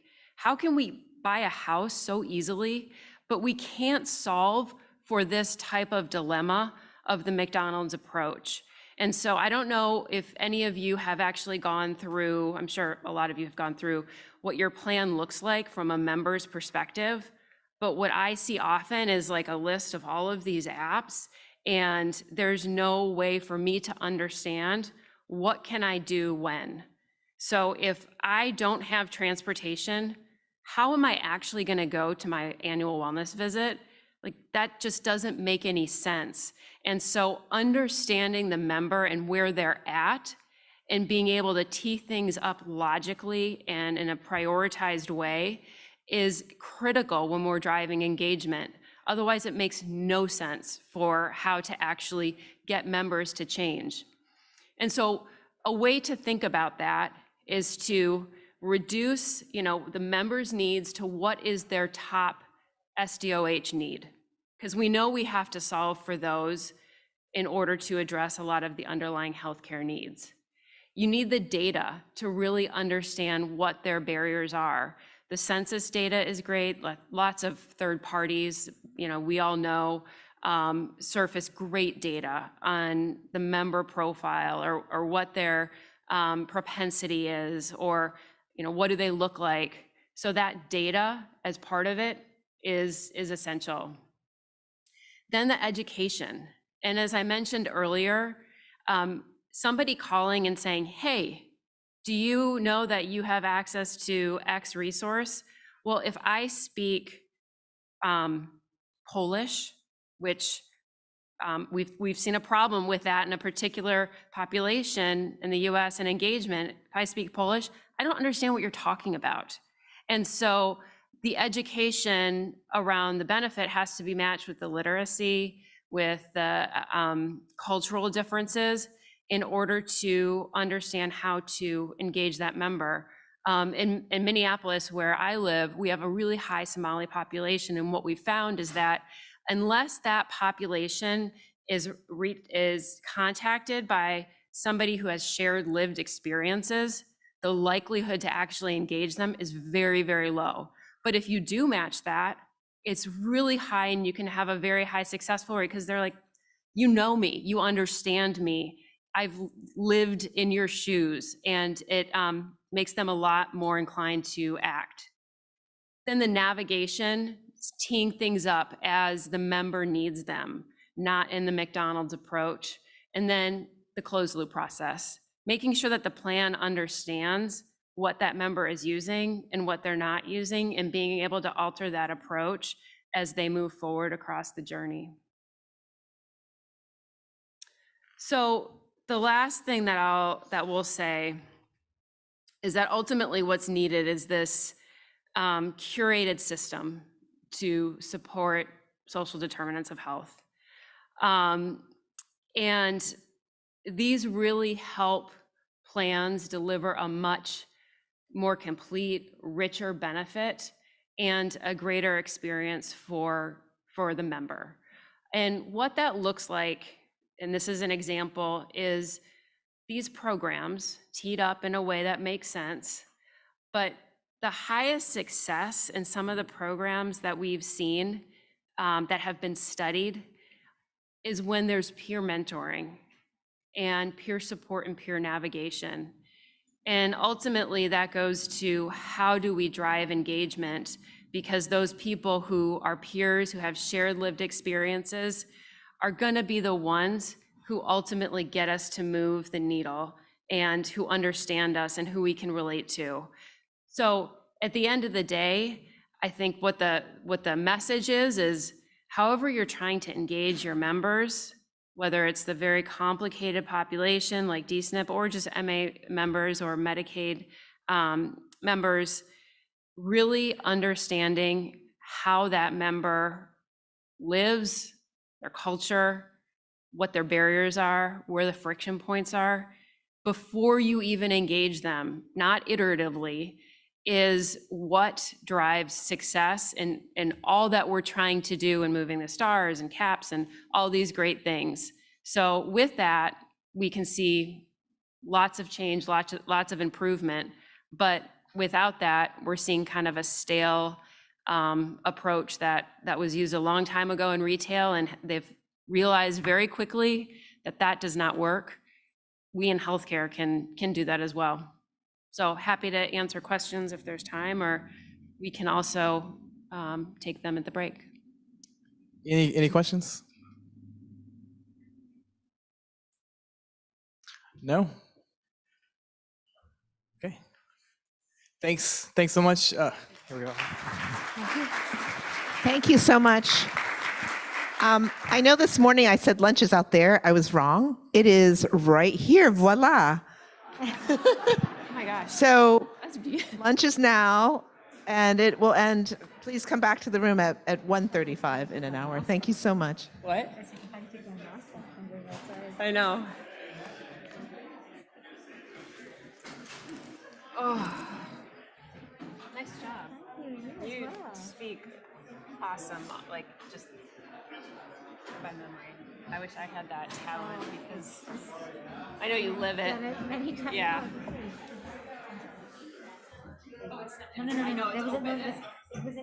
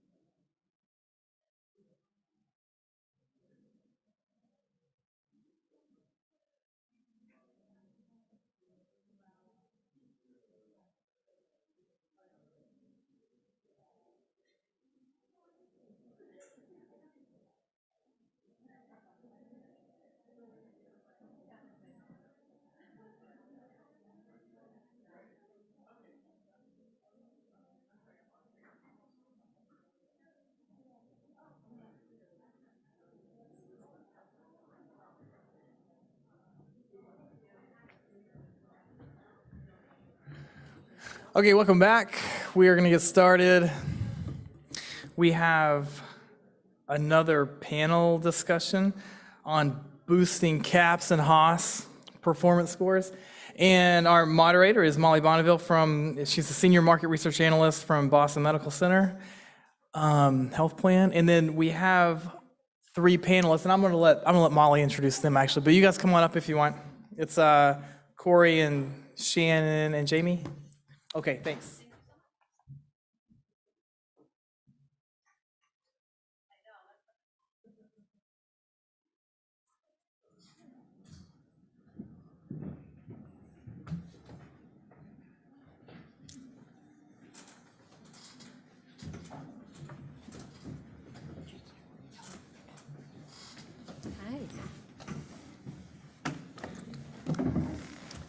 So hello, I'm Molly Bonneville. Just another panel discussion. This is the panel discussion. We'll be discussing boosting CAHPS and Haas performance scores. I'm, again, Molly Bonneville, Senior Market Research Analyst at Boston Medical Center Health Plan. I'm going to ask the panelists to introduce themselves and tell us a little bit about themselves. So maybe Corey, if you want to start. Sure. I'm Corey Bussey. I'm the Vice President of Client Success and what we call Healthcare Engagement Strategy at Acario, and the least educated person on this panel. It's a little intimidating, I'm not going to lie. So what we do is we get members to do the thing, whatever the thing might be. And it spans from gaps in care to CAHPS to Haas. It's a multi-pronged approach to member engagement. So when we go through this and we talk about boosting performance in Haas and CAHPS, I'll try to make this as sort of actionable as possible for the folks in the crowd. So there's some practical takeaway through the discussion. But thanks, I'm glad to be here. Jamie Galbraith, I'm Quality Improvement Director at UCare. I spoke earlier today and introduced myself and the teams that I oversee already at UCare. Dr. Galbraith. Great. Shannon Decker, Vice President of Clinical Performance at Brown & Toland Physicians. I oversee quality, risk adjustment, data analytics team, as well as compliance. In addition to working in risk and quality for many years now, I'm also a professor at a few different universities and oversee doctoral students. And so my background, it's a PhD actually. And so looking at research and motivation and learning and how you can encourage people to do the things that you want them to do. Oh, that's interesting. Thank you. So we all know CMS is placing more weight on a member's experience with their health plan and services. Starting in 2023, CAHPS and member experience in general is going to be worth 60% of our total STARS score. So a CAHPS strategy is going to be integral to us achieving our STARS goals. With that, panelists, with the recent public health emergency, it's been difficult for members to access care. This has brought about some innovations in the healthcare industry. Is there a particular innovation that you think will help in the long term with improvement efforts with CAHPS and Haas? We'll start on this end. Sure. A couple of the things that we tried, and I think there was a panelist last session that mentioned this about meeting the member where they're at, and I can't stress that enough. And so one of the things that we did do, I think telehealth has been phenomenal. It maybe didn't get to everyone, but for those patients that find it challenging to go into their doctors, it gives them an outlet. And then we've also set up, our area is primarily the Bay Area and San Francisco, and so we've set up pop-up clinics too for patients to get care that way. Nice. I would say telehealth as well. I think it was a big deal for us with the mental health space as well as chemical dependency. A lot of our outpatient providers continue to provide services over the pandemic remotely via telehealth. It hit us in the rural areas as well to improving and increasing access. One specific initiative that we did look at to improve access to care is really looking at our hypertensive folks. So people are making sure that they have blood pressure cuffs at home. So we did a study. We are currently looking at the results right now just to determine effectiveness, but members who are diagnosed with hypertension and who have not seen their primary care provider. And we looked at have they accessed telehealth services in the past. And so what we wanted to do is we did outreach through an IVR call, letting members know that we have at no cost to you blood pressure cuffs. They could press 1 and they would get a call back from one of our quality improvement specialists. And so we sent out several blood pressure cuffs. We looked at kind of deduplicating people already enrolled in disease management programs at UCare. So really hitting a population that isn't already being serviced. And so continuing to try to do that, if we see great success, our goal is to continue to roll out those blood pressure cuffs to make sure people can remotely monitor their blood pressure, but then also access PCP services as well. How's the education with that? I'm just curious, teaching someone in their home how to use the blood pressure cuff, do they do well with it in general? Our outreach calls went pretty good. We actually had probably a few hundred people respond back, so way more than what we expected. Some people don't always listen to the IVR call the whole time, but there was a very large uptake in people requesting the blood pressure cuffs. So the goal is that we sent it out and then we tried to provide education once they had it in the mail. So we could provide that education. They had the blood pressure cuff. Awesome. Thank you. I'm going to be super original and say the telehealth. I think we all agree, right?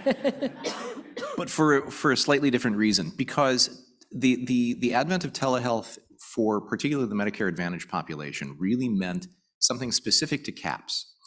Because as we engage with members and say, how do you feel about access to care?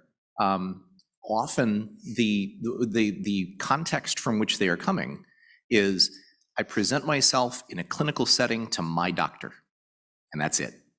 And so with the introduction of the broadening of the access to telehealth, and when I say broadening to access, not only the allowance for telehealth for particular types of condition management and things like annual wellness visit, really opened up the opportunity for health plans and members to start to redefine and reshape what we mean when we say access to care. Because when we're able to break members out of that mental model that says access to care means I present myself in a clinical setting to my doctor, to I can be seen by a nurse practitioner or a physician assistant virtually and for things that go beyond acute care, like I had pink eye or bronchitis, and that were the simplistic, the overly simplistic utilizations of telehealth previously, it really does broaden the context. So when those members get those CAPS surveys, if you've reset the context, reset the mental model with that member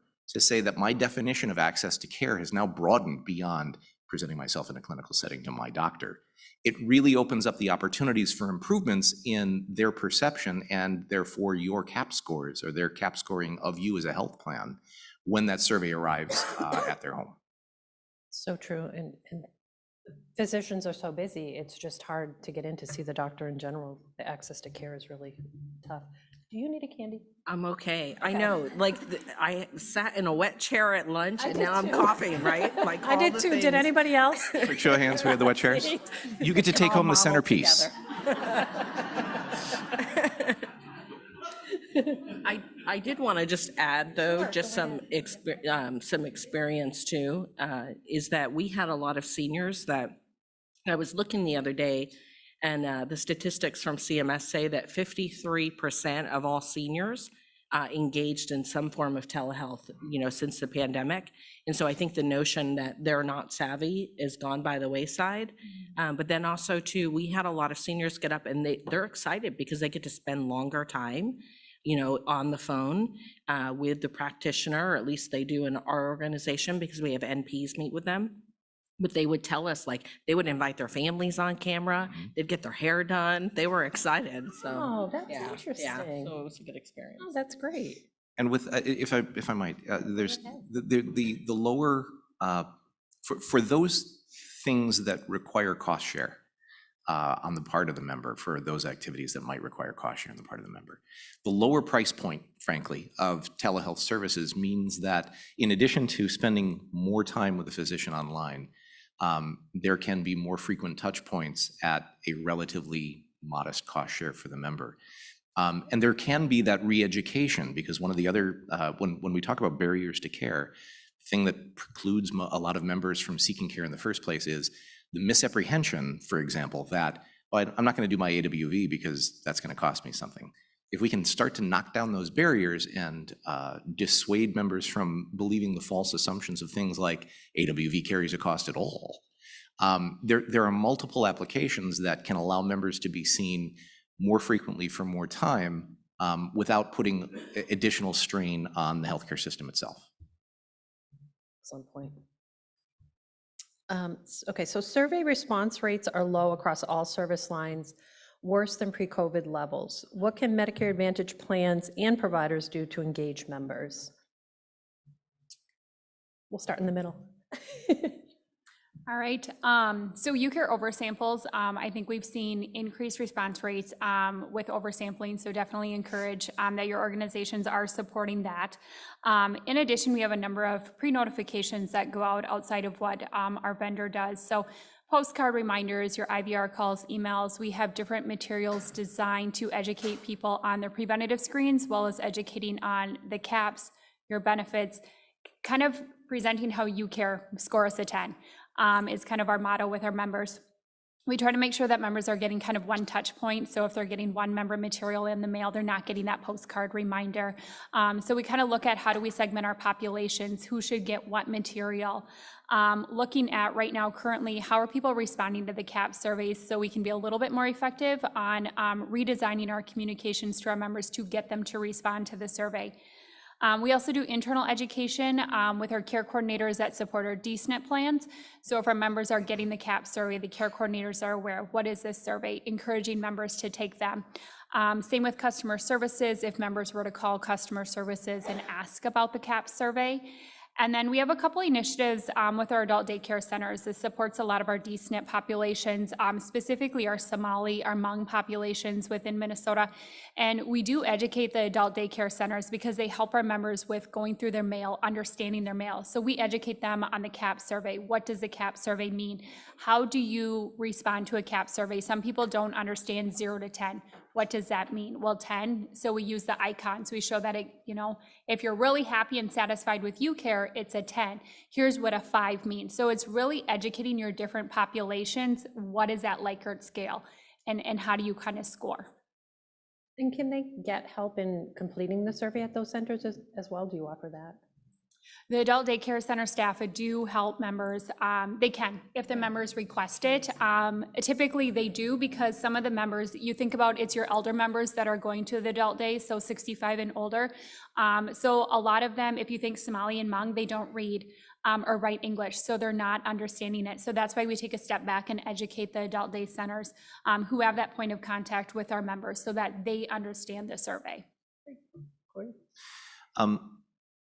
We have an axiom at home where we talk about the facts that when you're reaching out to for the CAP survey, the people you're going to get are survey takers, and it seems like a natural sort of mindset, right? Where the people who are going to respond to surveys tend to be survey takers, and so the advice that we often give related to expanding that population, because it's such a slim sliver of your overall population who is going to be even asked to take the CAP survey, that it's important to maximize the numbers who do. And the answer is to break beyond the simple survey takers, is to, and it's going to sound a little crass, it's to treat the interaction much more the way that Amazon would treat it. And you saw that from our friends from McKinsey. Because as an example, I'm a Banana Republic guy. If Banana Republic asks me for my opinion, I am a staunch follower and buyer. I'm going to give it because this is a brand I identify with. It's a brand I care about. The way to get more members to increase engagement is to be a brand they care about. You'll hear me say this probably later on too, but the primary difficulty for most health plans is your members don't have a relationship with you, typically until something goes wrong. So if you are doing more in advance to engage your members, to regard you as a brand they care about, before you interact with them for what would otherwise be the first time when your utilization management gate comes crashing down on them. Those are ways to ensure that the members who are engaging with you are more likely to engage with you and more likely to engage with you positively because you've created yourself, you've positioned yourself as a brand that they care about. All really good advice, and I like too about teaching how to use the Likert scale as well, because it is different. We went through several iterations. So I'm a provider group that takes risk. We don't actually administer benefits, right? Like we don't have our own plan, but we take risk with 12 different health plans and all the major payers. And so one of the things that we started to do to revamp our CAPS program, a few things were we increased the surveys that we were doing. We do our own surveys because it helps us inform and then better negotiate for ourselves as it relates to how the health plans will report.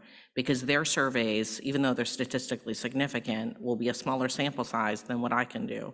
And so we survey based on claims. We send it out like in various platforms. So we'll use IVR, email, and even text message right after the visit, so they have an opportunity to respond. And then we shorten the numbers of questions that they get. We look at broad categories where we can improve.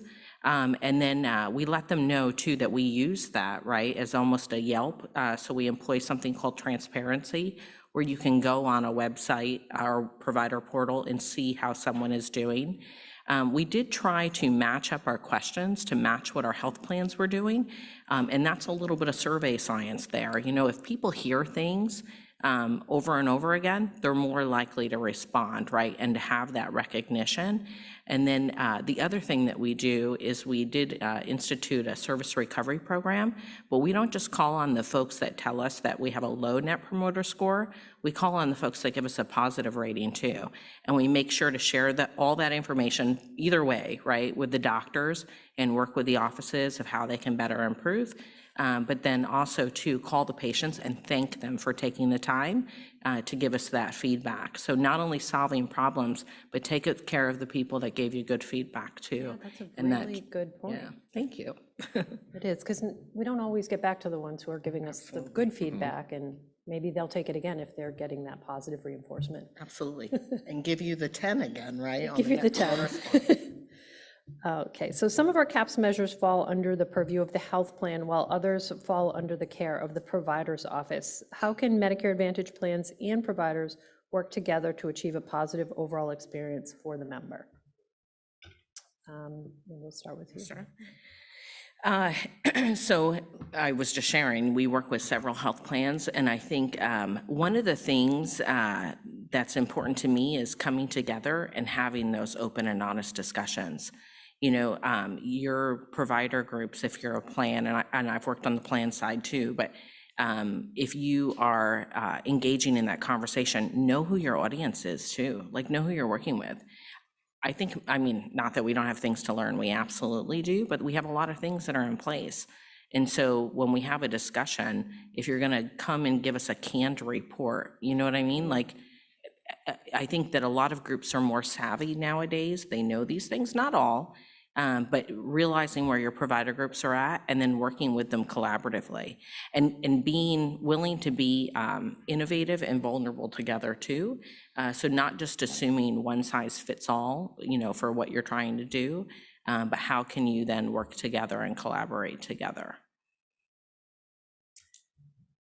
So for us, we have the 5 H contract numbers. So for 2 of them, we have the shared partner products. So it's a little bit easier to engage those providers and talk about kind of those specific CAPS measures. But overall landscape, what we do is we kind of look at all our data points. You know, overseeing NCQA, I'm a little bit more familiar with some of the reports that we do at UCare. So looking at your network adequacy reports. Even if you aren't accredited, I'm assuming that there is some type of network adequacy that you need to do. So appointments, you know, to see a PCP for routine visits, are you meeting your thresholds? Are for your impact, high volume specialty, are you meeting your thresholds? Urgent care, mental health. So really taking a step back and looking at that particular data, looking at your out-of-network requests, looking at your appeals and grievances. So you have those 5 categories in appeals and grievances, and taking a look at the access measure within there. How does that align with CAPS? If you're seeing low performing results within CAPS, what does the data share? One thing with our network adequacy results is that we've taken a step back, and so our HEDIS temps, that once they finish the HEDIS season, they actually do those calls to figure out access and availability for our members. And it's interesting, the findings. They know how to ask the questions. They're nurses, so it's different than having our provider and relations contracting staff ask the questions. It comes differently when a nurse is doing it. You'll be surprised. There's some rude people that that we're finding when you're trying to figure out appointment and availability time. People are frustrated. They don't have the time and capacity. So we're able to kind of take that data back, that information back. It gives us a little bit more insight on what's going on with our providers.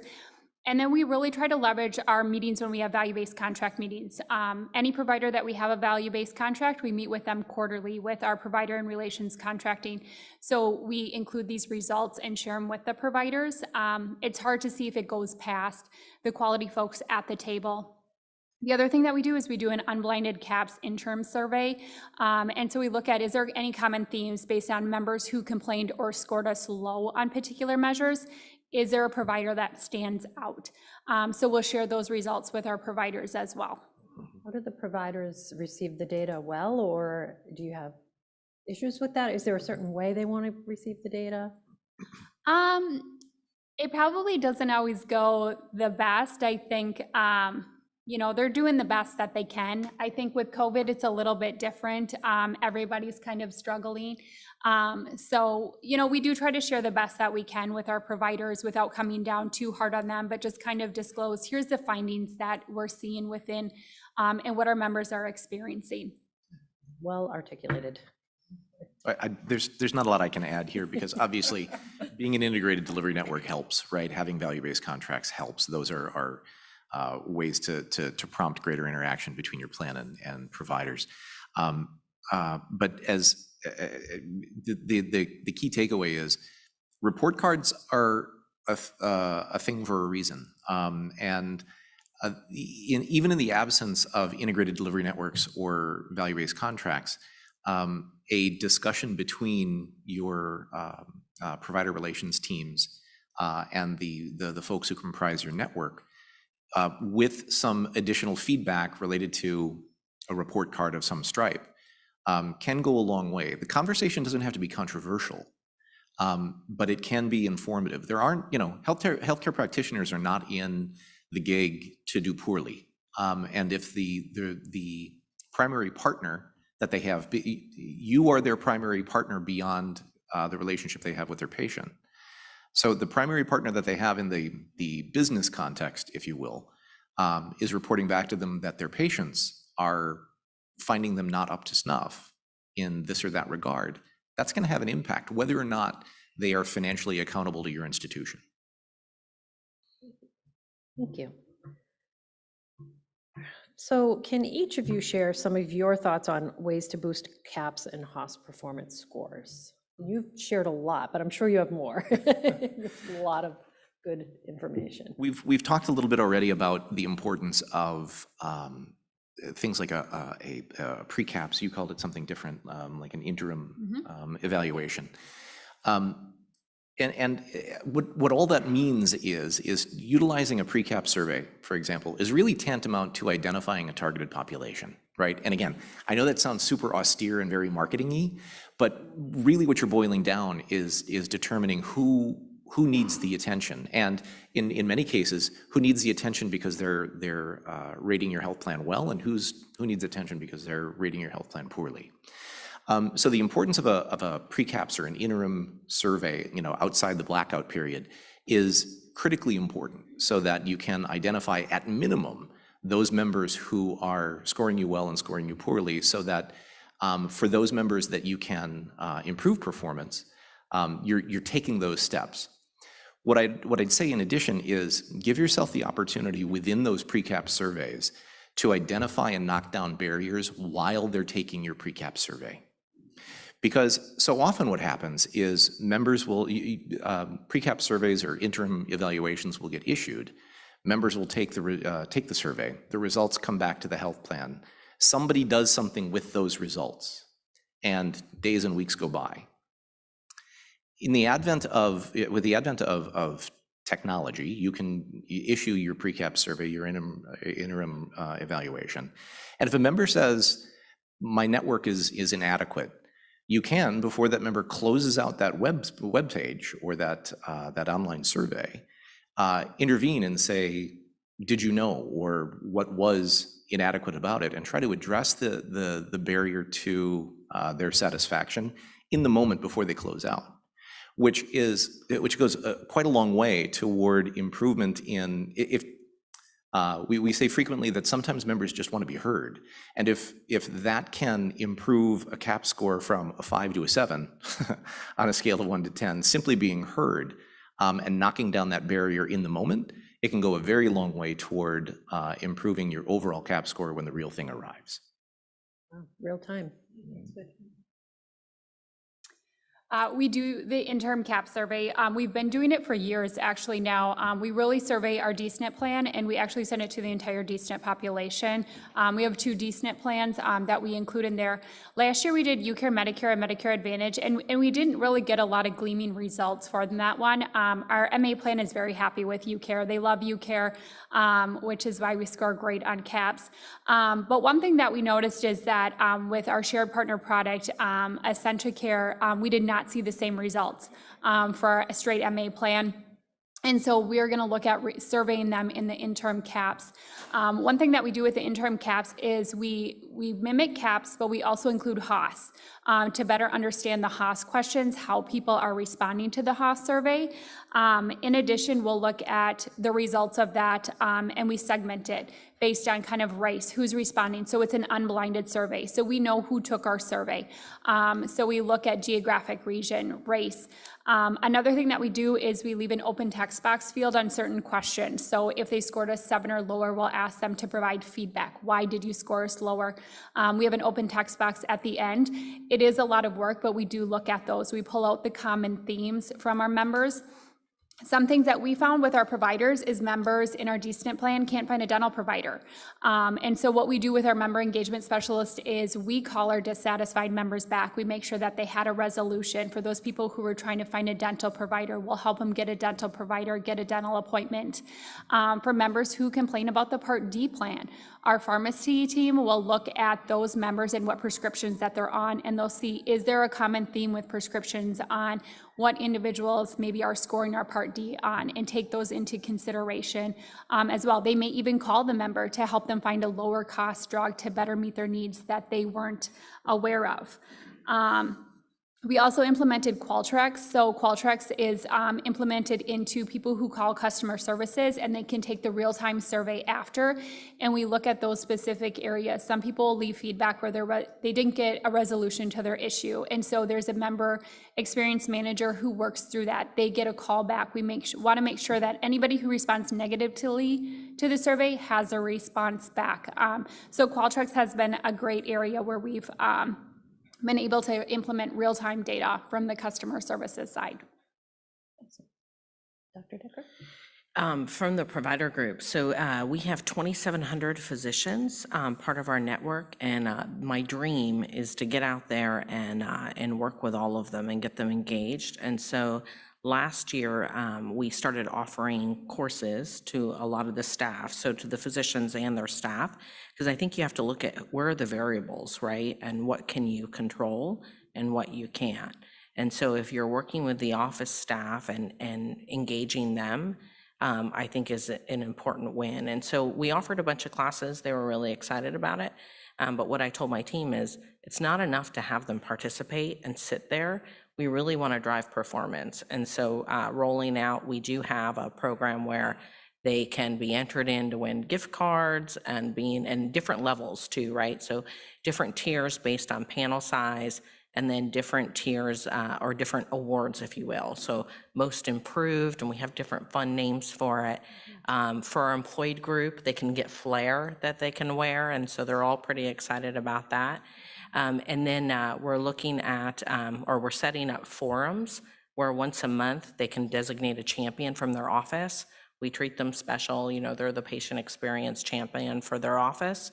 And then at the end of the year, an award ceremony. But a lot of it's still in the works, but just trying to evolve and again, get, not just attending, but actually driving performance forward. That's very innovative. I haven't heard that one before. I love that. Many of the CAPS HOS measures require that senior members engage in conversations with their health providers. Are there cultural or societal needs at play here with those conversations? And how do social determinants of health play as well? I'll start with Corey. I don't think it'll come as a surprise to anybody in this room that it is that not having languages is sort of baseline, right? But culture goes beyond language. But so starting with language is an absolute baseline. We find that in many of the programs that we run, right? Where when members have identified as, say, Spanish as a primary language, so many of our health plans will default to English anyway, because even when members have identified, sorry, let me rephrase that. When members have identified themselves as bilingual, but have expressed Spanish as a primary language, for example, many of the health plans will still default to English because it's easier. And I do ironic one of your quotes on purpose. It's easier. And even when those members are themselves bilingual, approaching and connecting with them in their primary or chosen language, their first choice, goes a long way toward member satisfaction, which will ultimately improve that relationship and help you become a brand they care about, right?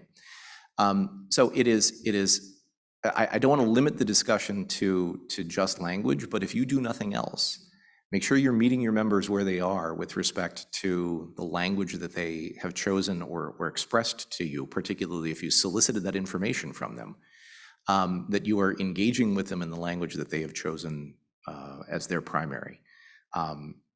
Obviously, cultural components go well beyond language, as I said, but that's where I'll leave it is, if you do nothing else, don't make the mistake that culture stops at language, but remember that language is a key and primary component of what your members expect from you. I think for us, I mean, you heard me talk this morning about the member engagement team, really trying to align with people, the way you look, your cultural preferences, your language. So really trying to tackle that piece. Working in that provider space, like I mentioned before, we have a large Somali, Hmong. We do have Karen, the Laotian population. And so really trying to find providers that service them. We do have some, and people attract to them, but they are smaller clinics. They are far in between of having those types of providers. And it's that experience with our Native American population. They might go to a Native American clinic on the reservation, but that does not mean there's a doctor there that is Native American. And oftentimes they might avoid those types of clinics because they want to work with somebody from their community, their specific culture. One thing is really understanding, are our members opening up? I know in some of our larger clinics, they have caseworkers, they have community health workers who then the provider can do referrals to them so that they can help them find food resources in the community, housing support, et cetera. One other thing that we're trying to do is work with providers on billing Z codes for the social determinants of health, which I know is an administrative burden. And so we're trying to provide quality bonus payments to them so we can better learn and understand our populations and that we can kind of tailor more services to their needs. We do have translation services, and then we have translated all our materials into the primary languages that we have within our group. And then same thing with our pop-up clinics, or even when we are doing telehealth, we note the language preferences and then try to meet the needs of the patients if we can. But it is true. I was out at one of our clinics, and a patient came up, and it was a couple, actually, an older couple, and one spoke English brokenly, and the other did not. And just talking, and they said, she told me, we were really glad to come, and she was using one of our NPs to translate through, but that when she first got the call, she wasn't sure because they often get fraud calls like that. And so again, I think just even what we've been echoing all along is just think about who your patients are and how to best engage with them, and the ways in which you think and the culture that you come from, right, might not be the same as someone else. So there might be different tells, if you will. Thank you. Well, we have maybe 5 minutes for questions. Does anybody have any questions for the panel today? All right. I have questions. Oh, go right ahead. Yep. Oh, thank you. So with the languages and doing CAPS and the mock surveys, do you find that it makes a big difference with response rate versus how you perform in those surveys? I think for us, it gives us additional insight to how people are responding, especially when you break it down by how people self-identify. So you know who's responding to the surveys. You know, I guess looking at, you know, the geographic, rural versus non-rural. In Minnesota, you're looking at that language breakdown, the race. One thing that we're looking at more closely is our banner tables that we get back. And so what we're finding is that males are more likely to take our CAP survey than females. So how are we better targeting the male population, or how is our messaging, how should our messaging be different for the male population versus the female population? Another thing that we're looking at is looking at ED or primary care visit and how long it takes to get a specialty appointment. So looking at kind of that provider, the wait times for CAPS, and how do you make those correlations back to each other. So we're working on that particular analysis in-house as well. Thank you. Anyone else? Any other questions? Yeah, one more.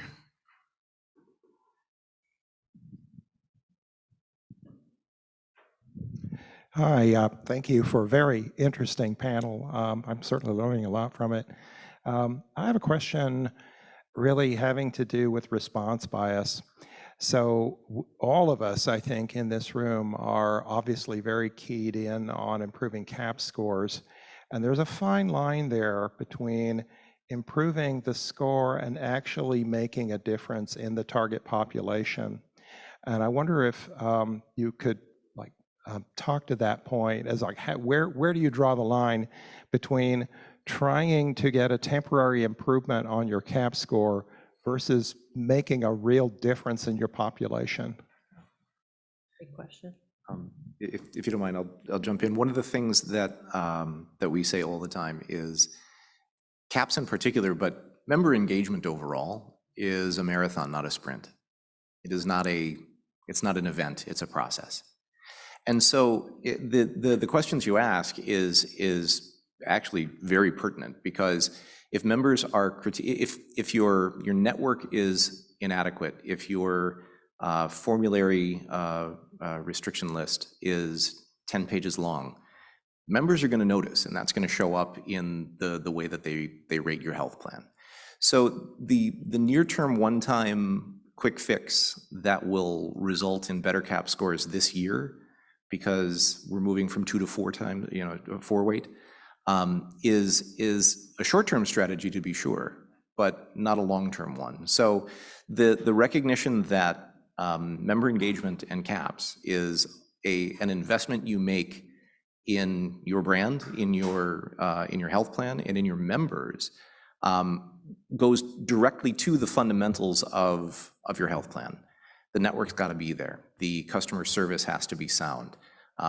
Members need to be prompted to follow up on emergency care or hospital discharge quickly and regularly. These are fundamental elements of the services and care that you provide as a health plan, that without them, you can survey and cajole your membership to live long day, and it might have short-term results, but it will not have long-term results. And I was going to say, and I would agree with that. I think I always tell my team, it's focusing on the end result as opposed to the in-between, and that I don't want to take credit for anything we don't deserve. And to your point, right, if you want long-lasting results, that's where the focus needs to be, not necessarily on the quick hits or the quick fixes. Anything, Dr. Colbert? I was just going to say, with a response bias, that's some other feedback that we get.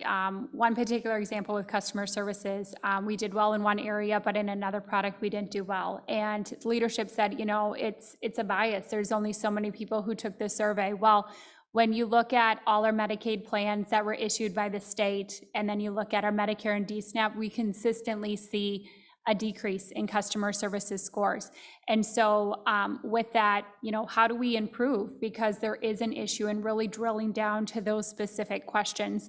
Our member engagement specialists experience kind of the same issues with customer services, helping members.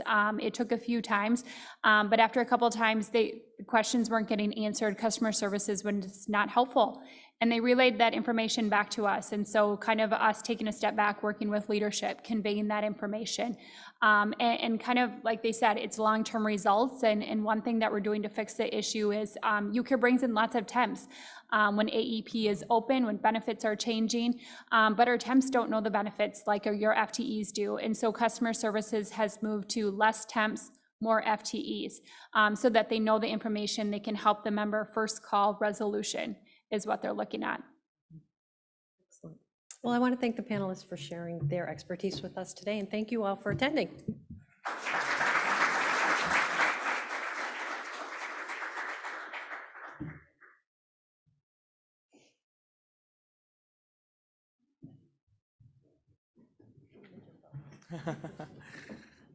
Thanks, that was great.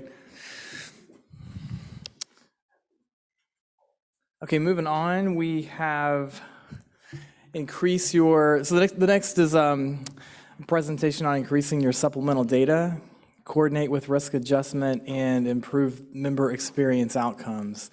We have Mallory Mueller, Director of Quality Health Integration at Network Health, and Josh Weisbrod, VP of Risk Adjustment at Network Health. So welcome, guys.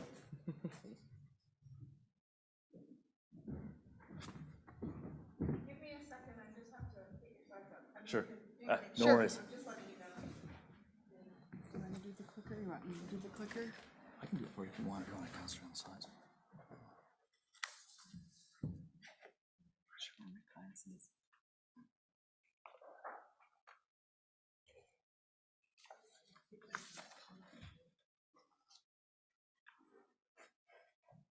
We can probably do introductions, I suppose, huh? Can you guys all hear me? Sure. So, Josh Weisbrod, VP Risk Adjustment at Network Health. We're actually cheating today, so Mallory's going to do most of the heavy lifting, and I'll do a little bit of the color, but we actually have a guest in the audience, Kimberly Swanson from HealthMine, who came from Network Health and was instrumental in our quality work, obviously our STARS work, and our clinical integration work. So one of the masterminds behind all of those programs. And so if you guys have a question, perhaps after this, you could talk with her, so. Yeah. We'd love for you guys to interact with us. If you have questions, pop in. I feel like this is the time where things start to fatigue sets in after lunch. So feel free to hop in if you have questions or have any great ideas. I think you'll see we've done a few things to partner, but we're always looking for more ways on how quality and risk can partner. So I'm Mallory Miller. I am the Director of Quality at Network Health. I'm a nurse by background. I spent most of my time in long-term care, behavioral health, and I've been in my role now for 5 years. So let's go. These are the things we'll be discussing today, and we're gonna start with just a brief overview of Network Health.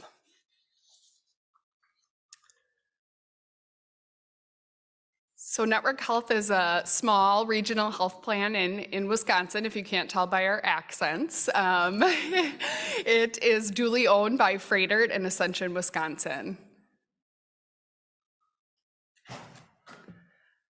So huge milestone for us, actually. Last month, we were able to reach 70,000 Medicare lives for the first time in our history. So really exciting, lots of celebration there. And we also have a small ACA plan as well as a commercial line of business. Most of our commercial line of business is actually state of Wisconsin employees.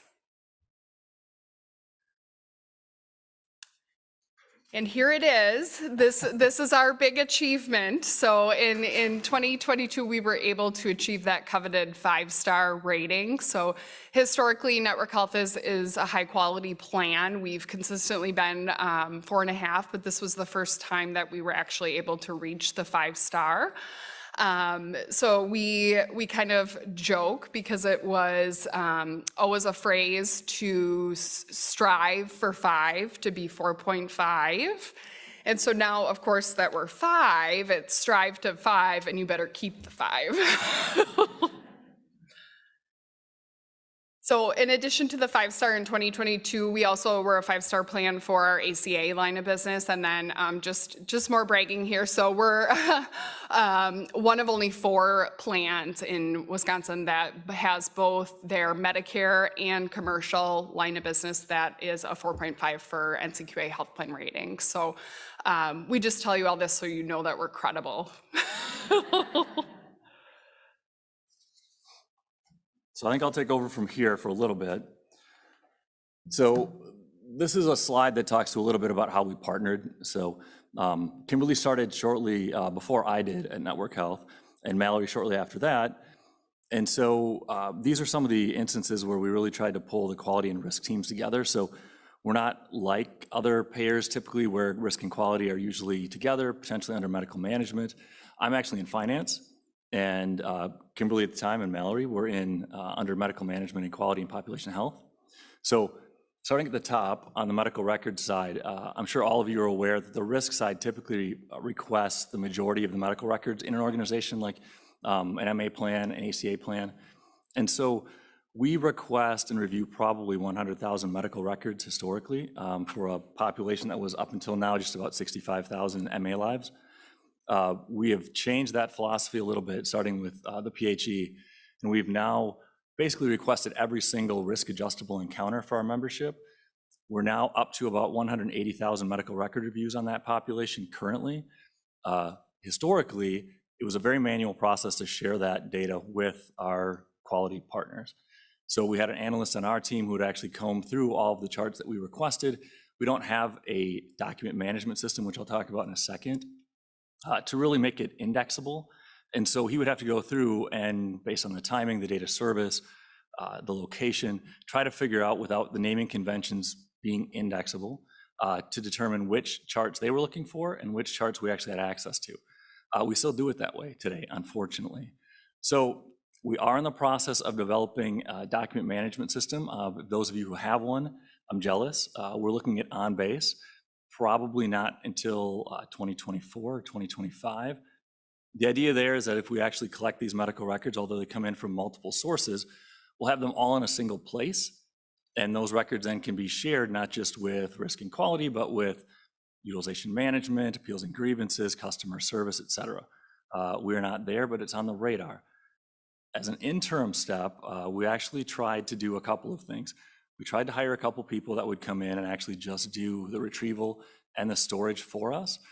That didn't go anywhere until this year. We've actually just hired 2 record retrieval specialists in risk specifically to request records from multiple sources, print records from lookup access. Right now, though, there's no place to store those. So we literally have hundreds of thousands of medical records sitting on a drive at Network Health that is not usable really by anyone outside of risk. So we're working on solving that problem, but that's currently today how we're partnering around chart reviews and medical records. That flows into the next topic on interoperability.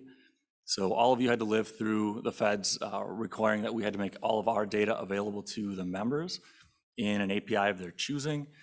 We actually did one thing that was somewhat creative. Our IT team really got behind this initiative, even though it was a huge lift for them. We went with a vendor that was able to help us build what we affectionately refer to as the firehouse. So I think at 4 o'clock today, there's an interoperability discussion around FHIR. We basically mirrored our internal data warehouse in a FHIR format so that all of the data we were collecting could be interoperable and exchangeable with payer-to-payer once that's up and running and mandated, and also with providers. Historically, we've struggled to share data with providers and vice versa. So our first attempt at this was actually shortly after Kimberly and I started. We talked to a group in Madison that was a bunch of former Epic employees who said, hey, we can actually take your data and we can put it into the workflow of the provider groups, or we can extract the data from the provider and bring it to you. We said, that sounds great. Let's talk to the provider groups. We're provider owned. 2 of the second and third largest health systems in Wisconsin own Network Health. Unfortunately, we started with pushing data into the workflow. That went absolutely nowhere. No one wanted our fingers in their data. So we said, okay, fine, we'll take your data, we'll take it electronically in bulk. You won't have to do anything. You can control the flow of the data, and we will pay for it. We had one taker out of roughly 9 provider organizations. It's a shame. We have had one. It's actually been pretty successful. They've been able to give us all of their medical records in bulk electronically, and we've been able to use those for risk adjustment, and we're working on doing the same thing for quality. So it hasn't been entirely successful, but we do have the infrastructure to store that information if we start to receive it in a way that is, again, outside of a document management system, but in a data warehouse where you could actually convert it to FHIR and use that information. So does anyone have any questions about that? I know that interoperability has been a really hot topic. Okay, I'm going to turn this over to Mallory for the next piece. That's a tool that we've developed internally that she can speak to. Yeah, I think one thing I realized we forgot here is that one of our partnerships for risk and quality is around budget. I think everyone knows risk budget is a lot bigger than quality, so that's really been beneficial for me and my team. So, so yes, our risk adjustment team worked with our internal IT folks to build it's essentially an internal data repository where they keep all of the risk adjustment codes that they're gathering in medical records throughout the year. So we were able to leverage that same system and create one for our year-round medical record review process, which I'll talk a little bit about in the next slide. So the system essentially sits on top of our claims system, QNext, and it actually queries the system, so it's allowing for that direct member matching. So prior to adopting this system, we did a lot on Excel workbooks in terms of gathering data, and obviously had a lot of issues with matching. So I'll take the second to last bullet here on shared vendors. Where the partnership initially started between risk and quality was sharing some of the vendors in the risk space. So I'm sure you're all aware, besides the medical record reviews on a retrospective basis that we do a lot of in-home assessments. We've done, again, a population of 65,000 people, we've done upwards of 15,000 in-home assessments or health risk assessments with our membership. We target those individuals based on risk gaps, but we close quality gaps during those visits. We've actually done a few special projects to close quality-specific and quality-only gaps at the end of the calendar years. In addition, Mallory and Kimberly, when she was with us, organized a mobile in-home assessment bus that would actually go around for our members at certain locations and have them do not only in-home assessments with NPs, but also do RN visits to close quality gaps, as well as do some mobile mammographies. So that has been pretty successful. We've been trying to share those resources. It's a couple of different vendors that do those in-home assessments for us. And again, we've scaled that back a little bit on the risk side, but Mallory's team has done quite a bit of other things related to the in-home assessments or even mailing test kits out and things like that. On the natural language processing side, on the risk side of the house, we've been using NLP for a long time. We typically use it for second pass reviews. We have just selected a different vendor starting in 2021. We are doing the bulk of our reviews using first pass, and we're actually using second pass on a different vendor's records. So again, that 180,000 medical records on the risk side that we're reviewing annually. Part of the reason we're able to do that with every single encounter that we can acquire on our members is because of the economies of scale and the price with the vendor. The technology exists in such a way that we can get the records more cost effectively, but more importantly, we can review them more cost effectively.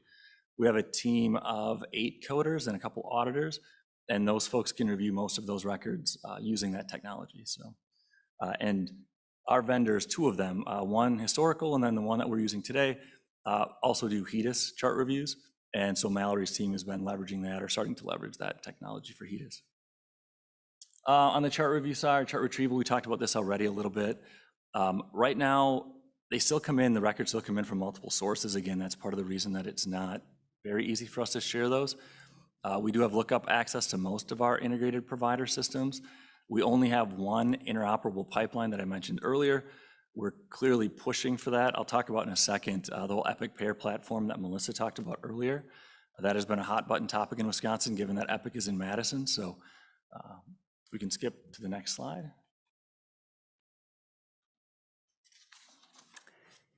Yes, so I think for me, I know we talked a lot about CAPS and member experience kind of all day and how it's important, and some of the HEDIS and clinical measures aren't as important anymore, which just hurts my heart as a nurse. And HEDIS was kind of my passion since I started, and so I think it's a little bit of a paradigm shift in terms of the way I'm approaching HEDIS and clinical measures. To me, because CAPS is so difficult and it carries, more weight, I feel like we have to be 5-star in all of the HEDIS clinical measures because CAPS is such a wild card. So it's just a little bit different way of looking at it.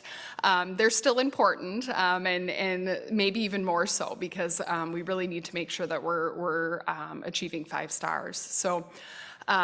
Year-round medical record review is not a new concept. So we have been doing some form of year-round medical record review since 2010.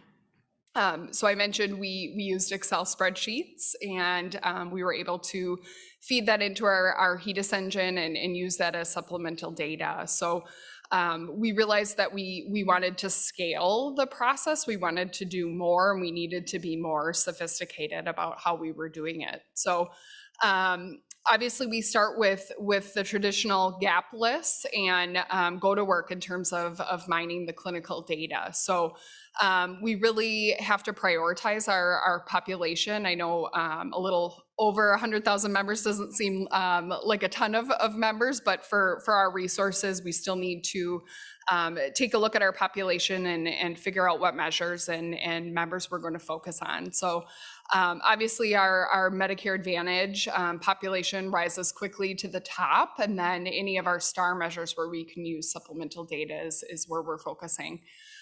Members who may have A1C clinical quality gaps are ones that we typically focus on, and then with the change in weight in controlling blood pressure, that will also be one that we're focusing on in 3rd and 4th quarter this year.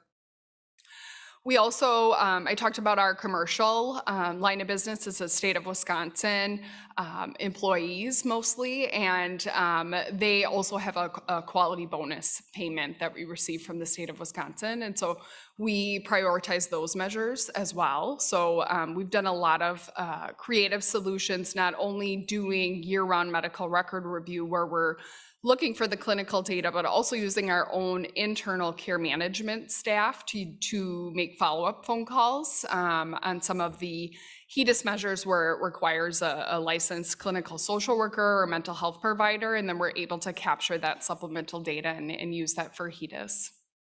I think one of the other things we did recently is we really made it a holistic process. So it's not just mining the clinical data. If our nurses are not able to find the clinical data, they are making an outreach call to the member to see if they can get the gap in care closed. That's been really effective, and starting Q4 last year, we were also able to add CAPS gaps to our year-round medical record review approach. So prioritizing the CAPS gaps over the clinical gaps has been helpful. So we have a vendor partner that we use that looks at consumer data, and I know this has been talked about already today, but really looking at members who are likely to engage with us, likely to rate us poorly, and being strategic about who we're reaching out to there. And then, of course, trying to use that preferred mode of communication. I know I heard a lot of people say they're still trying to figure out text and email. We're in that same boat. I think we're using a lot of phone calls, but we also get data, consumer data, and if people would prefer mail. And so we do still use some of those direct mailers as well.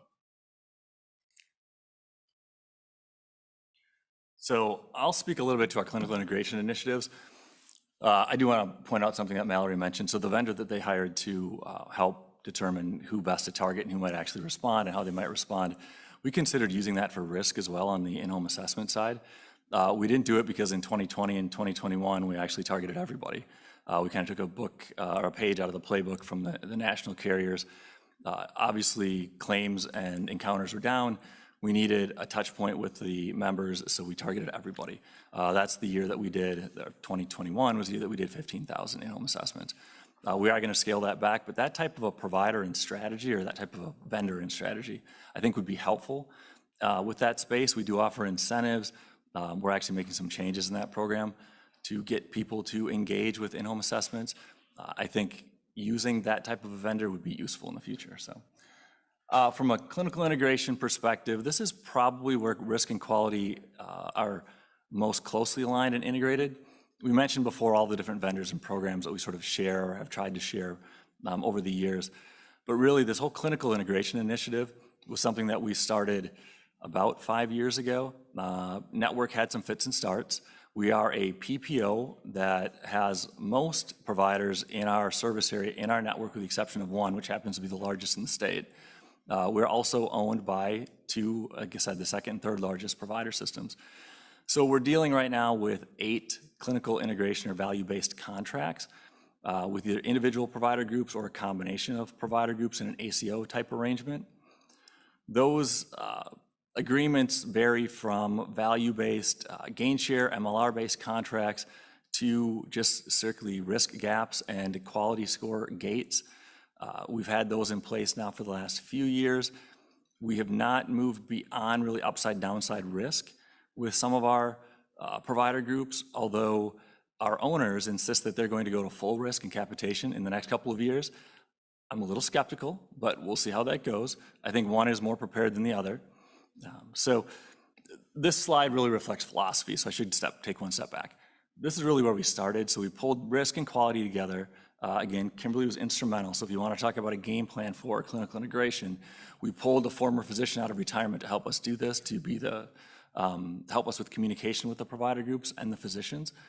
So we started with the member at the center, knowing full well that if we did this right and we actually hit this goal at the bottom of the page, that we would not only increase revenue, we'd reduce costs and ultimately improve our quality scores. But again, I'm in finance, so really to me and to our team and our CFO, it was all about, okay, can you make this work more efficient and can you drive additional revenue? And so that's where we started. We've had some mixed results. We started with PCP attribution as the first step to kind of build trust with the provider groups. And then secondarily, we built a lot of reporting that we shared with the providers, and it took a couple of years to get them to really trust what we were saying. And it took a really strong team of enterprise analytics staff and actuaries to help us do that. We initially tried to outsource that work and it went nowhere. And so we use our internal team, we meet with these providers on a monthly basis, and we've built a pretty strong relationship with each one of them. It's not perfect. Again, we don't have electronic access to their data like I mentioned before, but what is on the horizon, and Melissa talked about this earlier, is the whole Epic Payer platform piece as an interoperable solution between us and our provider groups. 2 of the large provider groups in Wisconsin are currently with Humana and doing Epic Payer. They're only doing a piece of it. Epic can come in and frankly, they can do everything that you ever wanted, including adjudicate all your claims. They can share data with provider groups. They can extract the data from the group, send it to you, use it for CM, UM, population health, you name it. It's a huge investment. We have not gone down that road, but it wouldn't surprise me that if in the next 5 years we do. Both of our owner groups, one is on Epic, one is not. The one that is not is moving to Epic this year. We suspect that they'll both put pressure on us to move forward. The problem is the investment is substantial, and we already have a lot of those programs already in place. Obviously, we process claims today. We have some solutions, at least internally, to share data with one another. So it's on the horizon. It does look like the magic bullet, but we have to get there. I think my understanding is even adopting a piece of it to share the data between the payers and the providers is actually, because of all the work you have to do to prep your data to be shareable or interoperable, costs nearly as much as just buying the whole thing, at once. So we're not there, but we're working on it. And that's been an evolution, starting with, okay, let's put the member at the center. Let's look and see if we can reduce costs, increase revenue, and improve quality scores by working directly with our providers. And we've done that. And in a second here, Mallory will share a few of the results that we've had, and I'll share a little bit on the risk side. So. Yeah, you're probably all wondering where are the numbers, right? We all like to see the data here. So some of our, obviously our high quality ratings in achieving the 5-star, our clinical integration partnerships are clearly working.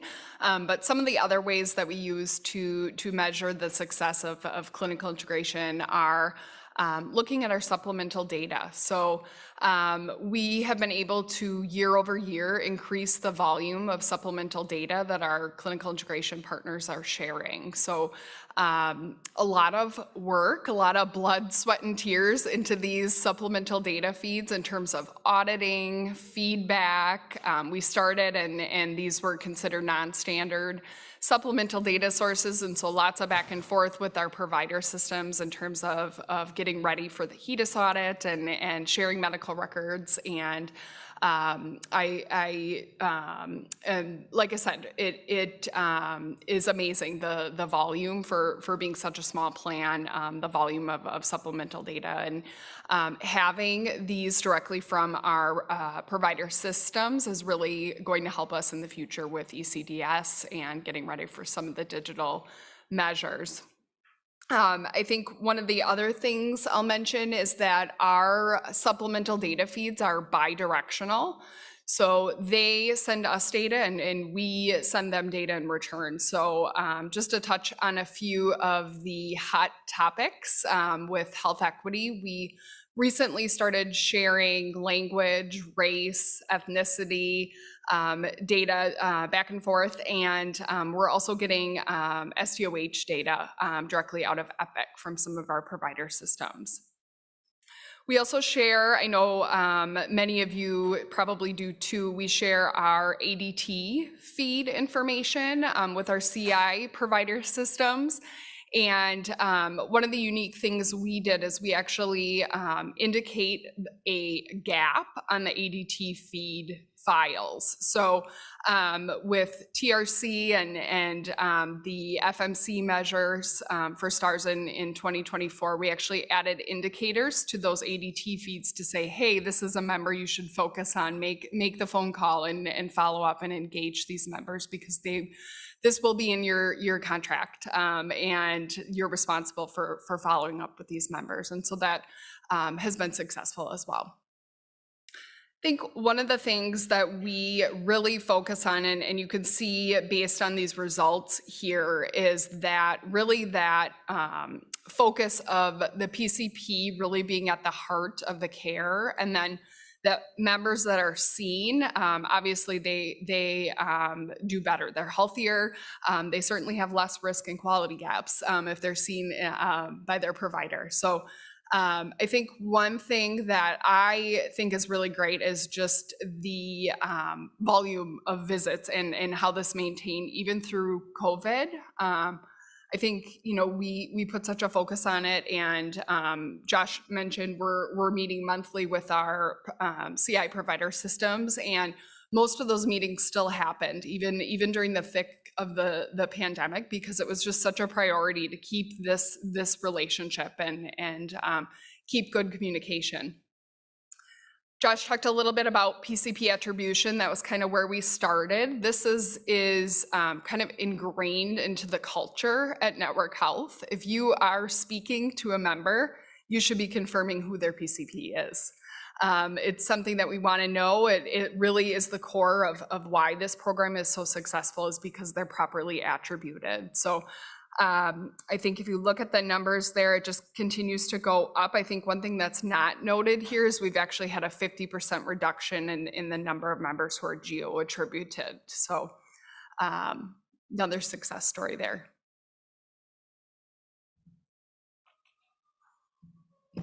Mallory's team and our enterprise analytics team have really done a fantastic job with the supplemental data. So when we started clinical integration, we sent all the providers a file format to use, and we received 7 different file formats back. So, you know, it's been a struggle to get there. We are leveraging the Wisconsin HIE. It's been a little bit of, you know, rocky road, but we are getting a lot of the data through that. But again, our enterprise analytics team has been really fantastic. This slide, there's a lot of information here, so I'm just going to point you to the bottom row. This represents sort of year-over-year performance on uncoded chronic conditions. So gap closures for risk adjustment. If you look at the bottom, that's really where you want to focus from 19 to 2021. Obviously, we're not comparing to 2020 because it was such an anomalous year. So ironically, so the A, B, C, D, E, F, G, those all represent provider systems. They're all de-identified. Unfortunately, at the bottom, you'll see the negative 4.1 and the negative 1.4. Those just happen to be our owners. So, you know, as much as we'd like to say we're clinically integrated with our ownership, it's really been a struggle. Now, that said, they are putting significant resources into this going forward. And as I mentioned earlier, they want to be fully capitated. I'm a little reluctant, or not reluctant, it's not the right word. I'm a little cautious. So we'll see how this goes. However, everyone else is doing great. So if you look, even despite the pandemic and the public health emergency, everyone did pretty well. There's a couple of these providers, H in particular, has done significantly better. Now they're relatively small, which helps, but those are huge steps forward for us. As an organization to compete with a lot of the large payers in Wisconsin, we believe we need at least a 5% improvement year over year from the period starting last year through 2024 to be financially competitive. Right now, we're on track to hit that, but it's close. And if our owners don't make up the difference that they lost last year when they were actually behind 2019, and then catch up and increase by 5%, excuse me, again, we may not hit those financial goals. So it's been a bit of a struggle. We do share this information readily with them. All the de-identified information is shared globally with the providers. And then we have a separate owner alignment meeting where we share the actual detailed data behind the scenes. So just one highlight of the uncoded chronic condition piece on the risk side. We do have other metrics in risk and quality, but this is the one that we focus on. So with that, yeah. Something as the PCP, is that the PCP seen rate or the wellness visit rate? Like 2021, 93.1% of new members and 95.1% of existing members. Is that these many members were seen by the PCP or they were seen for wellness visits? They were seen for a visit. So we have a specific group of codes that we consider a wellness visit or a PCP encounter, and that's what you're seeing here. Okay, so in the next slide, wherein your recapture, if I may call it a recapture rate. So if I'm looking into 2021 and all CI providers, and if I'm reading it right, it's 68.4%. So though 93% of the members got seen, the gap closure rate for risk adjustment or risk coding gaps is at 68%. Yeah, it's a legitimate question. So I know where you're going with this. I'm going to actually take a step back. So these are really high. And if you look at our owners as an example, the largest population that we have is with one of our owner groups. Our service area is basically, from Green Bay in Wisconsin along Lake Michigan down to the Illinois border. And so most of our members are in the northeastern part of the state. We're relatively new to the Milwaukee market. And so that group, those folks go in at a 95 to 97% clip. So they're all being seen, they're just not being coded. So they're not documenting and they're not coding those conditions, and that's the struggle. And the further you dig into the data, you can really see where the problem spots are. And we've given that message to the provider groups, or at least this group in particular, and they've finally kind of taken it to heart. And I think they're making some program and process improvements that should help with that. And hopefully you won't see that discrepancy in the future, but cross my fingers. So.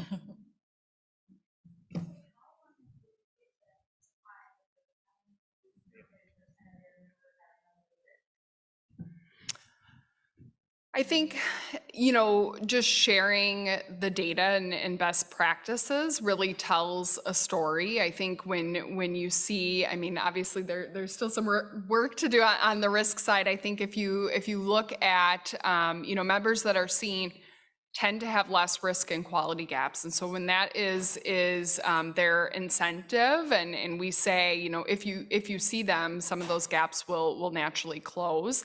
That's been a really motivating factor. I think Josh mentioned we have a retired physician that really was instrumental in a lot of developing these processes. And she really helps us in communicating the importance of some of these things. So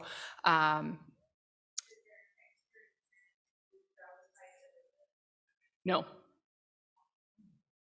So just to clarify too, one thing. So this isn't just the annual wellness visit, right? As Mallory mentioned before, it's a group of codes, not specialist codes, but office visit codes. So, but they all do a pretty good job. I mean, they're all in the 90+%. So.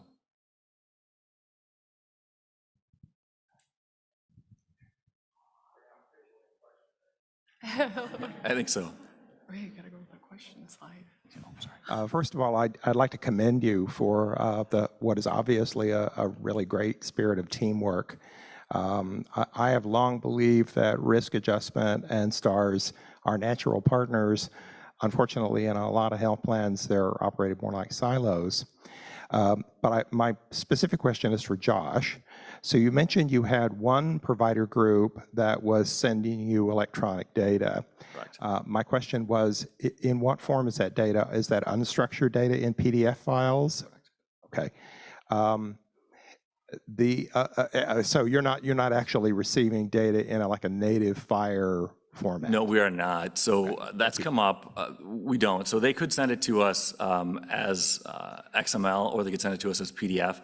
They send it to us as PDF because all the NLP, and our vendor today as NLP, typically works with PDFs better than the XML style data. So we can do it either way though, but we are not getting FHIR native data. So it does include all the unstructured notes and assessment and plan.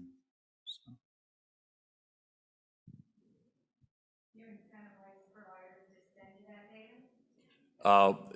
Depends. So in the case of the one who's actually giving it to us electronically, we're paying for that service for them.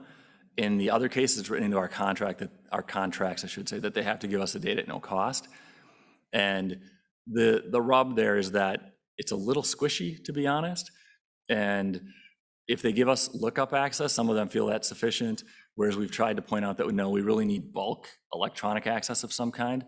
So even our owners right now, we have lookup access that's pretty unfettered, but it takes then a person on our side to actually look that record up, print it to PDF, save it, and then we can use it. So. And we do have virtual listeners, so if we could all use the microphone. Thanks. Hi, so I have two questions. One is, I know you mentioned using an HIE, and that's something that our leadership is wanting us to do. So I wanted to know more about some of the struggles and maybe best practices from that, because it's a little scary for me, having to use it as a non-standard supplemental data source and getting those records on time. And the second question that I have is, you had mentioned for HEDIS data, year-round record retrieval, you started using Excel sheets, but you moved on to it. We use Excel sheets. I'd love to know what you did and how you got away from it. Yes. Yeah, I wish we should have brought our IT folks, because I feel like they can speak much more intelligently about SQL servers than I can, but I can do my best. So the Health Information Exchange in Wisconsin is WISHIN. And I would say probably about 90% of the provider systems in Wisconsin are utilizing WISHIN. And I am right there with you in terms of scary to use that source, because it definitely can be kind of a garbage in, garbage out type system. We were lucky that WISHIN actually went after the DAV certification, and we were one of their first health plans. For this HEDIS season, measurement year 2021, we actually used the NCQA certified data out of the HIE, and so we were successful with that. We tried to use it as non-standard data, but always ended up pulling it as a source when it came to audit, because it ended up that we couldn't get the charts on time, especially with non-contracted providers. Josh mentioned we're a PPO plan, and so we had some provider systems that just wouldn't send us the records. So.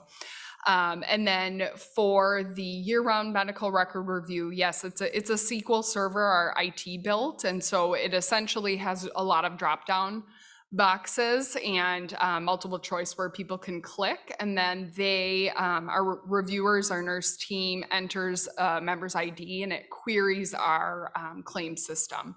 So it allows for that direct member matching, so we don't have any garbage data in our repository. Thank you. So regarding the NLP, which you used for second pass, do you share what was, were you able to pick up any additional codes which were missed by your coder and or your vendor? We did, so it's been an evolution. The second pass, we're actually using NLP for first pass now, but we initially used it for second pass. We actually have been using it for a long time, since like 2015. But when I started, we had some transition in leadership and some transition in vendors, so we stopped for a short time, then picked it back up. Typically, we were actually using second pass on our main chart retrieval and coding vendor and at their in-home assessments. And so we found a lot of value in the in-home assessment reviews, which was interesting. So things were getting documented, but not coded. And the other thing that we ran into, at least in the first couple of years, were coding guideline differences. So we had obviously one set of guidelines, and the vendor, a large vendor, had a separate set of coding guidelines. Eventually, we married the two of those together, but it took a while. And so we were picking up things that they weren't coding that we would have, which is actually interesting. Normally, we were pretty conservative. So that was the bulk of it. Today, we now have a new vendor that's doing the first pass for us. I'm not sure, because they're still doing second pass on the old vendor, because we still have a little legacy work with them. I don't know yet what that's going to look like. I suspect we'll still find a little bit, but probably not nearly as much as we have historically on the second pass side. Anybody else?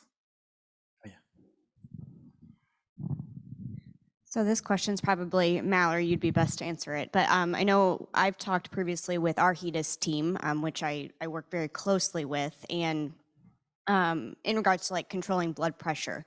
I know they've been hesitant in the past to do like a year-round medical record review because they really are looking for that last reading of the calendar year. So can you talk a little bit more about the process your team uses and how you're using that year-round review to then go through outreaches to the member?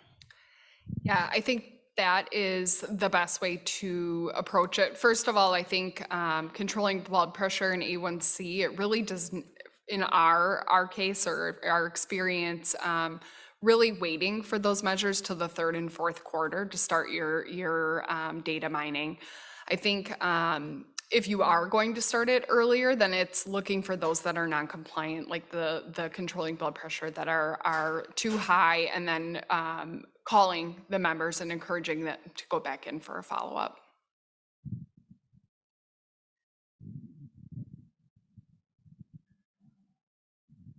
So early in your presentation, you mentioned not current, but on the horizon, a single repository for risk adjustment and quality. How close on the horizon are you? And is it a solution you're working to complete in-house, or you're working with a partner? We end up working with a partner, so I'm sorry this thing's kind of in the way here, but we're not close, honestly. So we do have OnBase on board. OnBase is probably the industry standard document management system, typically used for all the documents that you might share in customer service with your members, so they can look at, one touch, kind of look them all up. We are only using it for part of our compliance business currently. We bought it from a reseller. It's kind of a convoluted contracting story, but we're hoping to go directly to the source and get OnBase on board or something equivalent. At that point, it wouldn't just be for risk and quality, it would be for all of our internal documents. The rub is that the bulk of those internal documents that are sort of PDF or paper-based are the medical records. And so because we've been storing so many and reviewing so many for years, we need a place to put them that's not just in a drive on, at Network Health. So probably in the next 2 years is my guess, we'll have something functional. We do have the Firebase data warehouse that I mentioned, which is also a possible solution for this. It may take a little bit more work, and the idea there was more being prepared for payer to payer. And so when we need to access records from other payers or vice versa, we'll have it in a format that we can share with them directly. Most of that work that was done not on the unstructured PDF medical record type data, but mostly on your structured claims-based enrollment data. So. Anyone else? Okay, thanks so much. Hey, deep understanding of everything, all the answers. That was really, really good. Thanks.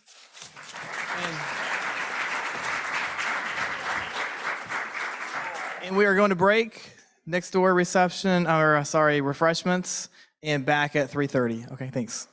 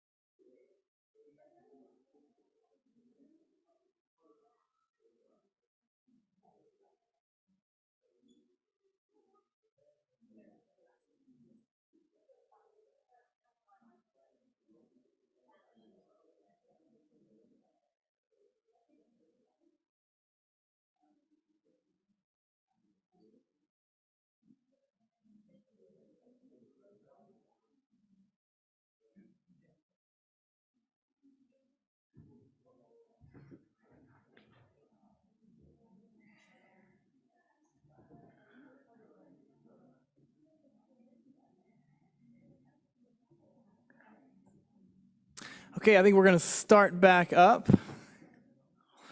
So our next session is influencing physician and member behavior to enhance performance and increase participation.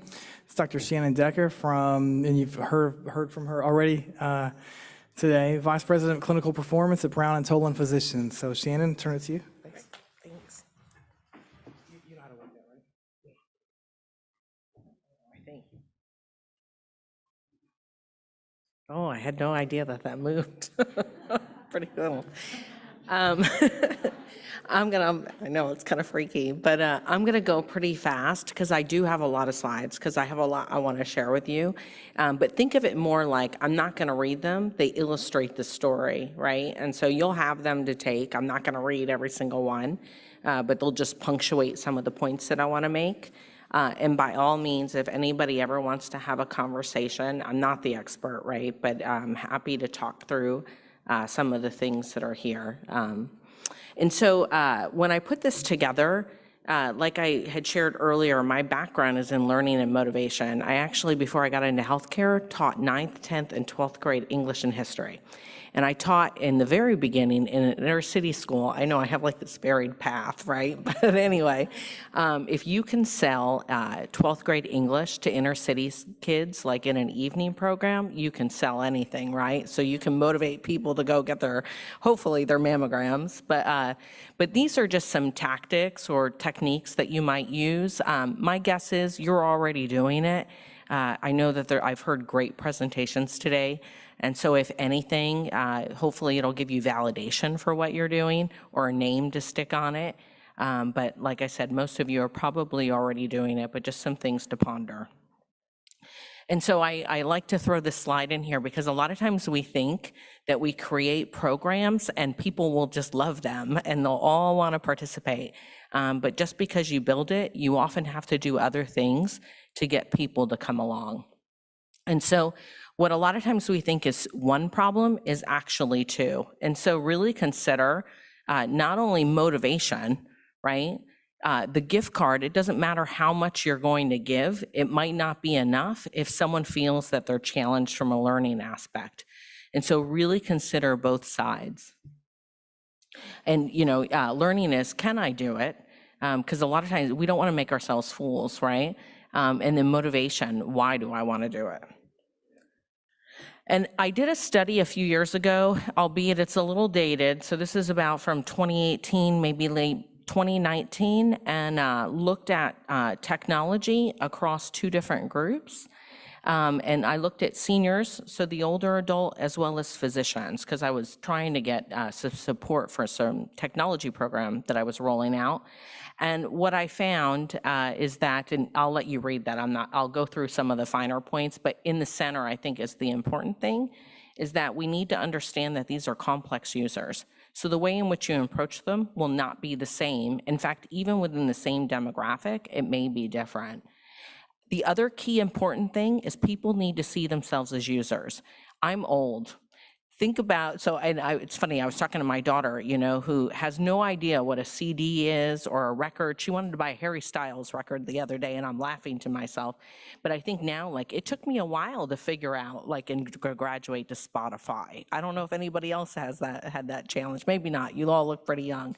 But people have to see themselves as users, right, in order to adopt it. And so if you were used to the CDs or the record players or the VHS or Betamax, right, moving to on-demand TV, it might have taken you a while to get hooked on Netflix. Also, too, providing the appropriate technical support. Facilitation. So one thing about these user groups is that it has to be meaningful, so they have to see how it's important in their lives, but they also have to understand relationships, and they rely on relationships. So if you have an older doctor and you're trying to teach him a new trick, pair him up with younger people in his office staff and empower them to help. Look at how you can build communities. And then same thing with your populations. And I know that this is specific to technology with physicians and seniors, but I'll tell you it works for everything. Whether it be you want to get someone to go get the mammogram, or you need the front office staff, right, to make sure that they're mentioning something that will help on the CAP survey, you can use these strategies. They're pretty universal. And then they have to see it as being useful. If you give bad data, and you've probably heard this, I hear this from my doctors all the time, that I'm the conveyor of stinky data, but if you give them bad data, they won't listen to you. You've lost them. So just some things to consider. And so just to go a little deeper into those sides, right, where they weren't in common about healthcare providers, just because someone gets a device, and this is something that I learned many years ago, doesn't mean that they're going to use it. I rolled out an equipment program, and I had doctors bring back to me very expensive spirometers, because I work in risk too, 5 years old in the box, never taken out. We had, I'll show you some pictures later, we even had folks come in and they didn't know how to use the device. Well, they didn't realize they weren't putting the battery in the machine. So do think just because someone accepts something doesn't mean that they're going to do it. And you guys should know that too, just by looking, right, at if you're not getting your performance that you had hoped for. Some other things, make sure that they see themselves, like I said, as users, provide that ongoing training and support. And also to give yourself time. Don't think that it's going to happen overnight. I usually find 18 months is about as fast as I can get a program to go. 3 years is usually more acceptable, just to change behavior on a wide scale so that you'll see it. The other thing that's important here too, though, is geography. A lot of times people think that you go to the doctor that's like the biggest practice, the loudest at the provider meetings, right? Not so. Look at the ones on the periphery that have influence too. Maybe they're not as vocal. And a lot of times they're seeds, right? And so you can work to influence them and they'll carry the message for you. And then I mentioned already about age being meted by teamwork. Just because it's an old doc on paper doesn't mean they don't want to learn things too. And so see what you can do to involve the office. And of course, financial barriers can always be met by incentives. And I'll say a little bit more about incentives in a second. And then really noisy slide, but I'm going to let you take it home and you can read that. It's not intended for you to read here, but just to show you, there's lots of different theories about use, right? And whether or not people perceive themselves as users. And so just think about what it took you. And I shared my example, right, of moving on to more modern music. But even going from the dare I say it, the dial rotary phones to the flip cell phones, right, to now the smartphones. There was not everybody got on the bandwagon with the iPhone. Maybe you did, but not everybody did, right? But now it seems pretty, pretty widespread in our audience. And so this slide just gives you some ideas to think about how ideas push through a society. And so older adults, do you really know your members? And a lot of times we assume or we apply because we're not there yet. I'm not there yet. I'm old, but I'm not there yet. But we apply this thinking that we have, and we really have to test ourselves. And I think we heard that even today several times. And so just some things to think. Face theory, politeness theory goes really far with this population, and that is, and I don't know how many of you have parents, older adults that have to go to the doctor, maybe you've accompanied them and you hear them or they come and say something and your parent will say to you, well, my doctor told me. Anyone? Yeah? All right, thank you. So again, this idea of politeness theory, or if a figure of authority tells me, right, I'm more likely to listen. Maybe not as prevalent. Like I said, this was from like 2018, 2019. I think the pandemic changed a lot. I'd be interested to redo this. But anyway, just some things to think about as you are rolling out your programs and things you might take into consideration. And then again, need to see themselves as users, it needs to be useful. Education, and you guys probably know this, is one of the more predictive correlates of whether or not someone's going to do something. And so when you think about trying to explain to someone how to control their diabetes or why they should get a mammogram, maybe approach it from an education standpoint, right? And think about where your learner is. Because it might not be that they don't want to go and get it. It's just that they don't really understand the reasons why. Incentives. How many people, just curious, taking a poll of the room, how many people think the gold star is everything? You were that type A person that needed to get the gold star on your paper you were comparing with your friends. Couple of you, thank you for admitting it and being creative or courageous. How many of you say, it's all about the money, show me the money? All right, a few of you, I see heads nodding. And it could be both. It depends on the task that you're asking. But I will tell you, extrinsic motivation, so throwing cash at someone, doesn't have as long a lasting effect. A lot of times you end up in the slippery slope where it's not enough anymore. And so you have to keep adding more onto it. And so when you're building your programs, really think about how you can make things intrinsic. I would go and talk to doctors before the pandemic, and I would put up like a list of their names with gold stars.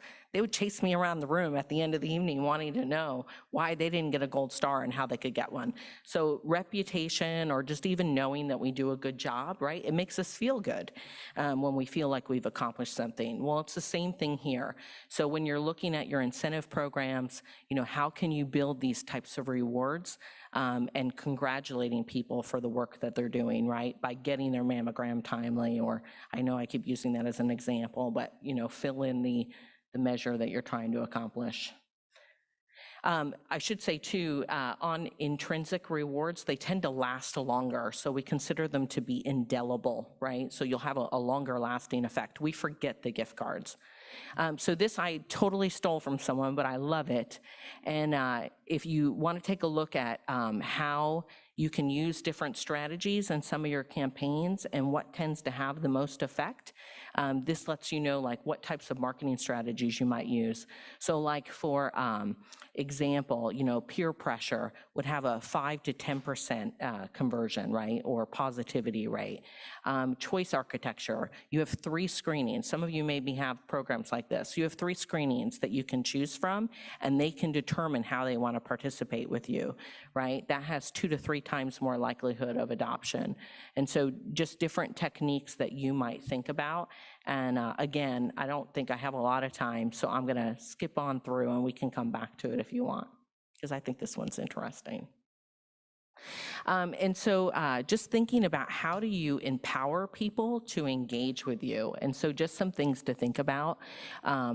Think about the Goldilocks approach, and I'll go into this in a second. It's a principle that is the zone of proximal development.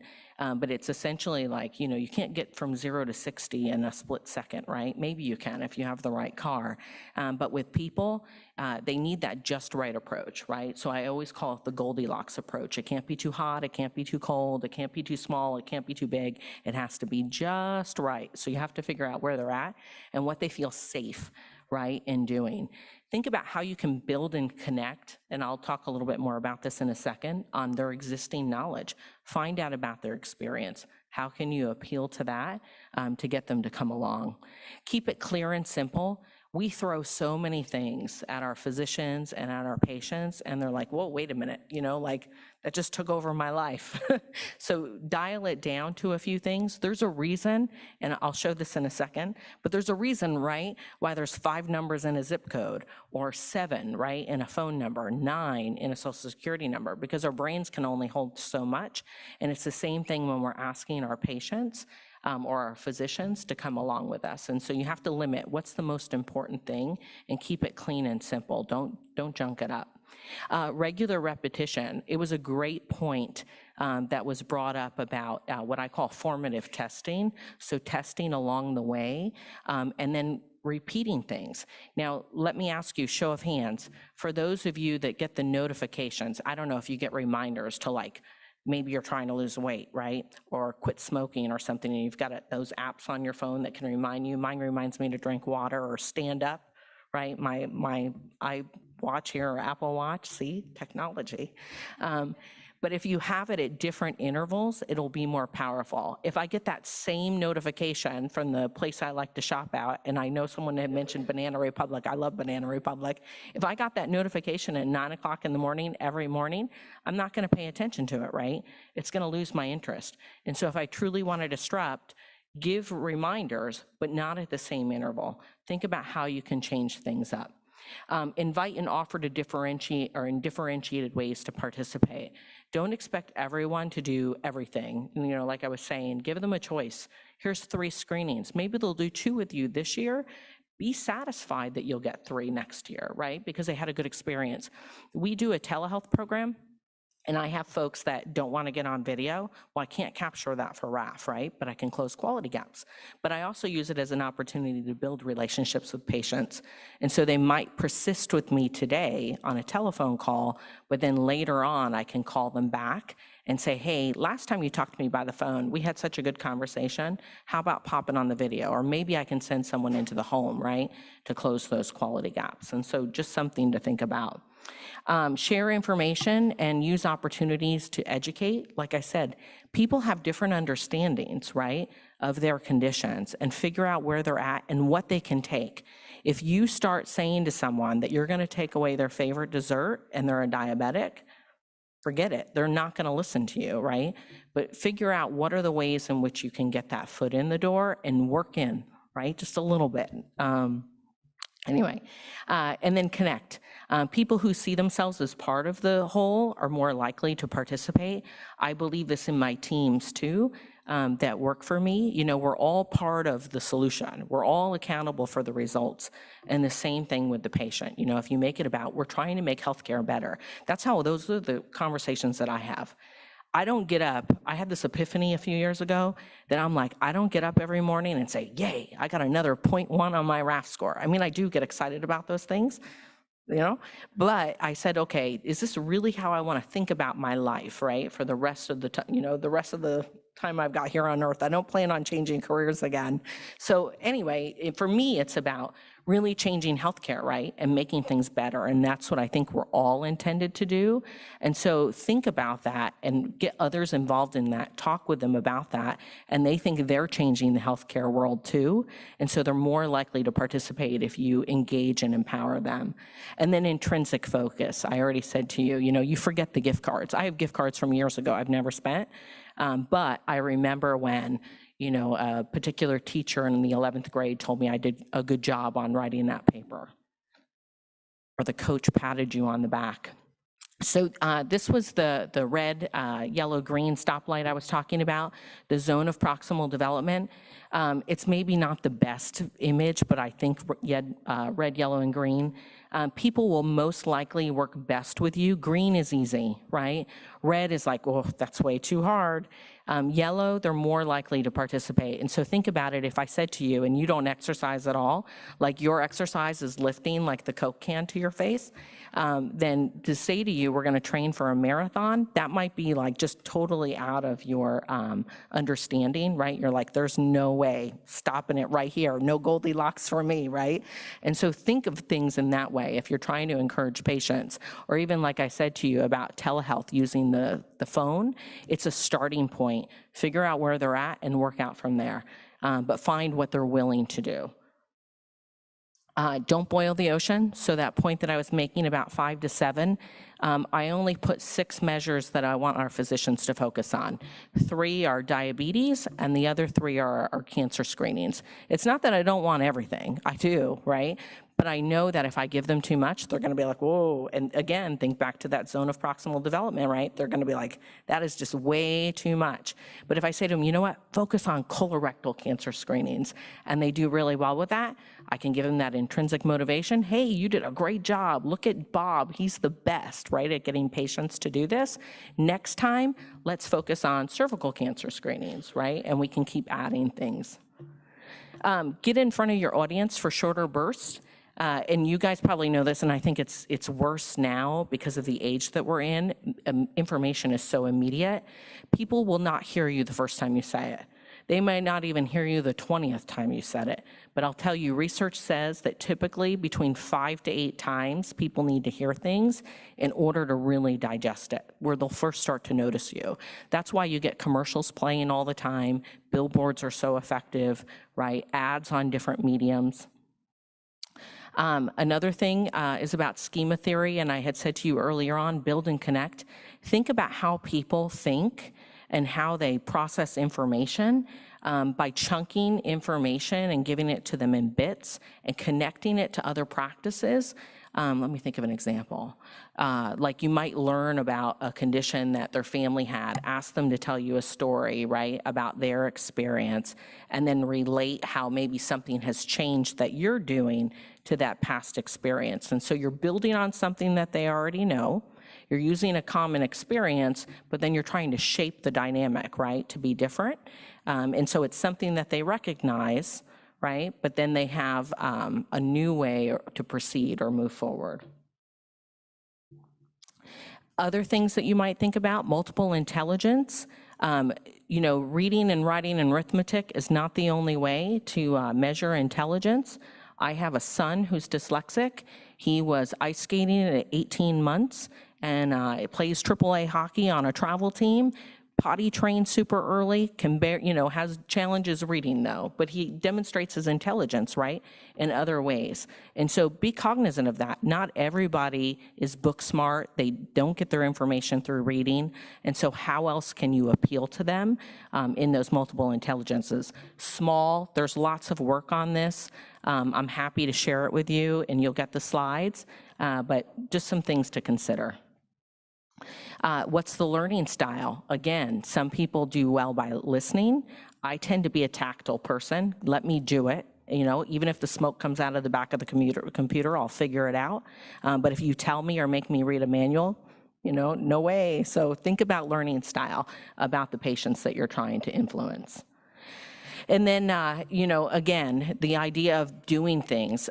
So show me, don't tell me. And I always use this example too, because when we do RAF training with our physicians, and when I say RAF training, it's not really RAF training, it's documentation training.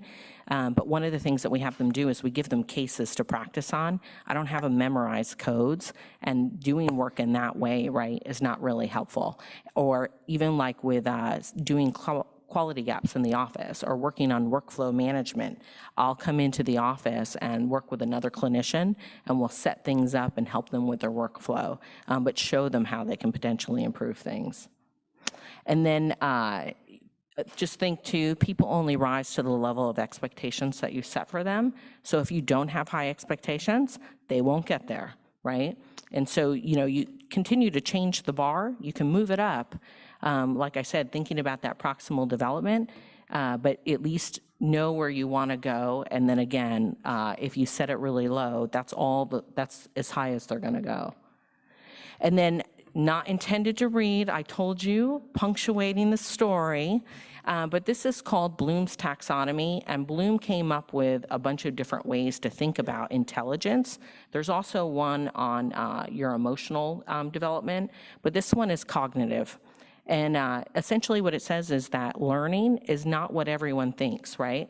So you may interact with, and I use that car there, that crashed up car. How many of you think you could have driven well if you just read the book, right? The driver's manual, probably not. I can still remember my father white-knuckled, right? But, you know, when we think about what we want people to do, we want doctors, right, to capture conditions. We have to teach to that. We want patients to take advantage and get their mammogram. We have to teach to that. Saying to them, go get your mammogram, might not be enough. And so really think about where their starting place is and coach them. You make the call. You have to set up this way, right? And you can take them through. And so again, this is different levels of cognition. Think about what level you want them to get to. I want my doctors to think critically when they're doing their documentation. And so how can they do that? Just spitting it out and giving them something on a slide deck is not going to be enough to get them to where I need them to do. I need them to practice, right? And have conversation and lots of other things. This is just have your objective in your mind. I always think in more of a linear scale. There's lots of ways in which you can design training, but I always think about what do I want someone to be at the end, and then I can modify the means as I go by doing those formative tests and checking in on people and seeing how they're doing. And then one last thing, and I'm going to go through it super quick because I know I'm running out of time. The difference between pedagogy and andragogy. Anybody want to take a guess? Oh, well, it's on there, isn't it? All right. So I'll tell you. So a lot of times we teach in the way in which we were taught. And most of us went to high school and college, right? And that's what we think of. We think sage on the stage or the teacher at the front of the room espousing information at us, and that's it. That is not the way. I'm not a good example today of how to teach an adult. And so especially when you're working with physicians or seniors, right, you have to think about who your population is. And so there's different strategies that you would use. And so in pedagogy, you usually have the teacher kind of being very directive. In andragogy, the teaching of adults, it's more of, they want to take as much as they can. The whole motivation is about being sated, right? I have a need to learn something. I don't need someone to direct me, and I'm going to go figure things out. It's when you all Google, right? All right. Pedagogy, we typically think of doing things in stepping stones or blocks, right? Building on things. And that is true for the schema thing I mentioned earlier. So I'm not contradicting myself. But with andragogy, this is more about, pay the mind to your people are experienced. Think about their experiences. Everybody comes from a different place and brings a wealth of knowledge. Value that. Oh, I went backwards. I need lessons on the clicker. All right, pedagogy, usually sequential. Andragogy, we learn until we're sated, and then we move on to something else. I learned how to paint, I'm gonna go on to drawing, right? Or whatever it is for you. With pedagogy, the motivation and the thinking about learning is what are we gonna learn and whether or not you're ready for it. For an adult learner, you have to talk to their why they wanna do this. Why should you get your mammogram? Why should you improve your clinical documentation and see your patients for their screenings? With pedagogy, it's all about the grade, but with andragogy, learners approach it from a personal development. I want to be better, right? I want to learn more. And so appeal to those things. And so just some notes on that. So make it relevant, encourage adult learners to explore, consider the experience and the educational background of your adult learners. Listen to your doctors and what they're telling you, right, that their background is. And offer immediate feedback. People won't we get stuff like way after the fact, it does nothing. Try to give feedback as soon as possible.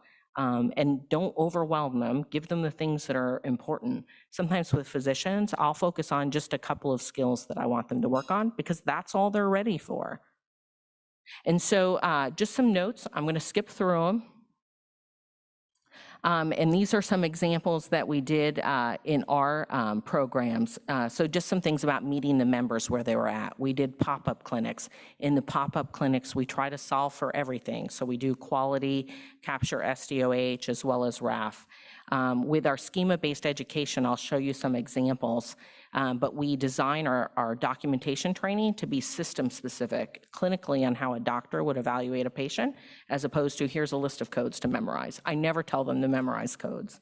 And then one of the things that we're launching is a point-of-care tool that intersects with their EMR, or they can use the cloud-based version if they don't use our EMR, and it gives them prompts around RAF, quality, and social determinants of health. And it's agnostic as far as EMR and as well as by risk model, because doctors don't put on their hat and say, hey, I'm going to evaluate a Medicare patient today, and tomorrow it's a commercial patient. They don't care. Just tell them what they need to focus on and give them the prompts that matter.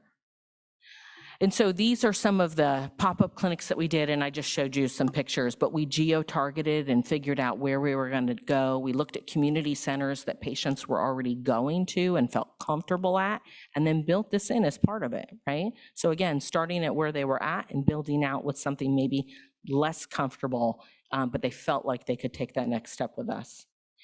These are some of our events. We had our mammogram bus.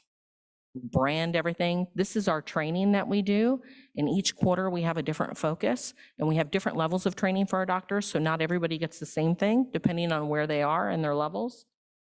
And then here, I love these pictures. These are pictures of the equipment training. I didn't give them anything but Panera, I promise you. But I said to them, come, and I'll teach you how to use that DPN. And they had a blast, and that was where they didn't use the battery. But they got to practice on one another. And again, going back to what I was saying about teach them to the level that you want them to perform at, giving them the book and the manual and never taking it out of the box, they're never going to use it. Have them take it out of the box and try it on each other. It's not so bad to be tested with the DPN, I promise.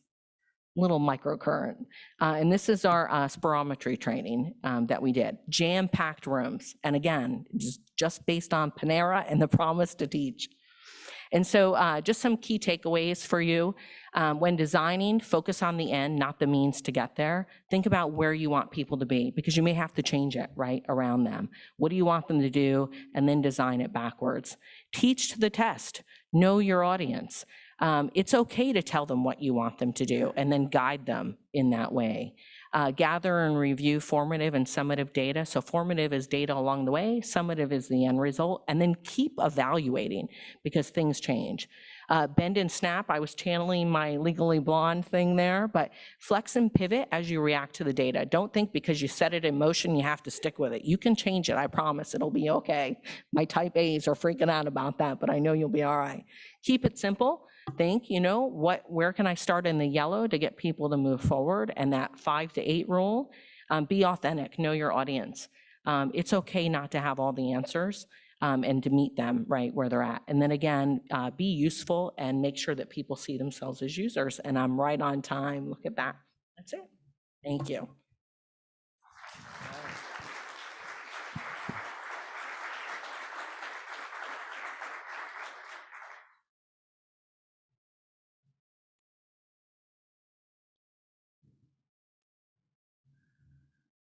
Super interesting. That was great, Shannon. Thanks. The pedagogy, andragogy thing was.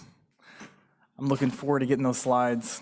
All right, next we have we're gonna continue some interoperability discussion about fire. So we have risk adjustment and STARS. Where's the fire? I feel like we should have George Strait, the fireman, playing. Brent, as you come up here. I can't do this without a fire pun.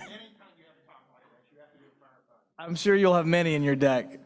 This is Brent Zenobia, the Chief Strategist at Novillis. So thanks, Brent. Thanks, Yeah.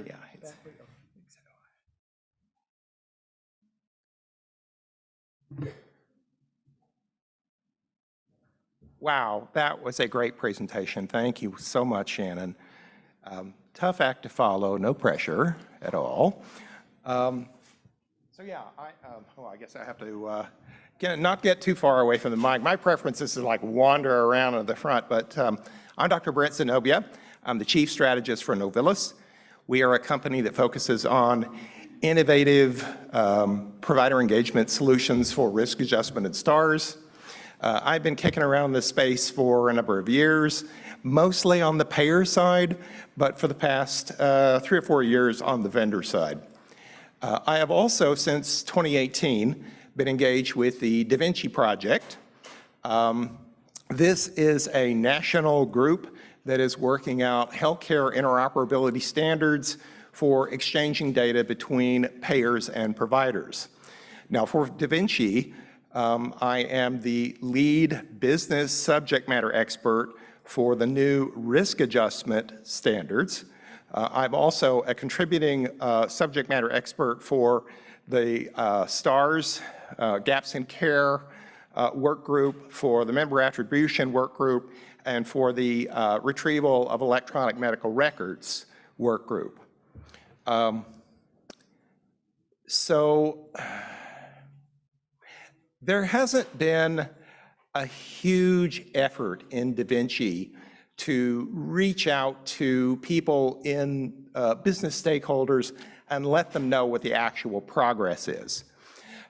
So one of the really key things I want to do is to sort of barnstorm and let people know what is actually happening in the standards community, because several of these standards are actually getting ready for prime time. But I'm not going to talk to you in terms of what the standards are. I'd rather talk to you in terms of what the standards do for you in your role as a leader for Medicare risk adjustment or STARS. Let me see if I can work this. Right. So it's all about the data, at least for risk adjustment. It is all about that EHR data. You need it. It is not coming in entirely on claims, because what you need is detailed clinical data, and claims are not designed to carry that kind of clinical data. So in order to get to that, in order to get to that EHR system, we have been waiting for a very long time for these standards to mature. Now, I think you can be forgiven if you maybe have a little bit of skepticism toward when is this coming? I mean, probably everyone in this room has heard, HL7 fire and interoperability. They've heard it time and time again. So, what is different this time?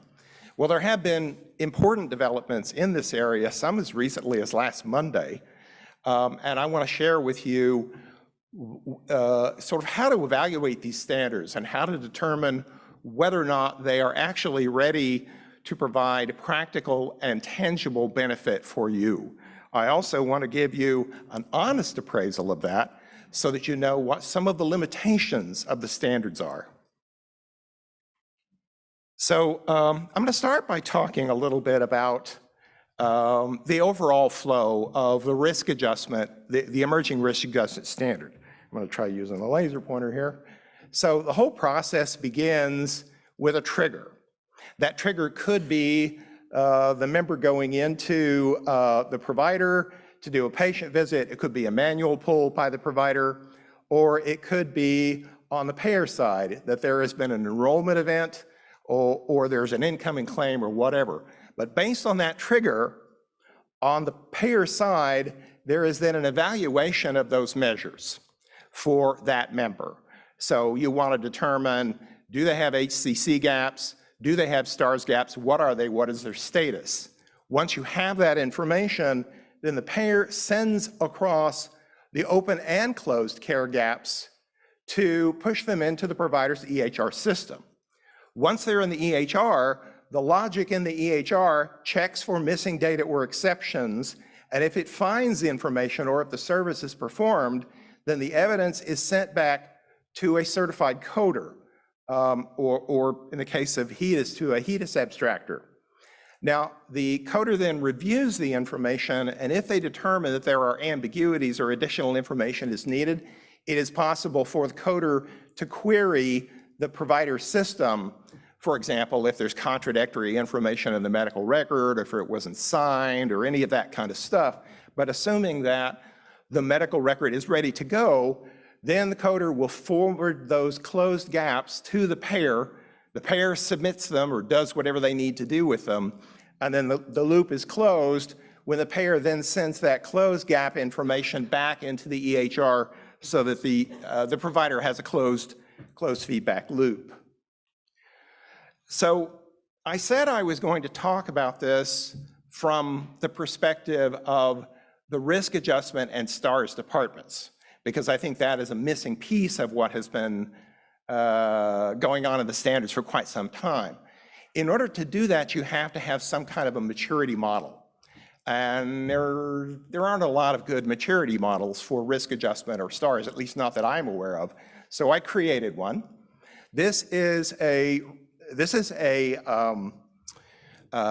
capabilities model for risk adjustment. Here, the core area of risk adjustment really consists of two main areas. One is the retrieval and validation of evidence closing HCCs. The other is provider engagement. So there's quite a bit of activity that happens on the provider engagement side with outreach, coding workshops, joint reviews, provider incentive programs, things like that. And in addition, the risk adjustment department typically plays a supporting role to other parts of the organization, to actuarial, provider network, STARS and HEDIS, informatics, finance, and compliance. So once we have a model like this, let's take a look at how this actually maps to what's on the Da Vinci roadmap. And when I say the Da Vinci roadmap, Da Vinci, the standards that are promoted by Da Vinci occur at a recognizable cadence. There's 3 times of the year when balloting occurs. They're in January, in May, and in September. And then there's a period after that when they go through what's called ballot reconciliation. And once all of the issues have been reconciled, then the latest version of that standard is published. So you can say with pretty high confidence which one of these standards is going to be promoted to a certain state, and if so, about when that's going to happen.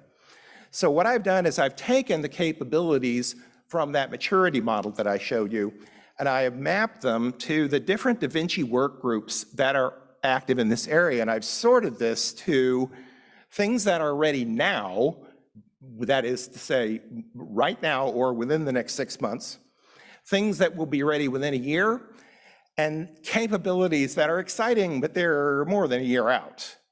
So right now or within the next 6 months, there are 3 main areas of risk adjustment that are supported by the standard. First is member attribution and member rosters. So the Da Vinci attribution standard is ready to go. Everything that you would need for exchanging member information with the providers is in a published form that would be sufficient to meet all of the risk adjustment needs. The second is suspecting and targeting. So regardless of whether in your risk adjustment program you are generating your gaps just based on persisting, or if you have some kind of a suspecting algorithm, whatever you're using, that list of suspected gaps can be used as input into what's going to be going over to the provider system.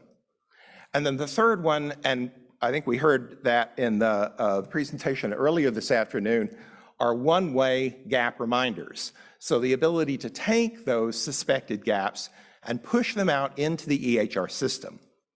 But as of yet, there is not the ability for the providers to respond within the FHIR framework, at least not within the Da Vinci framework. That comes in the next 6 months. So there's a whole set of capabilities here, and you'll notice all of them are going to be ready right around May 2023. And that's based on the cadence of standards approval from Da Vinci. And they include two-way care gap management, a full HCC chart retrieval, provider queries, that is to say the certified coder sending the query back to the provider, full support for provider incentive programs, and most importantly, and I will stress this through this talk, QA, audit, compliance, and RADV. Those are particular needs for risk adjustment. And then quite a bit further out, you've got some very intriguing things that haven't been started yet, but are really tantalizing. So completely automated HCC coding. Just as we are doing for quality measures in CQL, there's no reason why you couldn't do that for risk adjustment as well. In fact, the risk adjustment work group is starting a proof of concept to provide the CQL code necessary for HCC 189, which is amputations. It's actually one of the simplest ones to code, which is why we're starting there. And we're going to be presenting that to CMS next month. In-home assessments, one of the big problems with in-home assessments is getting that data from the in-home assessment vendor back to the provider in a timely manner. Certainly that is an application that could be standardized within Da Vinci. Annual wellness visits.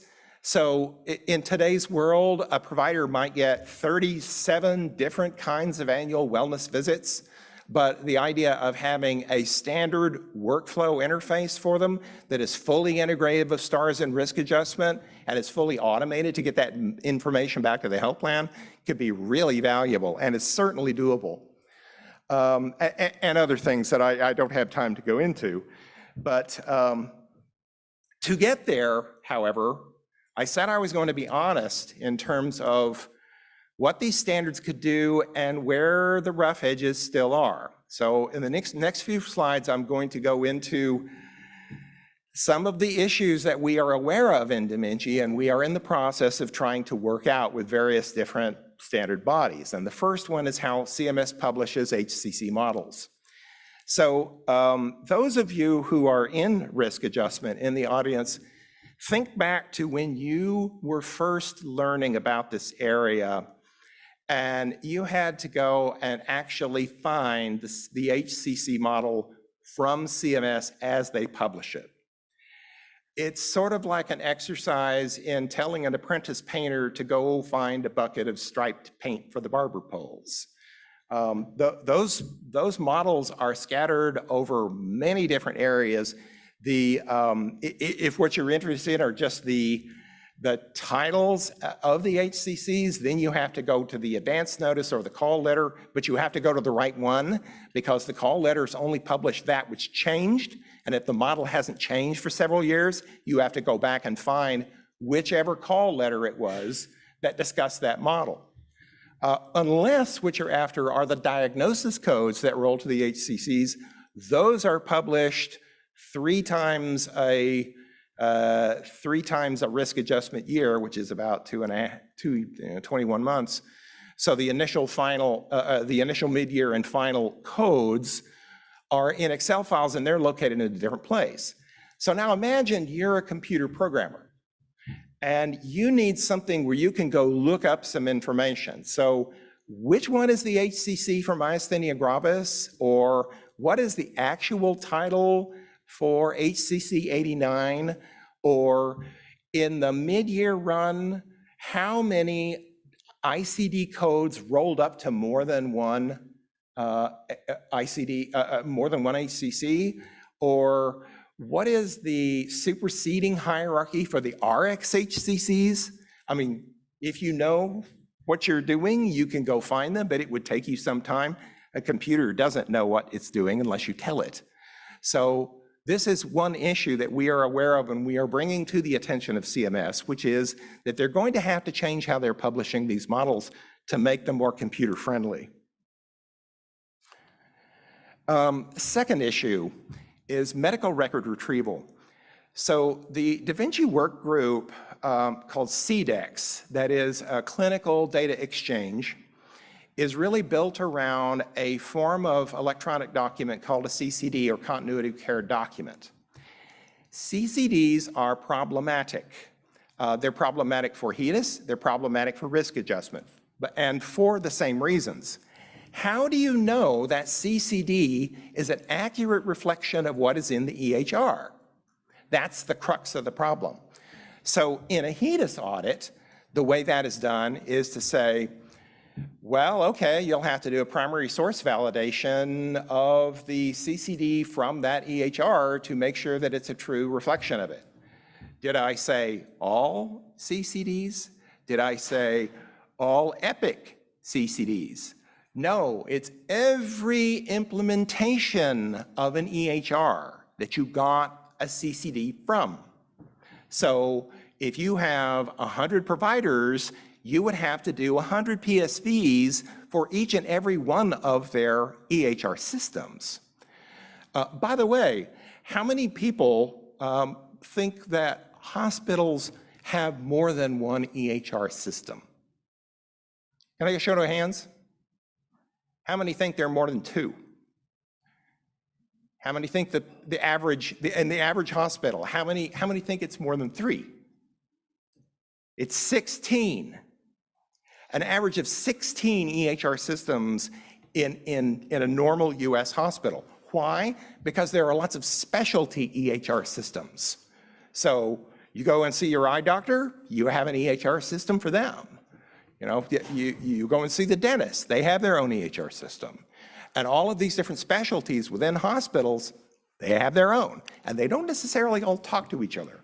So that's another challenge, which is, you know, we talk about Epic, and we say, well, Epic has whatever it is, 35% of the US market. That's not quite true.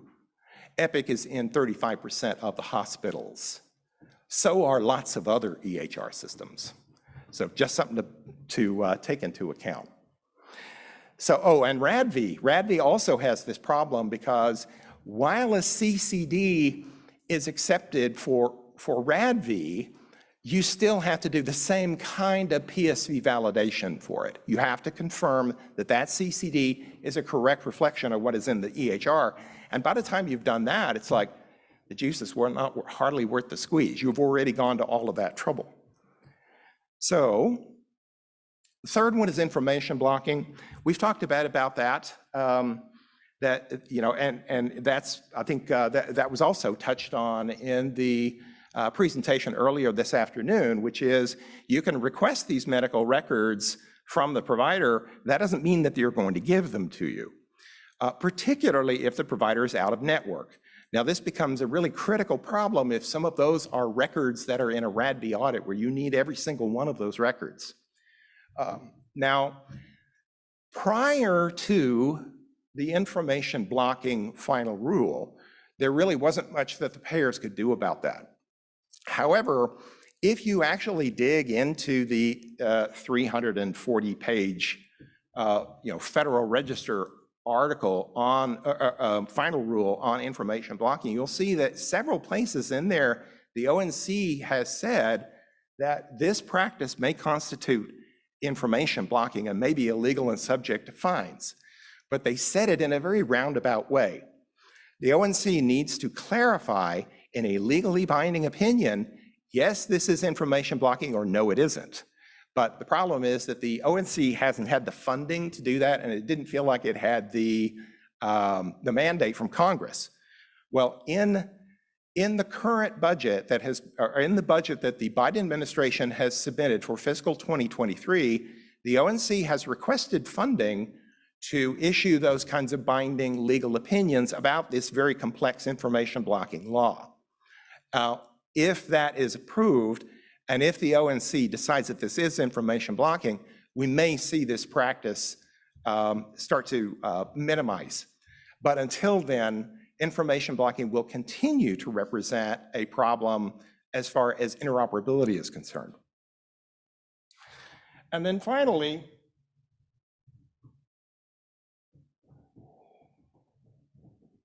you'll notice that all of that shiny talk about electronic quality measures has all been about NCQA measures, not much about the Part D measures. I have asked around everywhere that I could to find out what Acumen is doing, if anything, to issue electronic versions of the 3 medication adherence and the SUP-D measure. And the answer has been pretty much crickets. So, and I brought this up in the Da Vinci Gaps in Care work group, and I said, well, what about Acumen? And the most common response is, well, what's Acumen? Now, some of this is political. The NCQA and the PQA, which is the standards body that produces the Acumen gaps, even though Acumen modifies the PQA logic quite a bit, particularly in the denominator. The NCQA does not really have a political incentive to want to wake Acumen up and get them to, do their quality measures. So while NCQA has been all over Da Vinci, Acumen has not. So if CMS really wants to be serious about, their stated goal of going to all digital quality measures by 2025, they better wake their vendor up because, clock is ticking.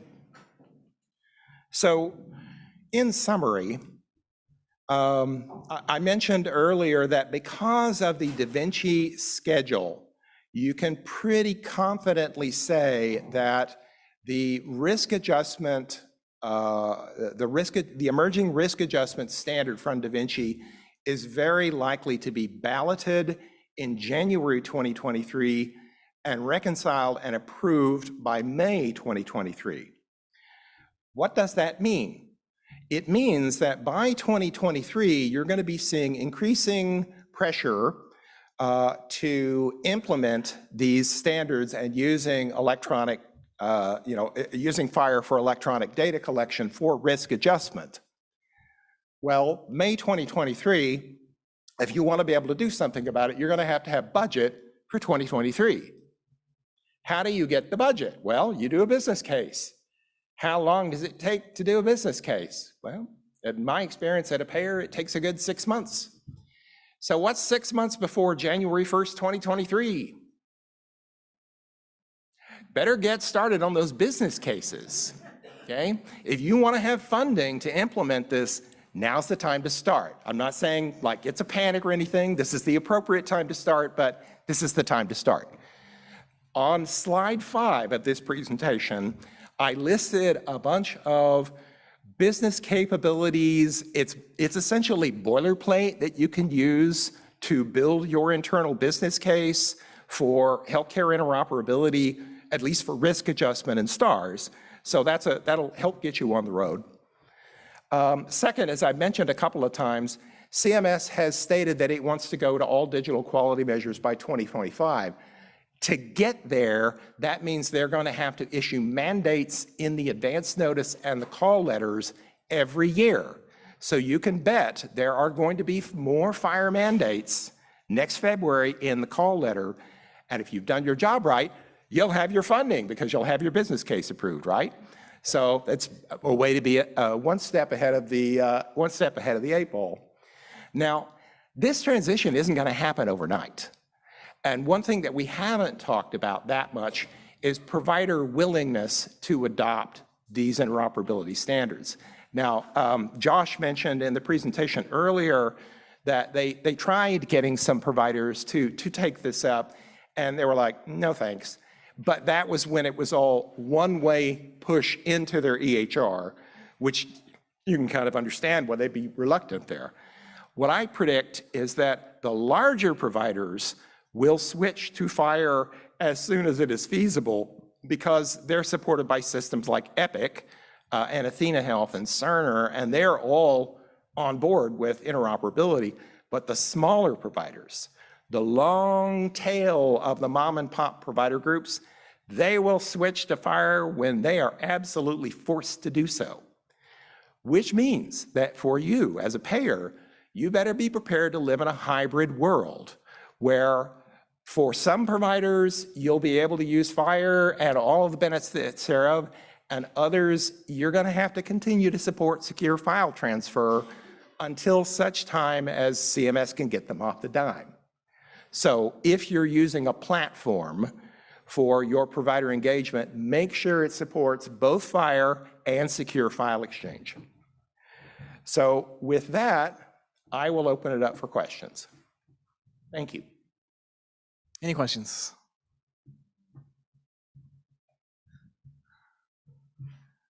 Everybody's ready for cocktails. No questions? Okay. Thanks, Brent. All right.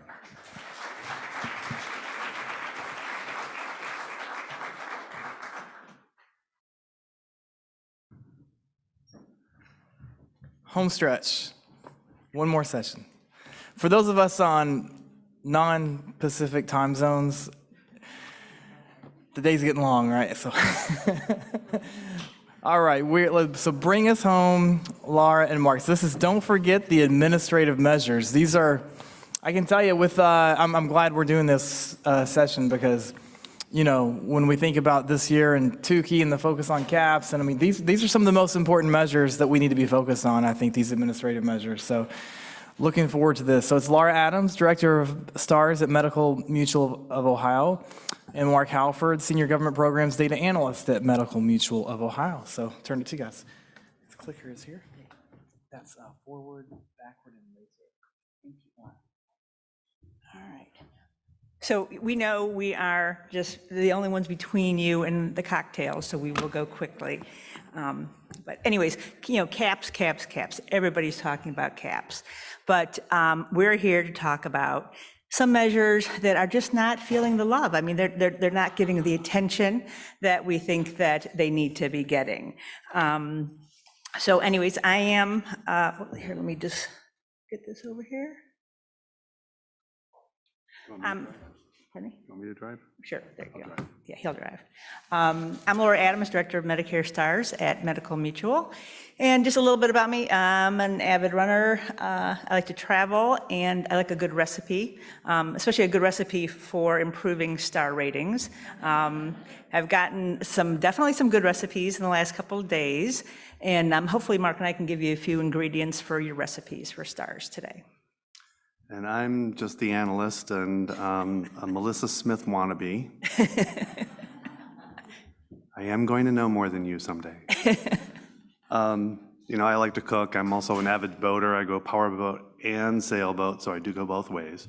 And I own, and I'm putting out my addiction out there, I own about 160 bow ties. So that is, yeah, I don't know if I should be proud or sad. So Medical Mutual of Ohio is the oldest health plan in Ohio. We've been around since 1934. That's a picture of our building in Cleveland. And we've got about 1.5 million members. We have been in Medicare Advantage since 2016. And we have a PPO, which is a 5-star. We're very proud of that. And an HMO that's a 4.5-star, and about 35,000 members at this point. So as I said, we're going to talk about these admin measures that are not feeling the love these days. And so it's really the plans, the 2 appeals measures, the 2 call center measures, the complaint, and the members choosing to leave the plan. But also, we're going to talk a little bit about the beneficiary access and performance problem, or the BAP measure that is potentially coming down the path. So, several people have shown, percentages here throughout the day, and, they're a little different depending upon what measures you're working for your plans. But, the gold part are these administrative measures that we're talking about. That green underneath it are those CAPS measures everybody's been talking about. So, for 2022, about 18%, and for the next 2 years, these administrative measures we're talking about today will be about 25, 26% of the weighting for stars. So we're going to get started with the call center measure. So what we have here is just a histogram to show you a little bit about, what did 2022 look like? So this is how all the plans did in 2022. And you can see the pink bar graph. That actually shows you the national average for 2022. So this was the Part C. And as you can see, I mean, everybody's really pretty high on the Part C. So if you're below that, you're not part of the majority here. If you look at the Part D measure, same thing. It's a little bit lower than the Part C. The national average there is 91.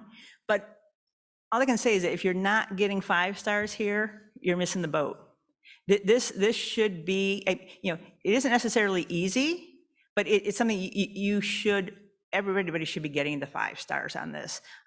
It's in your control. You need to make it happen. So we're going to give you a few ideas and some of how we've gone about doing this. We weren't always a 5-star in the 2 call center measures, but you got to be proactive as well as reactive. So first, you got to review that letter that comes out every year. Read it. It may sound the same all the time, but read through in detail. Details are important.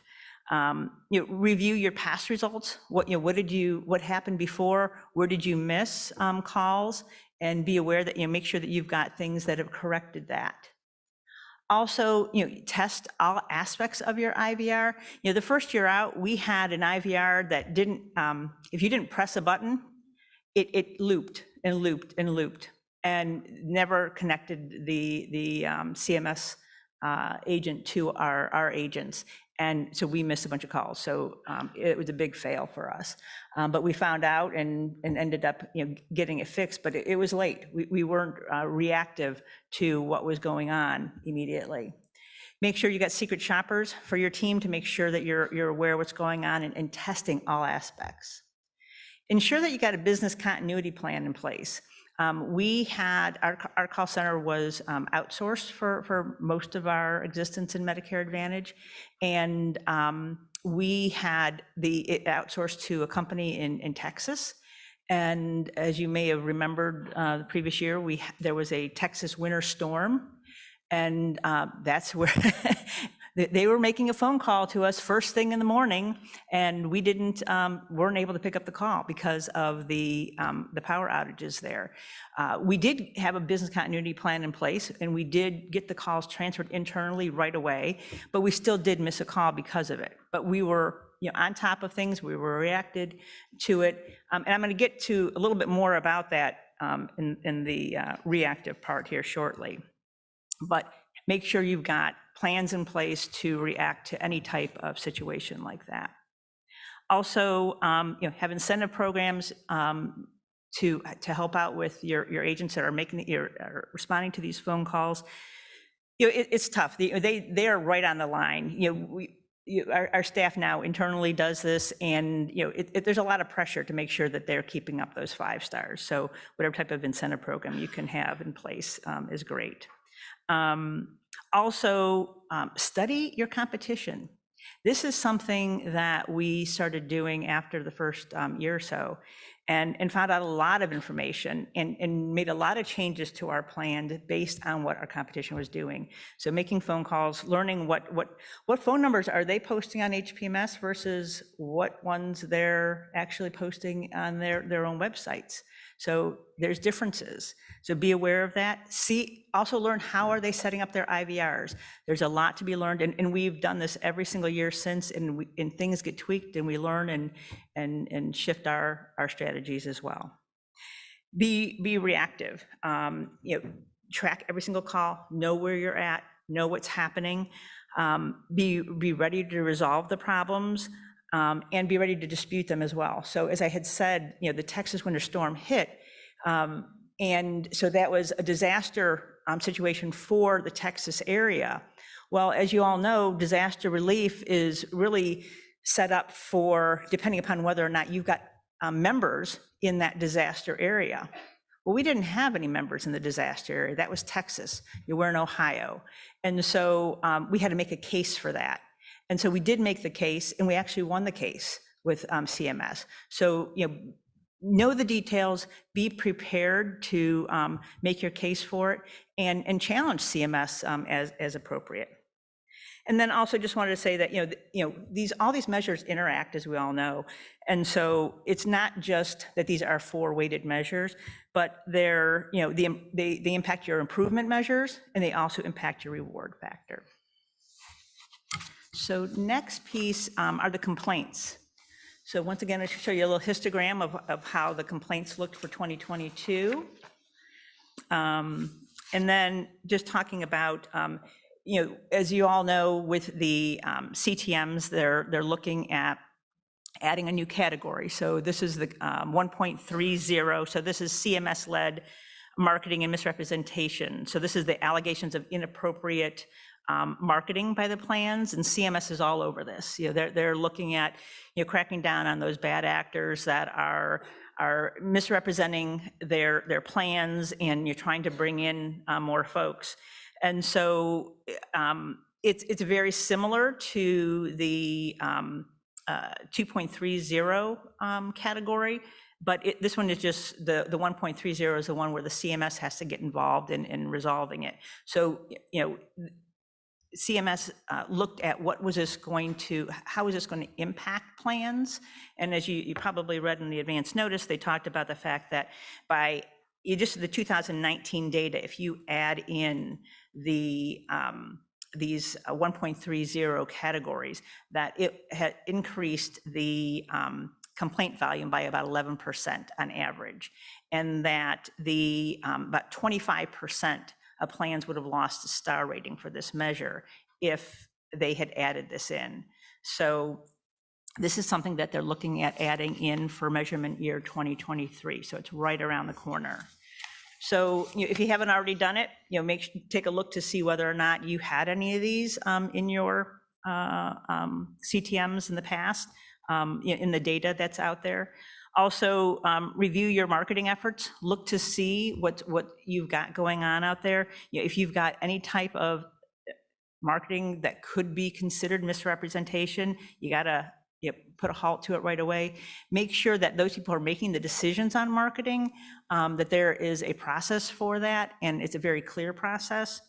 I think for our plan, we've had a lot of people who have left, with the whole transition of COVID and everything. And so as people leave, there's knowledge gaps. So what do you have in place to ensure that processes are documented and that people are clear about what the marketing rules are, so that you don't have people making decisions inappropriately just because there's knowledge gaps out there. What safeguards do you have in place to make sure that you have, that you're aware when something is going wrong, that you're not waiting to get that CTM, that you've got some types of flags in place that let you know that there are things that are going wrong? And then from a reactive standpoint, you want to track your CTMs, be on top of that. Make sure that you're looking at the bigger picture and what those trends are. And once again, be prepared to request reassignments when necessary. Build your case for it. Obviously it's not always appropriate, but there are times when there are, and we have won our case many a times when appropriate. CTMs, they impact your CAP scores, your disenrollment scores, the improvement and the reward. So all of those really make CTMs a huge impact to your STAR scores. Mark? Excellent. I'm going to start talking about appeals. And here is the histogram, countrywide plans number by STAR. National average was a 95.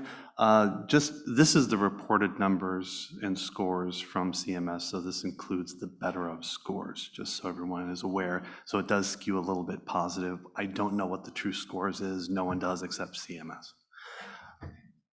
So there's timely decisions, and here is reviewing appeals decisions. Again, a lot of why we didn't talk about the administrative is that most of us probably do pretty well in these, right?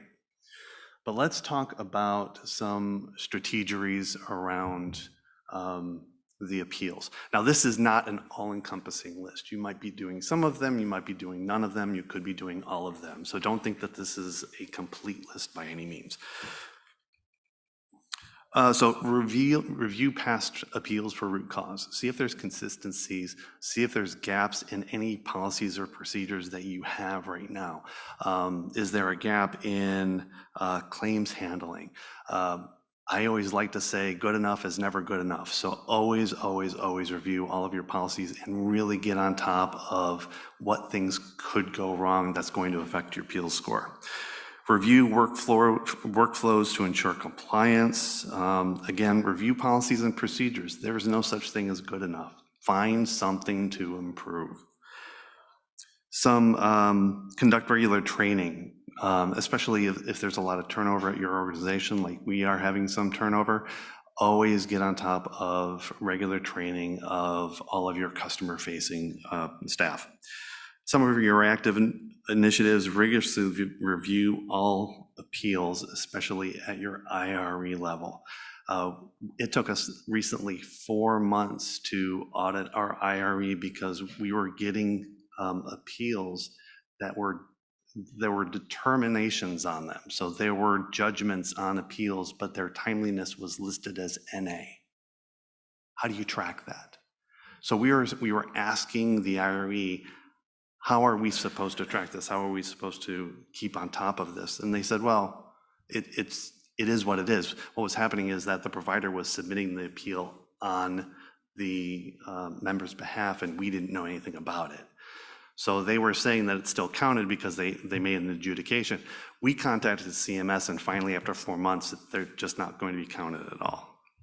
So stay on top of your current appeals in flight. Review cases to ensure there's accurate classifications and conduct internal monitoring at all times. And make sure you're auditing the call center and departments handling the coverage determinations that drive the grievances. This affects CAP, CTM, disenrollment, improvement, and reward factor. And on to disenrollment, my baby. And here's the histogram for countrywide plans for disenrollment, a little bit more of a distribution on disenrollment. And some of the initiatives for members choosing to leave a plan. This is just my initial brain dump. There is so much you can do to figure out how to lower your disenrollment. There just is. So the proactives, standardize your member experience across your vendors. Make sure your vendors are on board with making sure that everyone has the same look, feel, and voice of your company or an organization. Determine supplemental benefits and formulary opportunities that keep people around. COVID kits and other like initiatives to improve member experience. Now, you can use vendor information. We use Decision Point because they have an identifier that has a risk propensity for flight. There's a disenrollment risk factor with disenrollment, and we leverage that to identify people that we need to do an additional touch in order to keep them around. Train your inbound call reps in handling issues prevalent in the disenrollment survey. CMS gives us a disenrollment survey on why people are flying. Figure out if there's any root causes there, if there's any consistencies that we can plug up those procedures and policies that are in-house that can affect disenrollment one way or another. Some of the reactive initiatives: review the current CTM and appeals for potential issues which may drive member flight at open enrollment time. Outbound calls and mailers to those members at risk to disenroll. Again, this brings back the Decision Point or other vendor information that you can get your hands onto. Survey disenrolled members. So this is after they're gone, identify them, reach out and say, hey, why'd you leave? We're trying to get better. We haven't done that in a long time, and I'm asking that our customer experience actually go back and review that. Review the CMS supplied disenrollment survey to determine primary root cause for members leaving. There has to be some consistency. And finally, and this is my baby, segment your disenrolled members. Classify every aspect you possibly can. Use internal information, use claims information, use census information, find out where they live. Are they in a food desert? Find out if there's any consistencies that you could possibly correlate why they left. This doesn't affect much other than improvement and reward because they're already gone. Back to you, Laura. All right, so the beneficiary access and performance problem. So as everybody knows, this is one that they're looking at bringing back.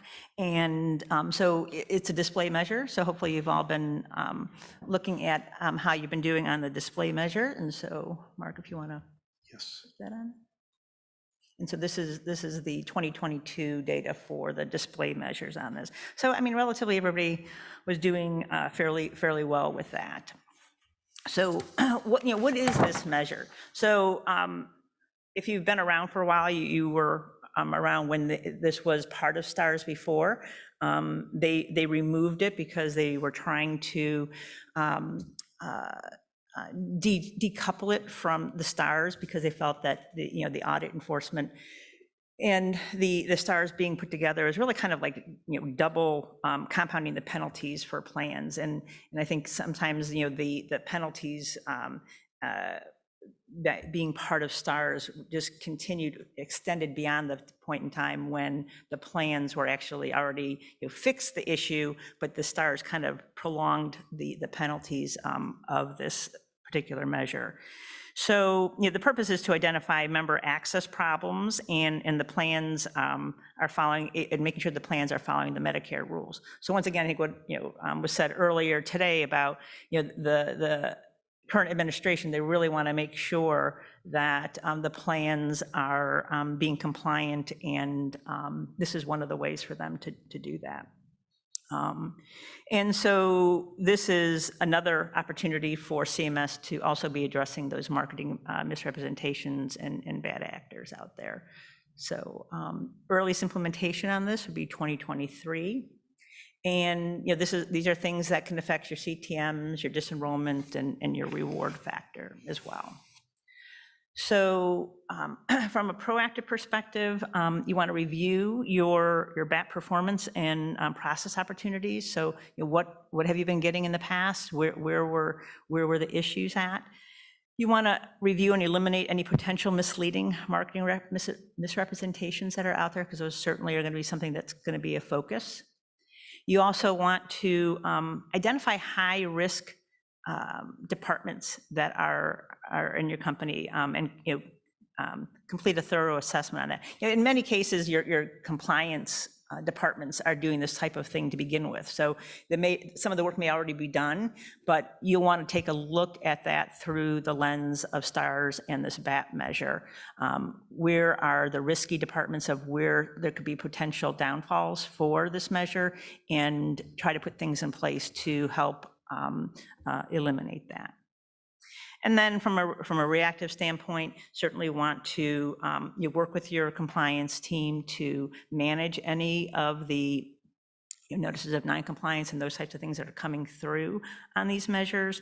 And then just be cognizant also of what of compliance actions CMS is putting out there and focused on out there in the market, because finding out what those are, finding out what those penalties are, bringing that back to your team, and so that they understand what the focus is of CMS is going to be really helpful for you. Kind of gives you a heads up on what's going on out there. So definitely be aware of what CMS is looking at.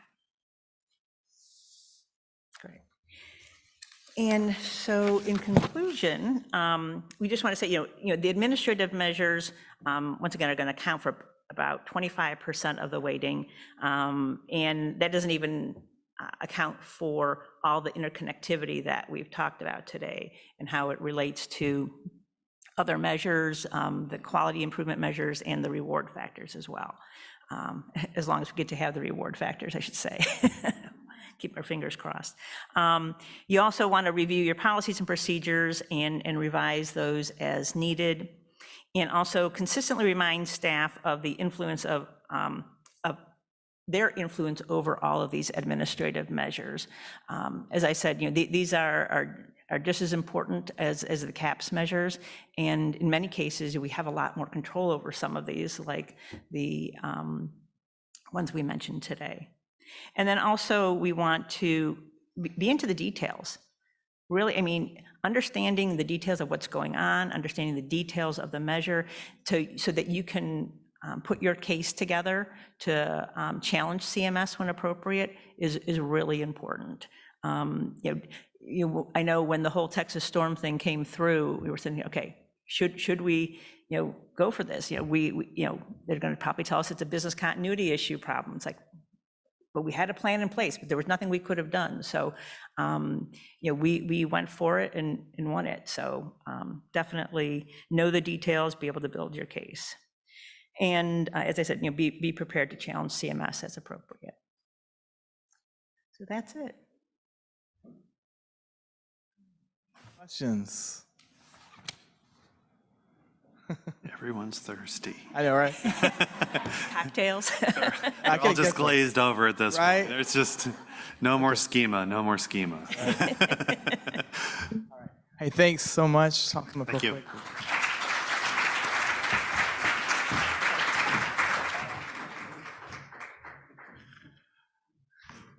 Okay, great first day. I think Audrey's not in here, so I'll just say, thanks so much for being so engaged. Great questions. Great. I thought the topics were fantastic today. Seriously, I thought it was a really solid day. So looking forward to another half day tomorrow. I know we have several good things going on in the morning. So we have a cocktail reception next door right now at 5, and then breakfast at 7 in the morning, and we get started back in here at 8 o'clock. Okay. So I will turn you loose. Thanks.